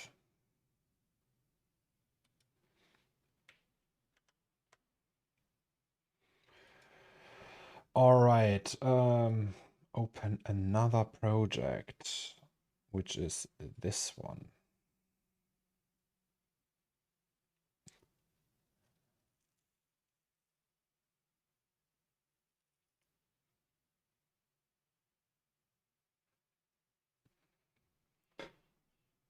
Did it start over? Oh, yes. What soundtrack do you want to listen to? Is there a soundtrack you're like a big fan of? Shawshank Redemption?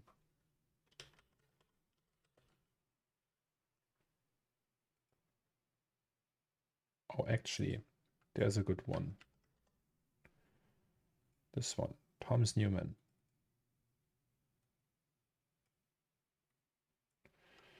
I think it will just bake the tech down, but baking the camera into keyframes is also not that difficult. Yeah, I think you just pull it into the F curve thing and say bake, right? And make a PLA animation. Yeah.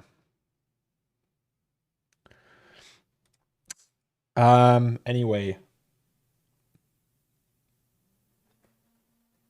I will try it without baking it.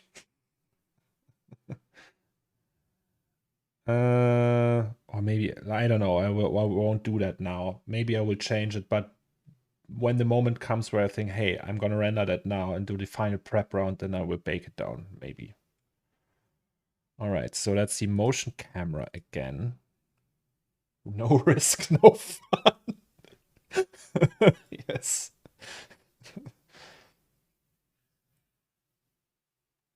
All right. So shouldn't that like you have these flags and then shouldn't that be like more whoosh, but with higher frequency, right? So less, more like that.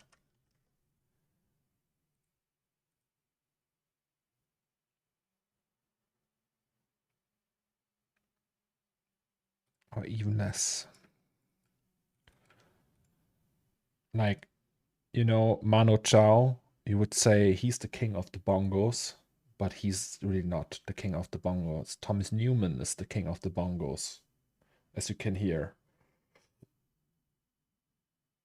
That's like Thomas Newman, like American Beauty. I think that was the bongo masterpiece. So let's say 3. Oh, okay.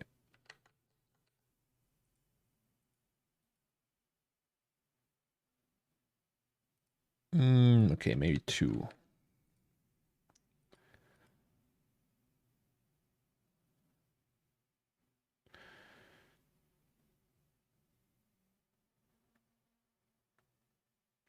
It could actually look cool.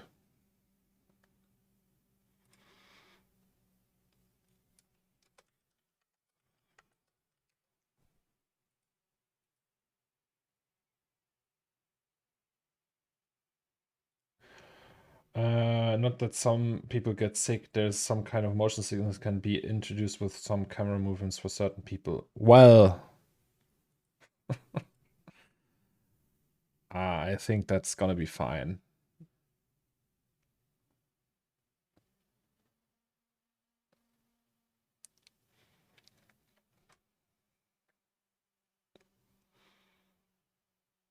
All right. So let's try this one.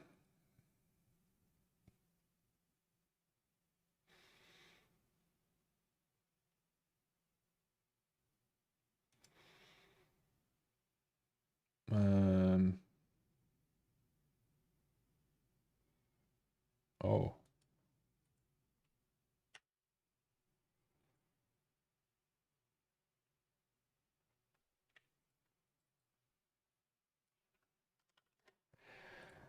Hardware. No alpha, JPEG.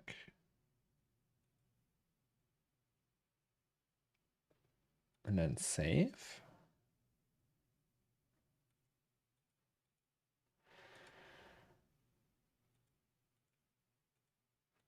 Output.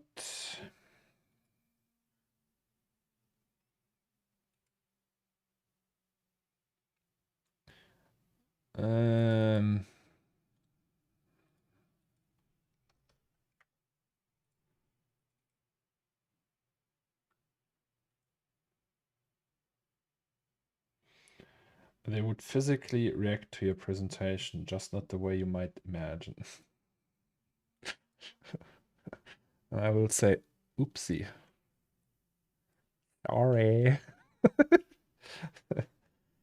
I actually had motion sickness once. I was on a VR meetup in Cologne, right? So that was before you could buy VR headsets on every corner, and there was so many people. So that was at Oculus Rift dev kit times with the first dev kit, right? So a few years back.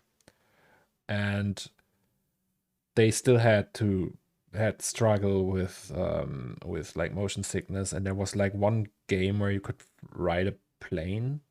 It was really cool, but I smoked a ton of weed before. And I was pretty high and drunk at the same time. I put that on and I had to take it off after 20 seconds. It was gnarly. Probably very unprofessional, right? To talk about weed on stream. Is that Ah, no, I get demonetized on YouTube now. Well, disclaimer, don't smoke weed. Go on something like a airplane ride in VR. I'm really resistant to VR motion sickness, but one time in my wife didn't track properly and all my head movements were inverted. So left is right, up was down, and that fucked up my head within the first 10 seconds that I almost threw up. Say smoked in game. Yeah, I smoked in game. Like I was high in game, obviously.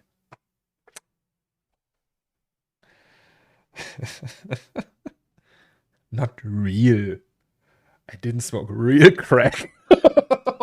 Sorry. No. Just kidding. All right. So,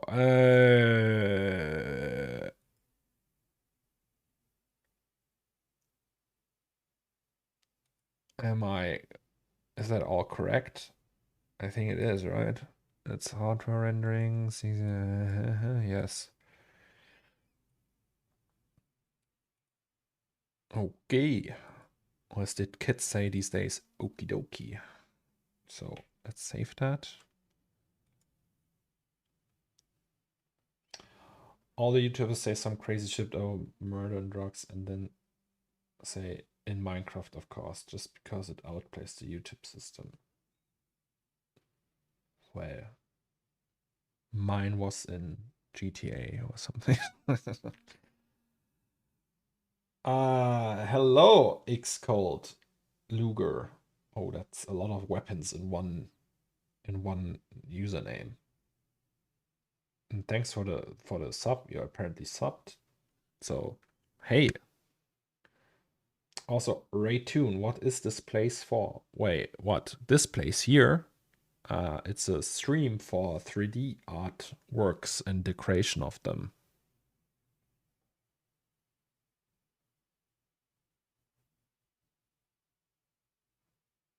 Raytune.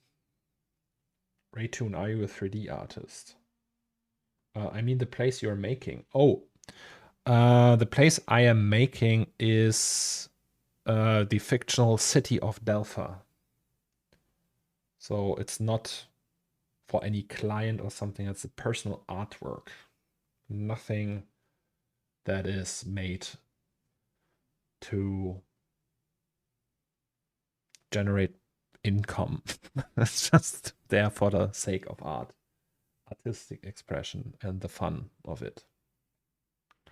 It's like back in the days. You remember when you drew like cartoons on a napkin, and your parents maybe put it on the fridge or something. It's kind of like that, but with better hardware. Okie dokie, so we have the camera shake now. Ooh, look at that camera shake, camera shake. All right, so we go to media again. This one this time. And to hardware, back to hardware. And that's cam 302. These two can go, and because we don't need them anymore. This one we need though. Right. So I would just put that here. Oh, okay, never mind then. You should do that. Is that flipped already? No, it's not. All right, so we have shaky, shaky, shaky. Shaky, a little bit shaky.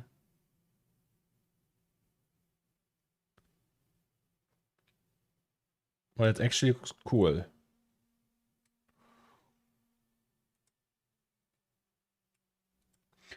We should make a stream render challenge. We did that back then a lot. So like 1 hour time and a topic prompt, and you have to complete against everyone on stream to make the coolest artwork. I mean, we can do that. Like a render challenge on stream.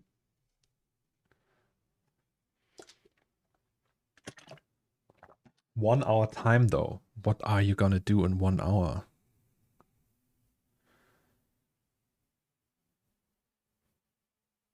That's the question. Like something small that can be done in 1 hour.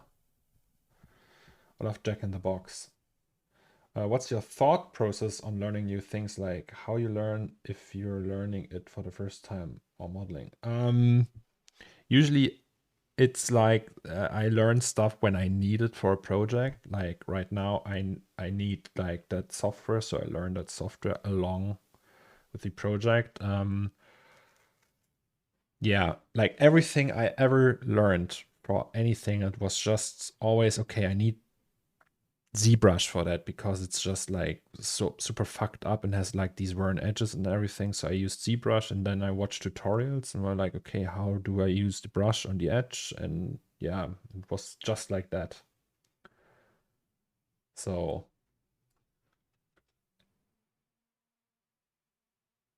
yeah, I think that's pretty much it.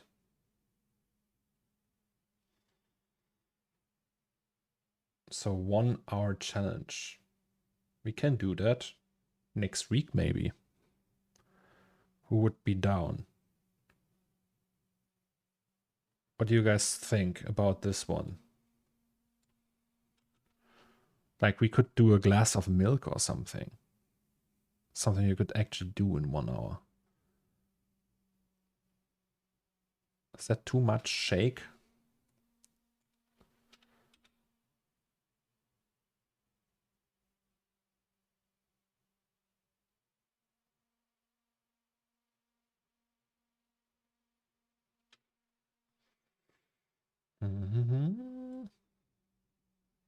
I'll do nothing in 1 hour. That's enough time to pray, and that's it. 12 hour could be cool. Yeah, but like a glass of milk, I could do something like that in 1 hour. Like a decent looking glass of milk, I think.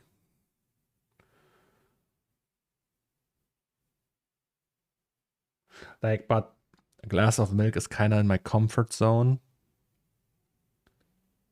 right? So maybe it's interesting to do, like we can do several of these. We could say, okay, glass of milk, that's a comfort zone project. Everyone can do that. We don't have any asset from the outside. Everyone should be able to model a glass of milk. Like that's pretty easy.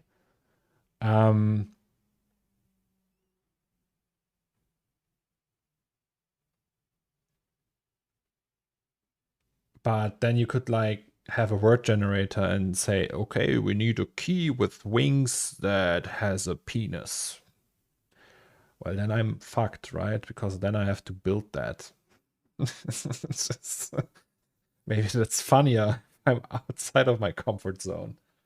But yeah, maybe you should plan it and announce that on Twitter. So we do it like that thing, right? Like a challenge. Like not an animation. I would say it's still in like 2K or something, like an Instagram post. Just something very simple, nothing too crazy.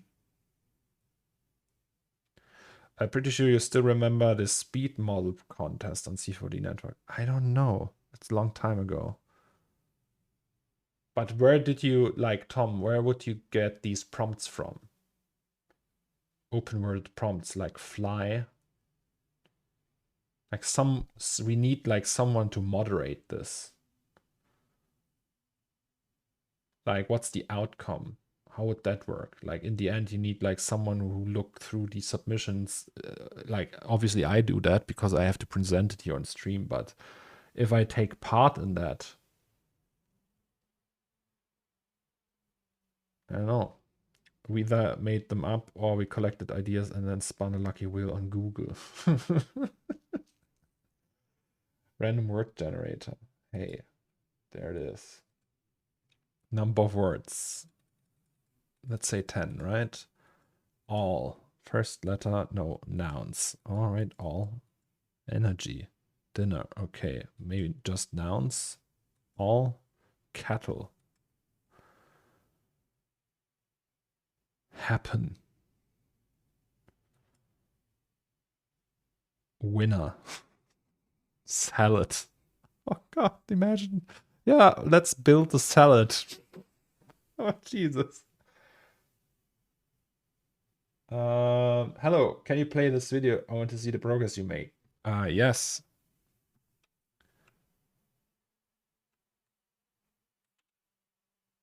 Oh, why is that so slow? Well, that's interesting. It's very slow.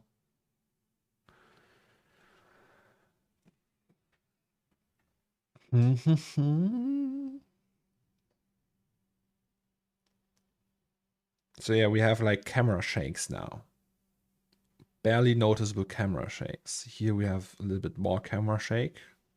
And here we don't have any camera shake at all. Same goes for this one. Also, no camera shake for this one. Actually, that makes it very complicated to have camera shakes for this one. Maybe you should render that without any shakes and add the shakes later. So yeah, for this shot, we will add them later. And these don't need anything because they are just these void renderings. So yes. This one needs one. This one needs one maybe. This one doesn't need one. Yeah. Then we have Mr. Robot. Hello. That's gonna be an interesting shot. And then we have the credits. Flags look a little bit off though. What do you mean by off?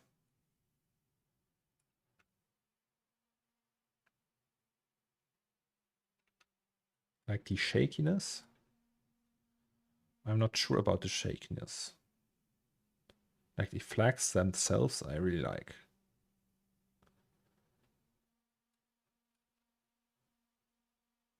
But the shakiness, maybe it's too much shakiness. It's cool with words that don't give something specific, like transparent, the other side, small worlds, hidden giants. The motion, I mean, like from the flags or the motion of the camera. The motion of the flags is fine, I think. I'll use it. I keep it.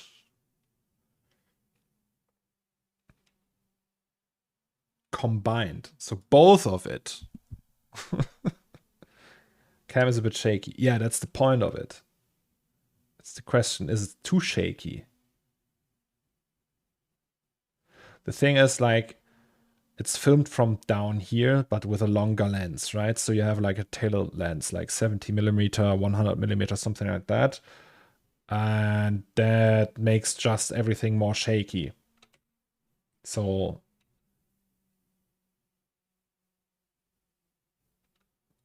the question is it too shaky? Any good advice on scene lighting and how to improve it? Depends. Can you show me some of your scenes, Colt? If you want, of course. We can have a look together, and then I can tell you what to improve if you want. Great song, by the way, The Night Window. The whole scene with the night window is pretty amazing, actually. Yeah, so maybe you have to dial down the shakiness a little bit. Maybe the cut is too short. Nah, it's long enough. I think the cut is pretty much spot on. It's just like the overall shot is good. It's just like maybe a little bit too shaky. So let's say 3.5.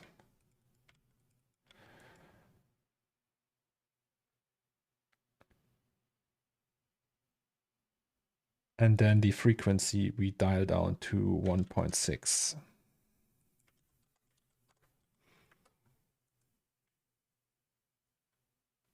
And the intensity we do 20.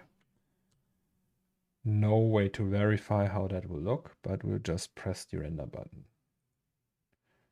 And then we'll just override what we have, and then, yeah. Maybe the something. What do you mean by something? Yeah. So Colt Luger. Is it about the weapons brand, like a Colt and a Luger? If you have anything you want to share with us, please feel free. We can have a look together.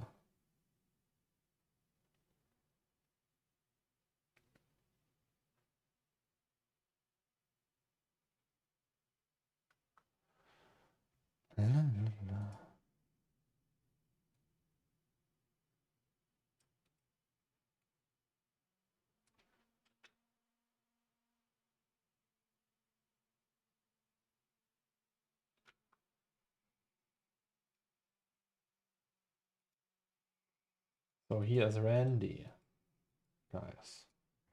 Randy.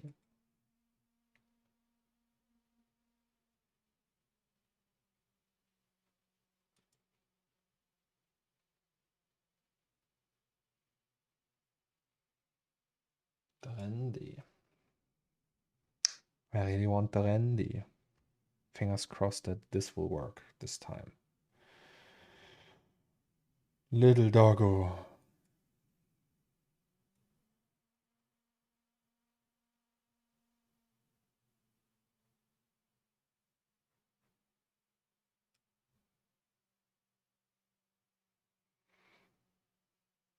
Okay, almost done. Yes, sir. All right. So technically it should update that already. Oh yes, it's way less now.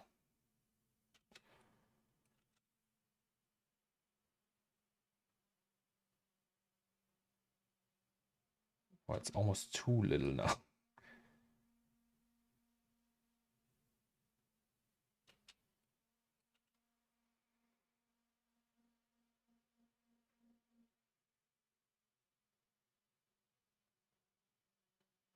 Okay, maybe we push it again. So we go back to 25. Oops. Wait, what? What did I do here? Oops. And frequency, we also do 2 again. What did we have here before? this. Was it 0.1?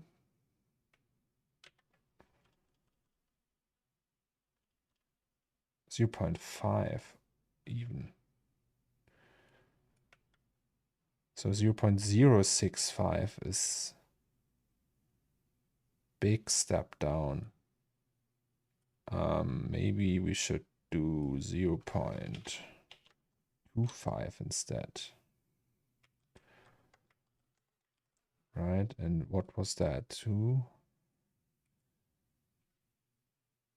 Yeah.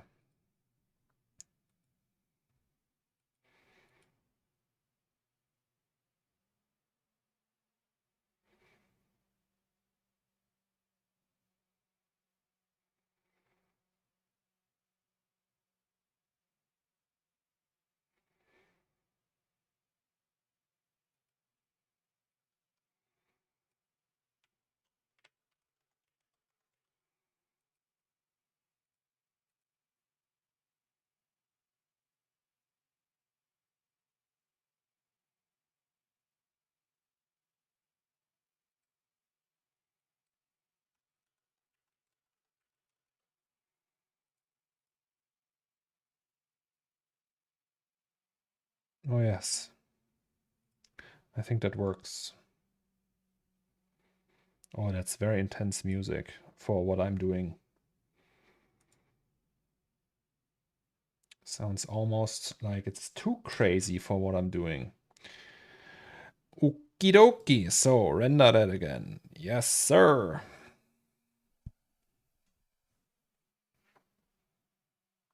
I'm still hungry. All right.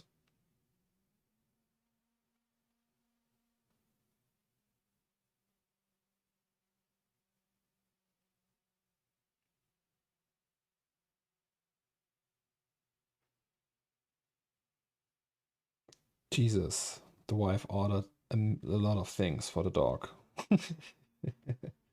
Gotta go pick up my little one from school. Oh, no problem, Heil. Well, greetings to your little one, and thanks for being here. Sorry, thanks for joining us, and hopefully we see each other again. And yeah, no problem, anytime. If you want to show or talk, or I don't know, just hit me up or write on stream, and then we'll check it out.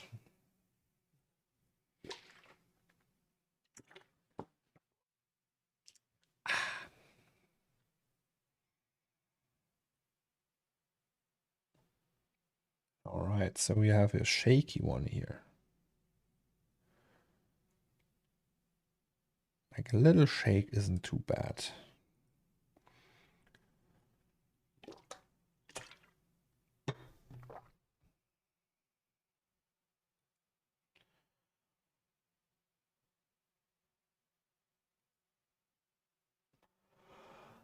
La la la.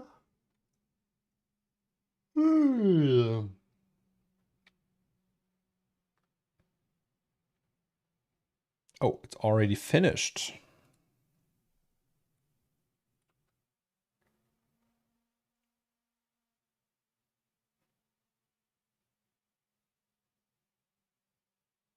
Nice. All right. So this one needs a shake up too. Jesus. Oh, this one is too short. But I think we actually already made it longer. All right, so this is done. I saved that, right? And this one is also done and saved. This one is also done and saved. So which one is that? This one is number 2. Number 2. Cam number 2.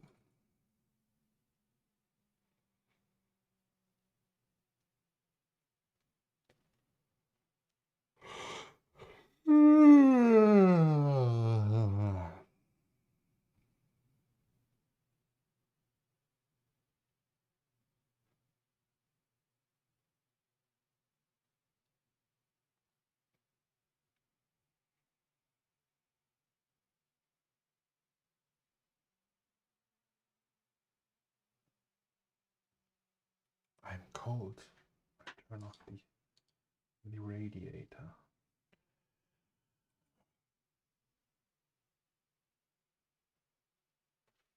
Is it still snowing? No. Sad. Like it should really snow. Is it still snowing? No.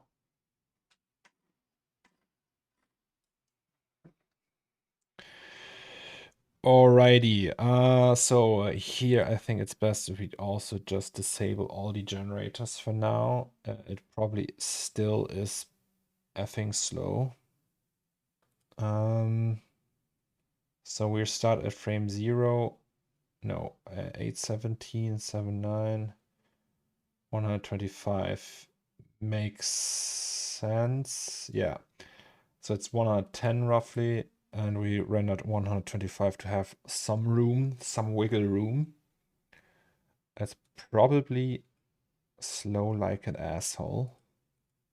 I don't know what I just said there, but motion camera. So this one, is there also a movement in there? That's the question. Also, can we like disable that just for now, so it's just faster?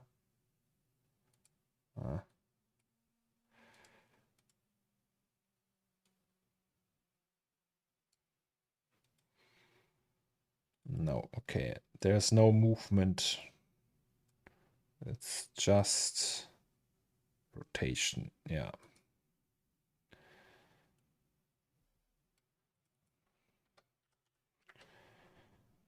So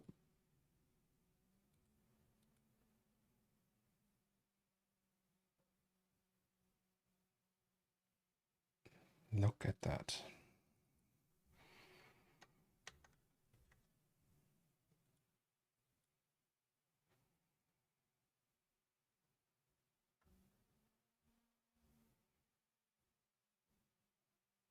Like it looks almost cool.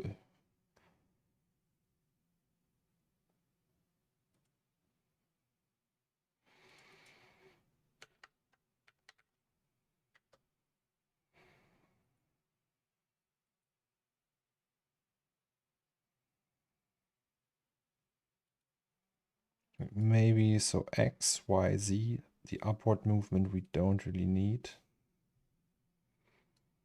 Like if we set that to 50, we'll just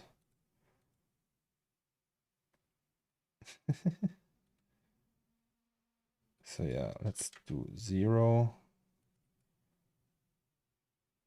or like 0.25, and the side movement can be 2 again.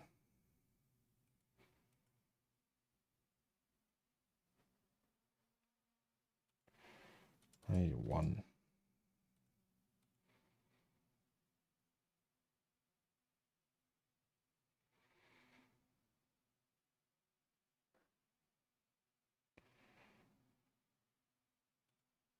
If we do 2 again, is it then balanced out? Almost.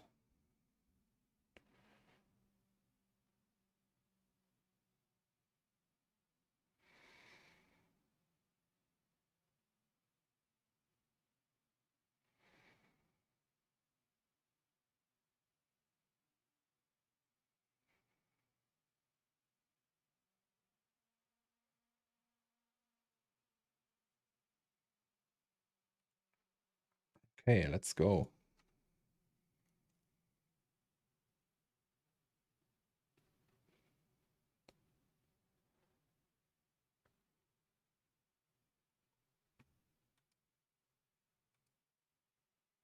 La, la, la.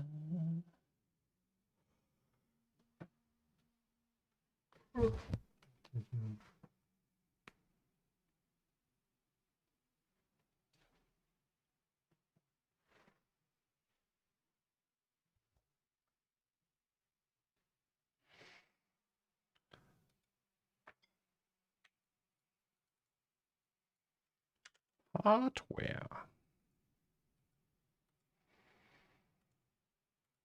I wonder why it always suggests saving the alpha. That's mighty strange.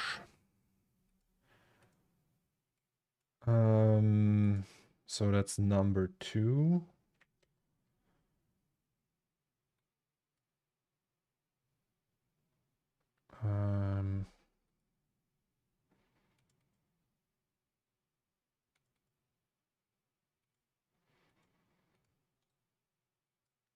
Jesus.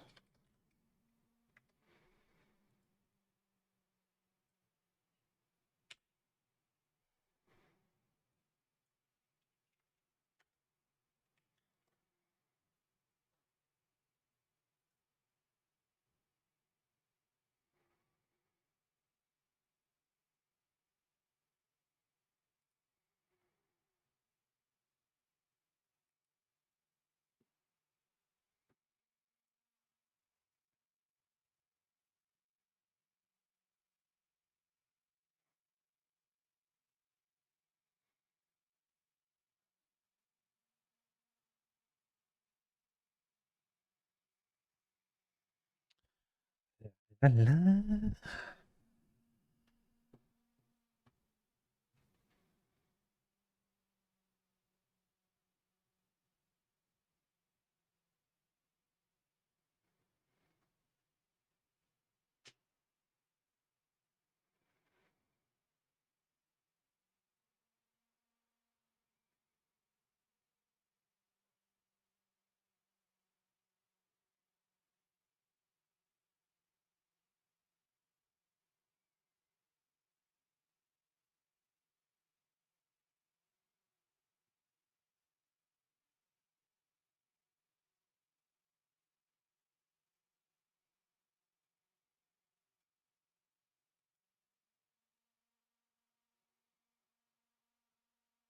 Okay. You can't really see how that will look. You need like really fluent playback. Whew.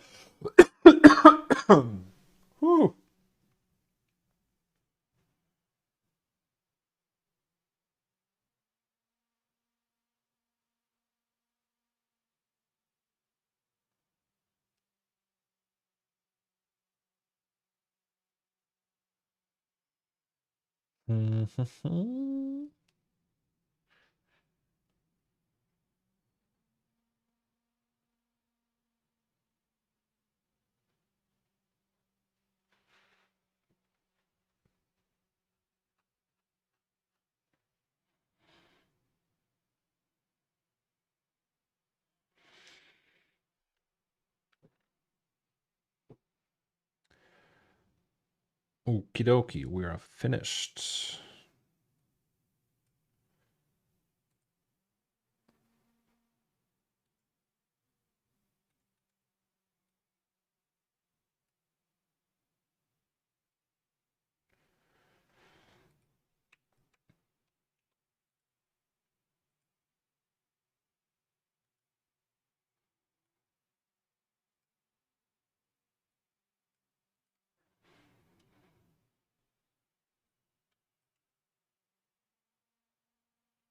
Oh, also you need to do this.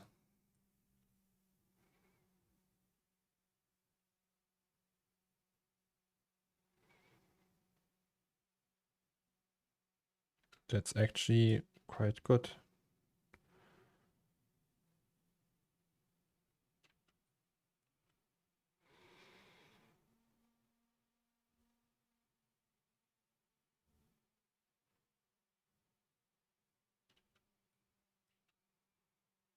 Maybe.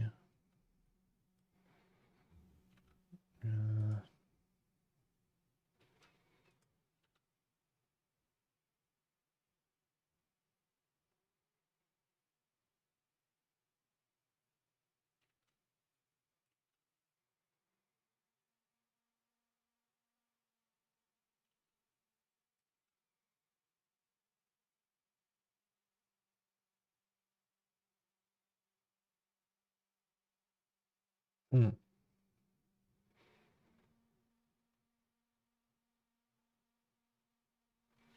This will all be dark.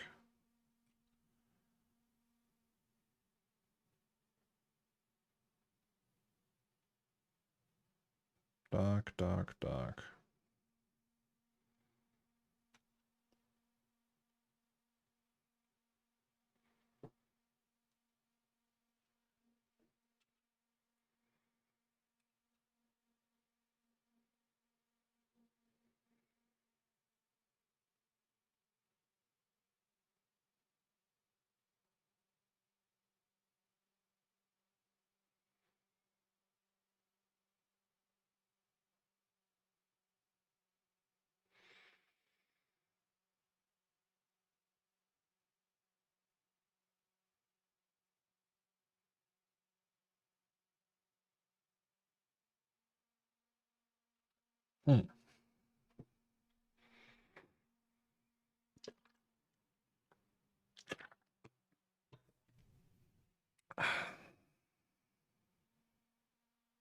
So far, so good. Yes. I wonder if this is okay. I mean, you have a lot of like shakiness, right? Like not a lot, but it's like you see there's like movement in there. So the question is, if there's like a cameraman, could it look like that? Oh, very dramatic. You could probably get away with it. But Germsy said before that like at a track like that, like a pan, you would probably not have much upward movement because you lock the movement, right? So you just move it from left to right. But maybe you don't have it locked, so you can like freely move it, then it would actually make sense. So yeah, I tend to just leave it like that. And then we have this one.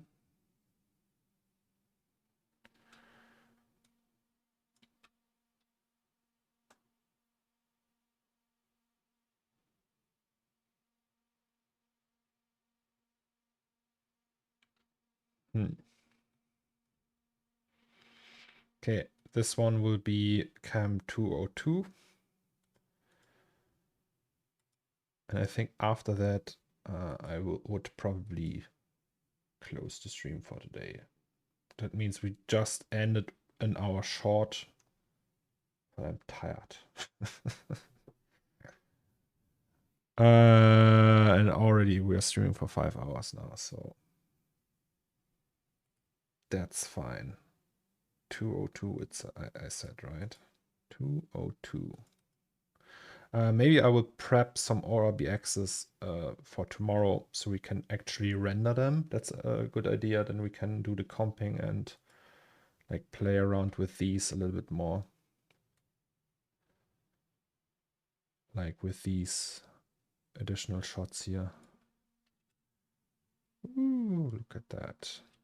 Yeah, so I will just render each and every one of them for 4 seconds and then we can just cut them down however we like.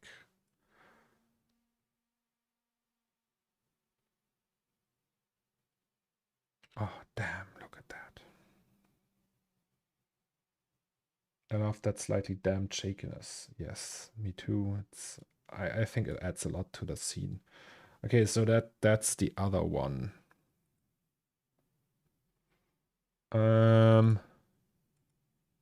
So for this we also just deactivate these. Oh, that one, you can go away. Yeah, so it moves up here. And then we just add that motion camera thing again. And then I don't know. I am drunk.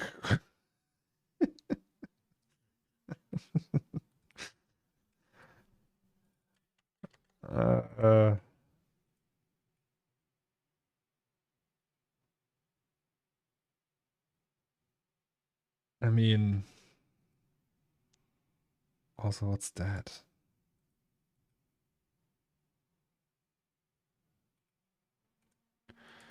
technically we could say 0.01, 0.01, 0.01, and then a frequency of 20. Is it then like super shaky? Oh yes, it actually is.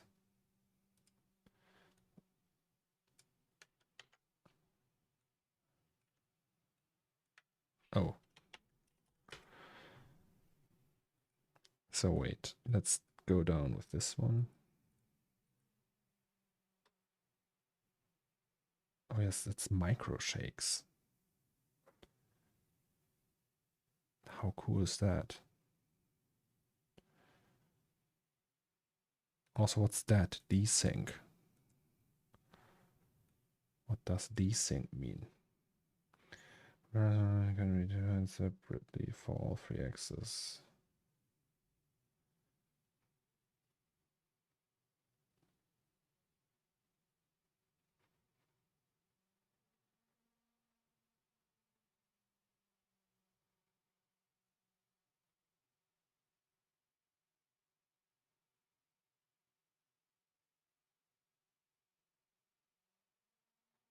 I see. Interesting. So if I put that to 10, it will be like super human-like. Oh, yes. So it's all vibrate-y and stuff. But it's a little too much, actually. So let's go here.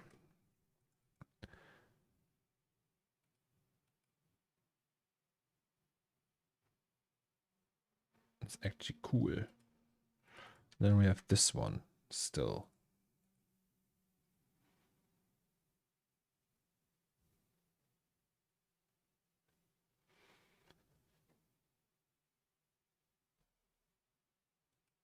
So that's 2. Let's go down to 1.5. So it's not like people should say, wow, look at how the camera moves. It's more like they should, if it, like, the best outcome would be if that all is missing, that they say, well, that's a weird looking camera. Why is it so smooth? And now they don't say anything.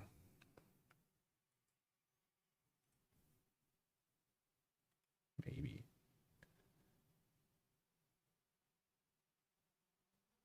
I mean,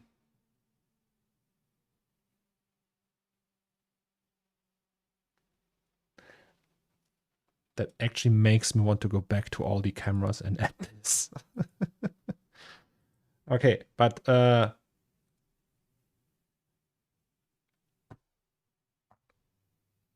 you ever thought about making a game? Yes. Definitely one of my dreams to gather a small team and make something cool like Cold Symmetry with Mortal Shell. That's yeah, I don't think that's that easy. It's not like they were just like, yeah, come over and we make a game. It's very hard. Like the guys who made Stray were also just a small team and they worked on that for 7 years. Yeah, I want to do a game, a point and click adventure. Mortal Shell is Vitaly Bulgarov, yes. He is. So I want to do a point and click adventure like Monkey Island or Day of the Tentacle or something like that. I think I have the ability to do that. Like not like the ability to do that, but I could. That's something I would be able to do.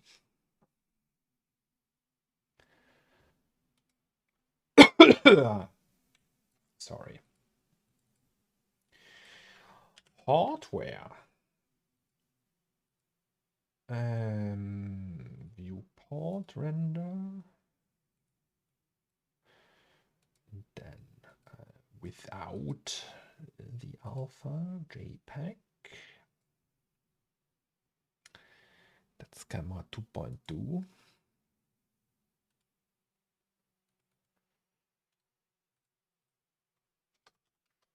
Yeah.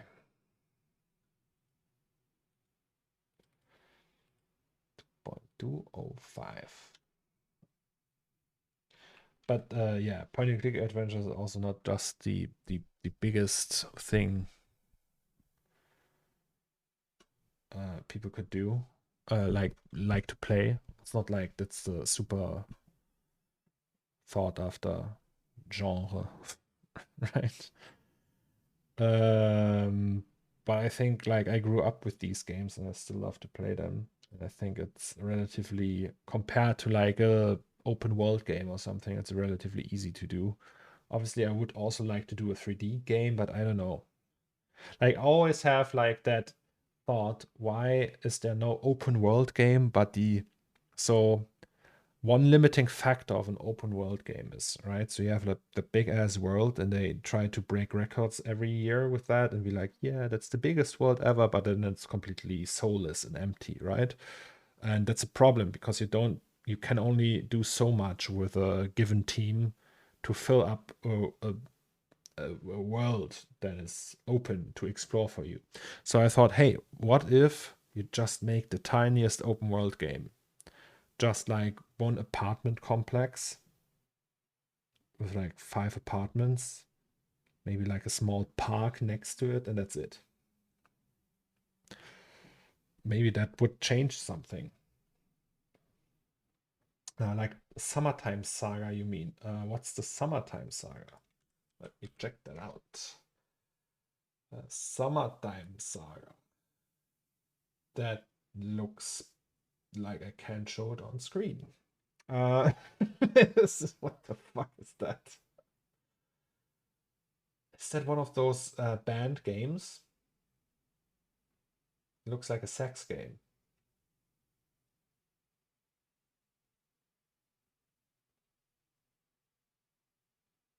Yes, I guess that's a sex game.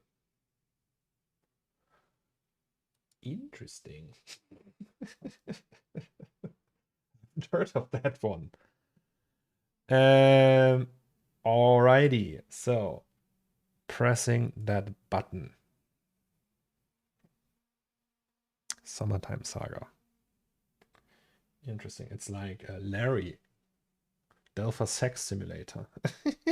Yes. Bob has intercourse with Bob.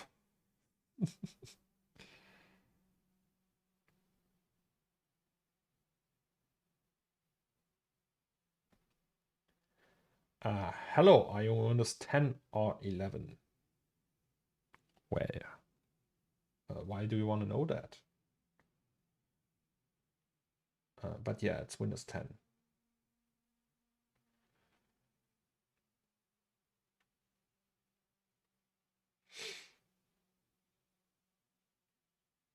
Windows 10. What did I just come back to? Oh, Gurnji, you don't want to know. Yeah, funny as hell too. So, Puka, do you say I should try that game? Summertime Saga? Is it like something?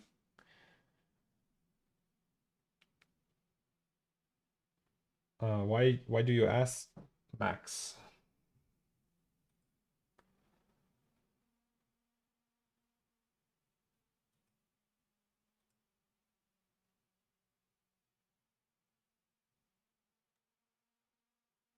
Ooh, look at that. Maybe it's too shaky even. We'll make a sex game. Wanna help us? We need a ZBrush scouter to or jiggle physics artist. You done? God. No. So, we need media. It was Cam 202. Know if there were advantages to switch to 11 for 3D creation. Ah, okay. I see. I didn't think I didn't think of that.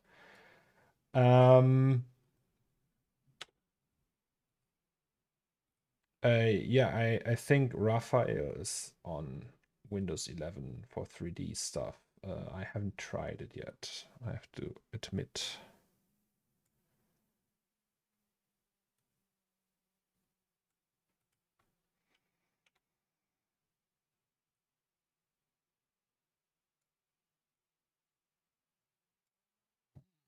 Okay.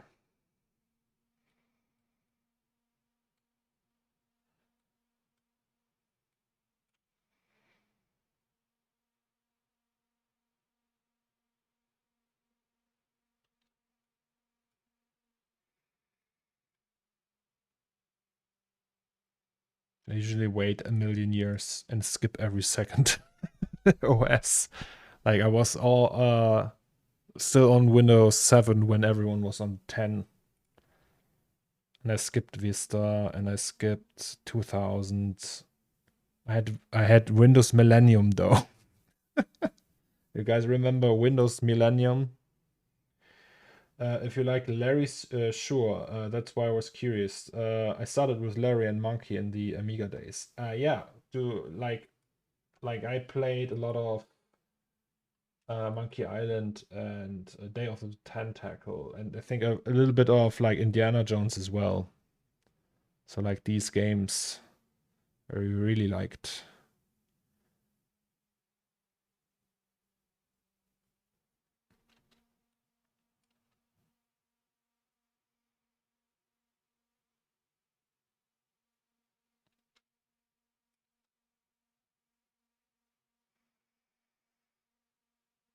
Interesting.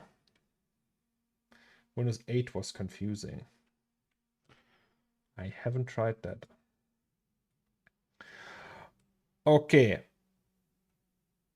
Oh, that's a good song though. Engländer.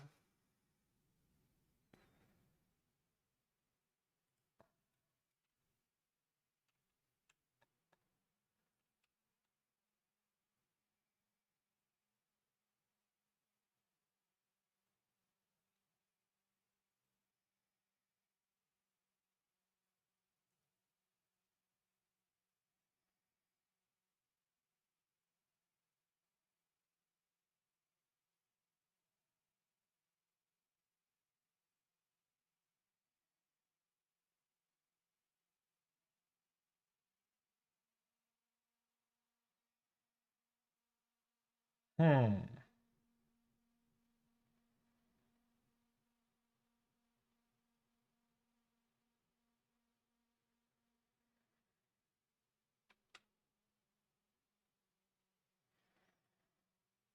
Crazy.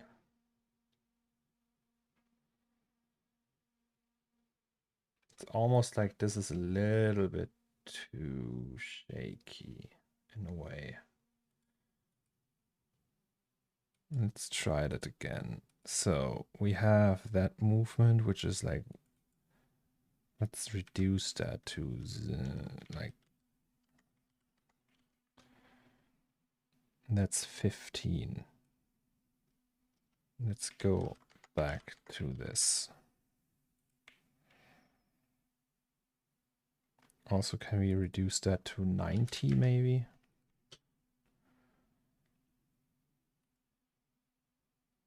All right. And in the meantime, I'll go to the toilet. Be right back.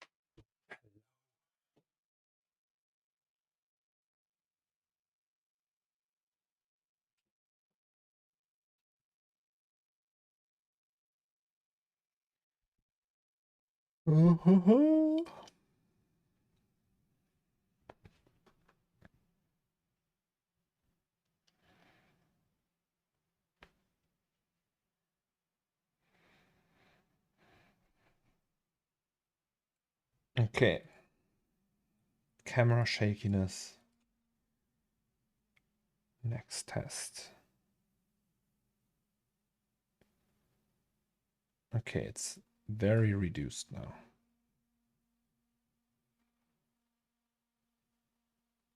I like it.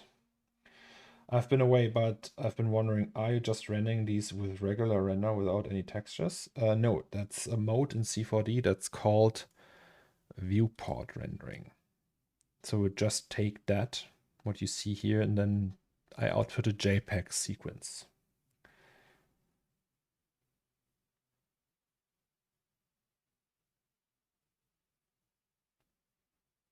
Like, I'm not really rendering or doing any GI or stuff, it's just the viewport here.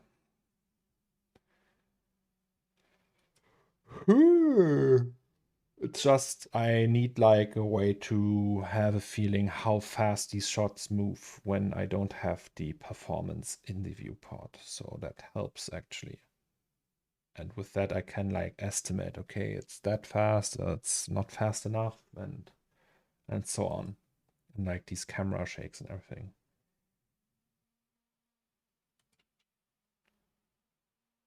And yeah, so here we can actually see. Yeah, that's perfect. So there's also like lens correction. No, that's not this one. Stabilization. I don't know. There's like a way you can add these camera shakes here. In color or in cut? No. Edit. Is there effects for that? Effect. And then camera shake or something. Camera. Video camera. No. Shake. I think there was like something where you can just like say, oh, well, let's shake a little bit. I don't know.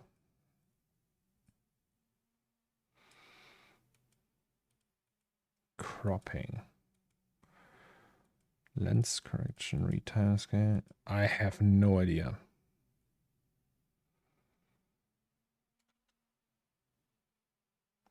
But yeah, that feels good.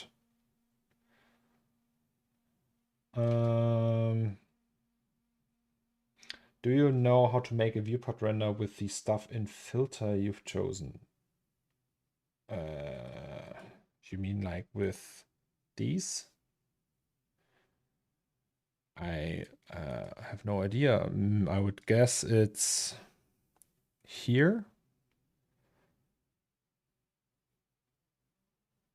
Like in filter? Or do you mean that I can copy these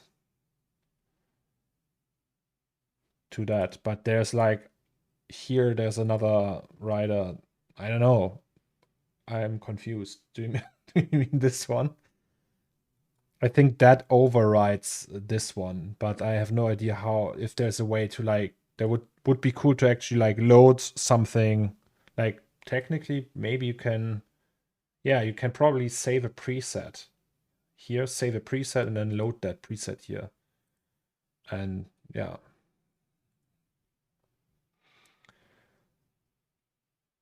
I think there's also like a way to disable all of that shit, like everything you see here. Like animation modeling. I don't know. Just like the polygons and that's it. But I don't know how that would look. Okie dokie.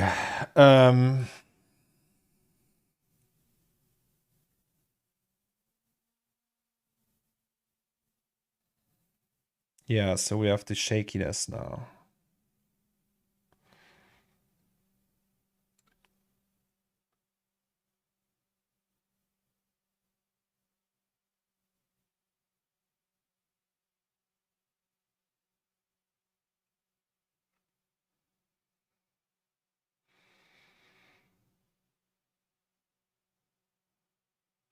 Oh. Okay, there's something wrong with this one. That needs to be... No, this one needs to be flipped.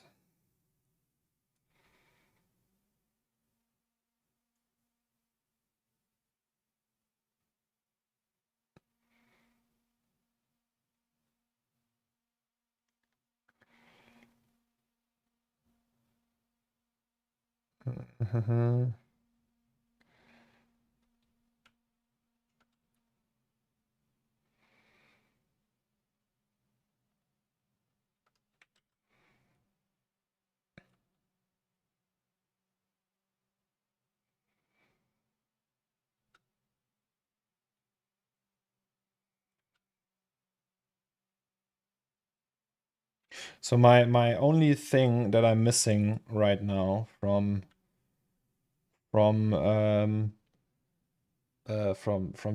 Resolve is that, or maybe that's in Fusion and I need to comp that. That would be like something that I can use to make that wiggle delight, like a wiggle effect. Right, you have that wiggle expression in After Effects, which is pretty useful for that. And I don't know, maybe there's a script for that in like you can do I think you can do like a script here for Resolve. Maybe there is one, but I have no idea how scripts work, and that would be actually nice because I want to control, like right now it's hard animated and yeah, I would like to do that, but maybe that's something I have to do in After Effects then.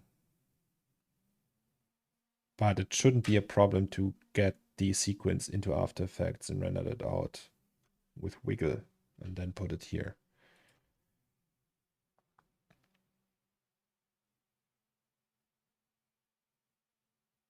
Because I want to like make it flicker way more. Dun, dun, dun. Yes, but I think I'm happy with that and I'm tired and I think I will end it for today because I need to cook soon. Alrighty, guys. 5.5 hours, still a solid number, I would say, right? Tom, are you streaming? There's a wiggle effect in Resolve. Oh, really? Where? Let me see that. Before everyone... I'm sorry, before everyone leaves. Like, I mean like a keyframe wiggle thing, right? Maybe it depends on your Resolve license. I have the biggest one. It's Studio. But where is that? Like, I want to like have like a dial, for example, if I want the opacity here, that I can be like that. That I want to wiggle. How do I do that? Is that something you do in Fusion, or I also have Fusion Studio? So I have the paid versions of all of that. Is there a wiggle thing? Like in Fusion, in Resolve Fusion, there is nothing of like that, I think. Also, can we turn that on off? Oh yeah, that was that thing, right? That it comes out weird and looks weird. Maybe it depends on your Resolve license. So where's the wiggle? Wiggle. Shake. Camera shake. But it's not what we want, right?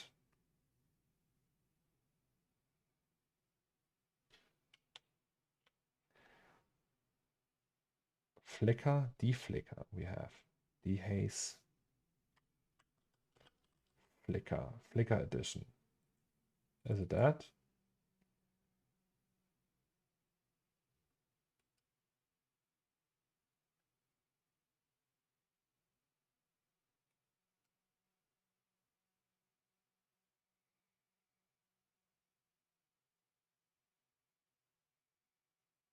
Ooh. Yes, I think that's something. Wait, I will save that and watch that later. Thank you very much, Martin. Fitz Martin. I think your name is Martin, right? Also this one. I just saw that. Flicker Gamma.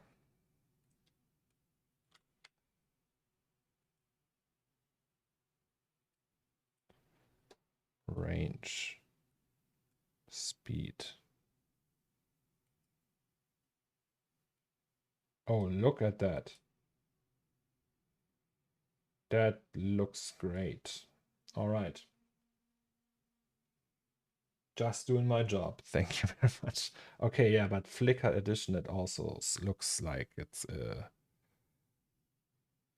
could do something. Great.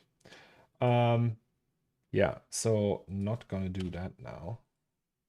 So we go back. But now I know that it exists. That's already helping.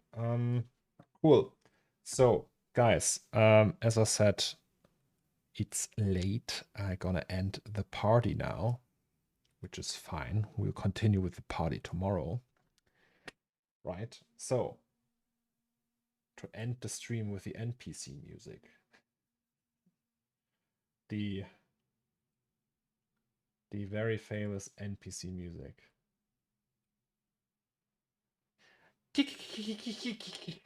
All of you guys. It was my pleasure. Thanks all for being here. Love you all. And I hope you had fun. And tomorrow maybe we can do some more comping of animated scenes. Maybe I can upload something. Yeah. Alrighty. It was my pleasure. Thank you all for being here. Love you. Mwah! And see you tomorrow, guys. So, bye-bye. Kiki Dolphers. Yes, Silverwing and everyone else. Peace out.